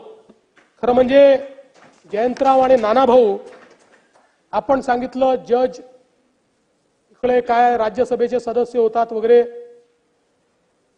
परंपरा याची नाही आहे काही. न्यायमूर्ती MC छागला 1947 ते 58 हे जज होते. त्याच्यानंतर मग राजदूत झाले आणि मग शिक्षण आणि परराष्ट्र मंत्री झाले काँग्रेसच्या सरकारमध्ये. न्यायमूर्ती KS हेगडे हे आधी राज्यसभेवर गेले, मग जज झाले, मग लोकसभेवर गेले. न्यायमूर्ती Koka Subbarao chief justice of India हे राष्ट्रपतीची निवडणूक त्यांनी लढवली. न्यायमूर्ती बहरुल इस्लाम काँग्रेसकडनं राज्यसभा, मग पुन्हा आसाम हायकोर्टात गेले, मग 1980 मध्ये निवृत्त झाले, पुन्हा सुप्रीम कोर्टात निवृत्ती झाली 83 मध्ये, मग पुन्हा लोकसभेचे उमेदवार झाले काँग्रेसचेच, आणि मग काँग्रेसने पुन्हा राज्यसभेत पाठवलं. न्यायमूर्ती मोहम्मद हिदायतुल्ला 1968 ते 80 मग कार्यकारी राष्ट्रपती झाले, मग राष्ट्रपती देखील झाले. न्यायमूर्ती रंगनाथ मिश्रा ओरिसा हायकोर्टचे जज होते, नंतर काँग्रेसकडनं राज्यसभेमध्ये गेले. विजय बहुगुणा आधी जज होते, नंतर मुख्यमंत्री झाले.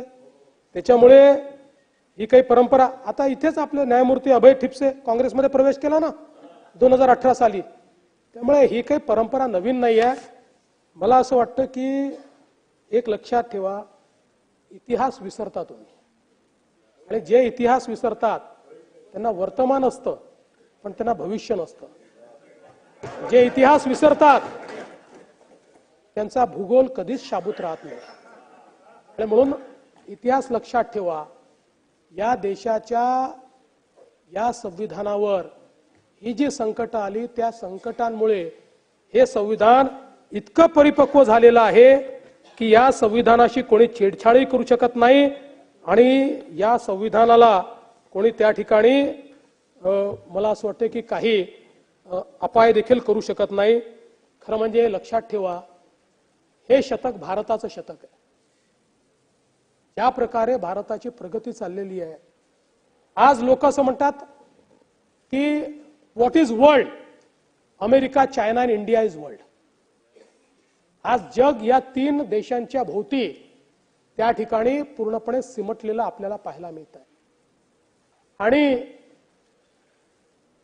मला असं वाटतं की या संपूर्ण आपल्या वाटचालीमध्ये आणि भारताच्या या युगामध्ये भारतातल्या प्रत्येक व्यक्तीचं विकासाचं अस्त्र जर काही असेल तर ते भारताचं संविधान आहे. आणि म्हणून एक अतिशय सुंदर, न्याय देणारं, प्रत्येकाच्या स्वप्नांना पंख देणारं, जगातलं सर्वोत्तम संविधान दिल्याबद्दल भारतरत्न डॉक्टर बाबासाहेब आंबेडकर यांचे शतशः आभार मानतो, त्यांना शतशः नमन करतो, या संविधानाला शतशः नमन करतो आणि माझं बोलणं संपवतो. धन्यवाद. संपूया ना. सन्माननीय अध्यक्ष महोदय, माननीय मुख्यमंत्री महोदयांनी अशाच पद्धतीनं अर्थसंकल्प कसा वाचावा हे अतिशय सुंदर अशा प्रकारची एक पुस्तिका त्यांनी प्रकाशित केली, स्वतः लिहिली. ती आज आदर्श पुस्तिका म्हणून आपल्या लायब्ररीमध्ये सुद्धा आहे, आमच्या घराघरामध्ये आहे. आजचं आपलं भाषण मी खरंच सांगतो इतकं अप्रतिम झालेलं भाषण आहे आणि इतके वेगवेगळे संदर्भ देणारं भाषण आहे. माझी विनंती अशी आहे की आपलं हे भाषण पुस्तक रूपानं जर प्रसिद्ध झालं आणि त्याची कॉपीज तुम्ही जर आम्हाला दिल्यात, भले अशा द्या किंवा विकत द्या, मध्यंतरीचा थोडासा राजकीय पार्ट त्यातनं वगळता आला तर वगळा, परंतु इतके उत्कृष्ट रेफरन्सेस असलेले एका एका घटनेची उत्तम प्रकारची माहिती आम्ही आमच्या पद्धतीने वाचण्याचा प्रयत्न केला, अनेकांनी भाषणं केली, पण असे इतके उत्तम रेफरन्स जे आले पहिल्या क्षणापासून मी बसलो होतो. आणि म्हणून अध्यक्ष महोदय माझी विनंती आहे की हे आपल्या विधिमंडळाच्या वतीनं माननीय मुख्यमंत्री महोदयांचं भाषण आपण जर पुस्तक रूपानं प्रकाशित केलं तर चांगलं होईल.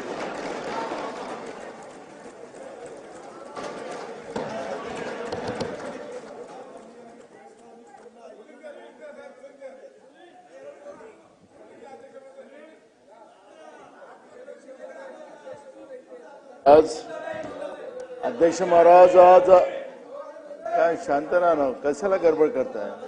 अध्यक्ष महाराज भास्करराव जाधव साहेबांनी माननीय मुख्यमंत्रीचं जे भाषण इथं झालेलं आहे त्यांचं भाषण चांगलं झालेलं आहे आणि राजकीय मुद्दे वगळावे असं त्यांनी सल्ला दिला, पण त्यांनी या निमित्तानं मोठं पण दाखवलं. शेवटचा वेळ आहे, आताही संधी बिघडली नाही, ती खुर्ची खाली आहे.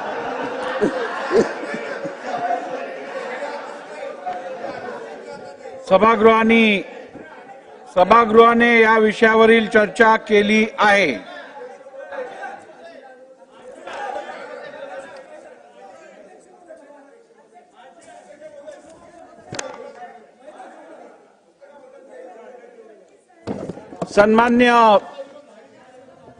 सन्मान्य सदस्य भास्करराव जाधव साहेबांनी आत्ताच जी सूचना किंवा जी विनंती सभागृहात केली आहे त्या विनंतीचा संपूर्णपणे विचार करून लवकरात लवकर या संदर्भात कारवाई केली जाईल आणि केवळ लेखी स्वरूपात नव्हे तर या भाषणाची डिजिटल स्वरूपातही आपण वितरण करू.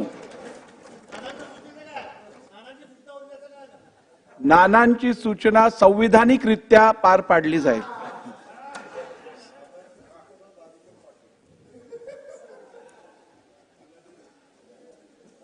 अर्थसंकल्पीय अधिवेशनाचा आजचा शेवटचा दिवस आहे. आजच्या दिवसाचे कामकाज संपलेले आहे. आता मी सत्र कालावधीतील कामकाजाची संख्याकीय माहिती सदनासमोर ठेवतो. एकूण बैठकींची संख्या 16. प्रत्यक्ष झालेले कामकाज 146. अन्य कारणांमुळे वाया गेलेले वेळ 1 तास 25 मिनिटे. मंत्री उपस्थित नसल्यामुळे वाया गेलेला वेळ 20 मिनिटे. राज्याचे रोजचे सरासरी कामकाज 9 तास 7 मिनिटे. तारांकित प्रश्न, प्राप्त प्रश्न 6,937. स्वीकृत प्रश्न 491. उत्तरित झालेले प्रश्न 76. अल्पसूचना प्रश्न प्राप्त 14, अस्वीकृत 13, सम्मिलित 1. अल्पकालीन चर्चा प्राप्त सूचना 2, मान्य 1, अमान्य 1, चर्चा झाली 1. लक्षवेधी सूचना, एकूण प्राप्त सूचना 2,557. स्वीकृत सूचना 422. चर्चा झालेल्या सूचना 129. नियम 97 च्या सूचना प्राप्त सूचना 60, मान्य निरंक, चर्चा झाली निरंक. शासकीय विधेयके प्रस्तापित 9, संमत 9. विधान परिषद संमत 3. अशासकीय विधेयके प्राप्त सूचना 42, मान्य 22, प्रस्तापित 22. विचारात घेतलेली निरंक, संमत निरंक.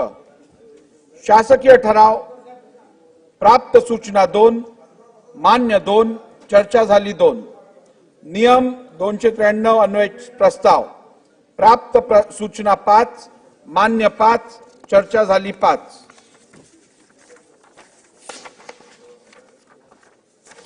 अर्धा तास चर्चा, प्राप्त सूचना 54, स्वीकृत 42, चर्चा झाल्या 3. सार्वजनिक महत्वाच्या बाबींवर प्राप्त सूचना 209, मान्य सूचना 48, चर्चा झाली 3. अशासकीय ठराव प्राप्त सूचना 151, मान्य 94, चर्चा झाली 2. अभिनंदन प्रस्ताव 4, अंतिम आठवडा प्रस्तावावर चर्चा झाली. सन्मान्य सदस्यांची उपस्थिती, जास्तीत जास्त उपस्थिती, संविधानावरती ही चर्चा झाली. जास्तीत जास्त उपस्थिती 91 क्रमांक 84, कमीत कमी उपस्थिती 54 क्रमांक 69, एकूण सरासरी उपस्थिती 83.55.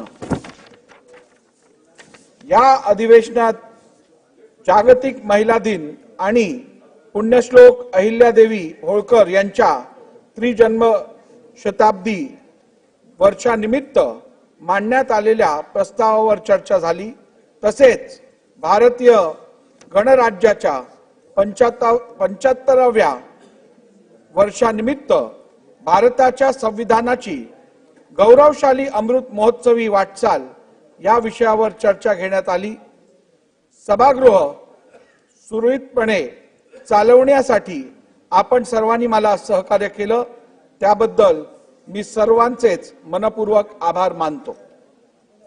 माननीय मुख्यमंत्री, दोन्ही माननीय उपमुख्यमंत्री, सर्व माननीय मंत्री, माननीय उपाध्यक्ष, सर्व तालिका सभाध्यक्ष, माननीय मुख्य प्रतोद, सर्व सन्मान्य गटनेते, सर्व सन्मान्य सदस्य, प्रसिद्धी माध्यमांचे प्रतिनिधी, विधिमंडळाचे सर्व अधिकारी व कर्मचारी, सर्व सुरक्षा अधिकारी व कर्मचारी, तसेच मंत्रालयीन अधिकारी व कर्मचारी या सर्वांचे मी मनपूर्वक आभार मानतो.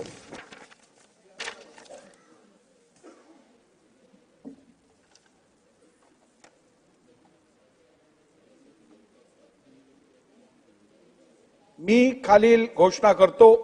राज्यपालांना अशी शिफारस करण्याचे ठरले आहे की महाराष्ट्र विधानसभेचे पुढील अधिवेशन सोमवार दिनांक 30 जून 2025 रोजी विधान भवन मुंबई विधानसभेचे अधिवेशन संस्थगित करण्याबाबत घोषणा. सभागृहासमोरील कामकाज आता संपले आहे. राज्यपालांकडून पुढील प्रमाणे संदेश आला आहे.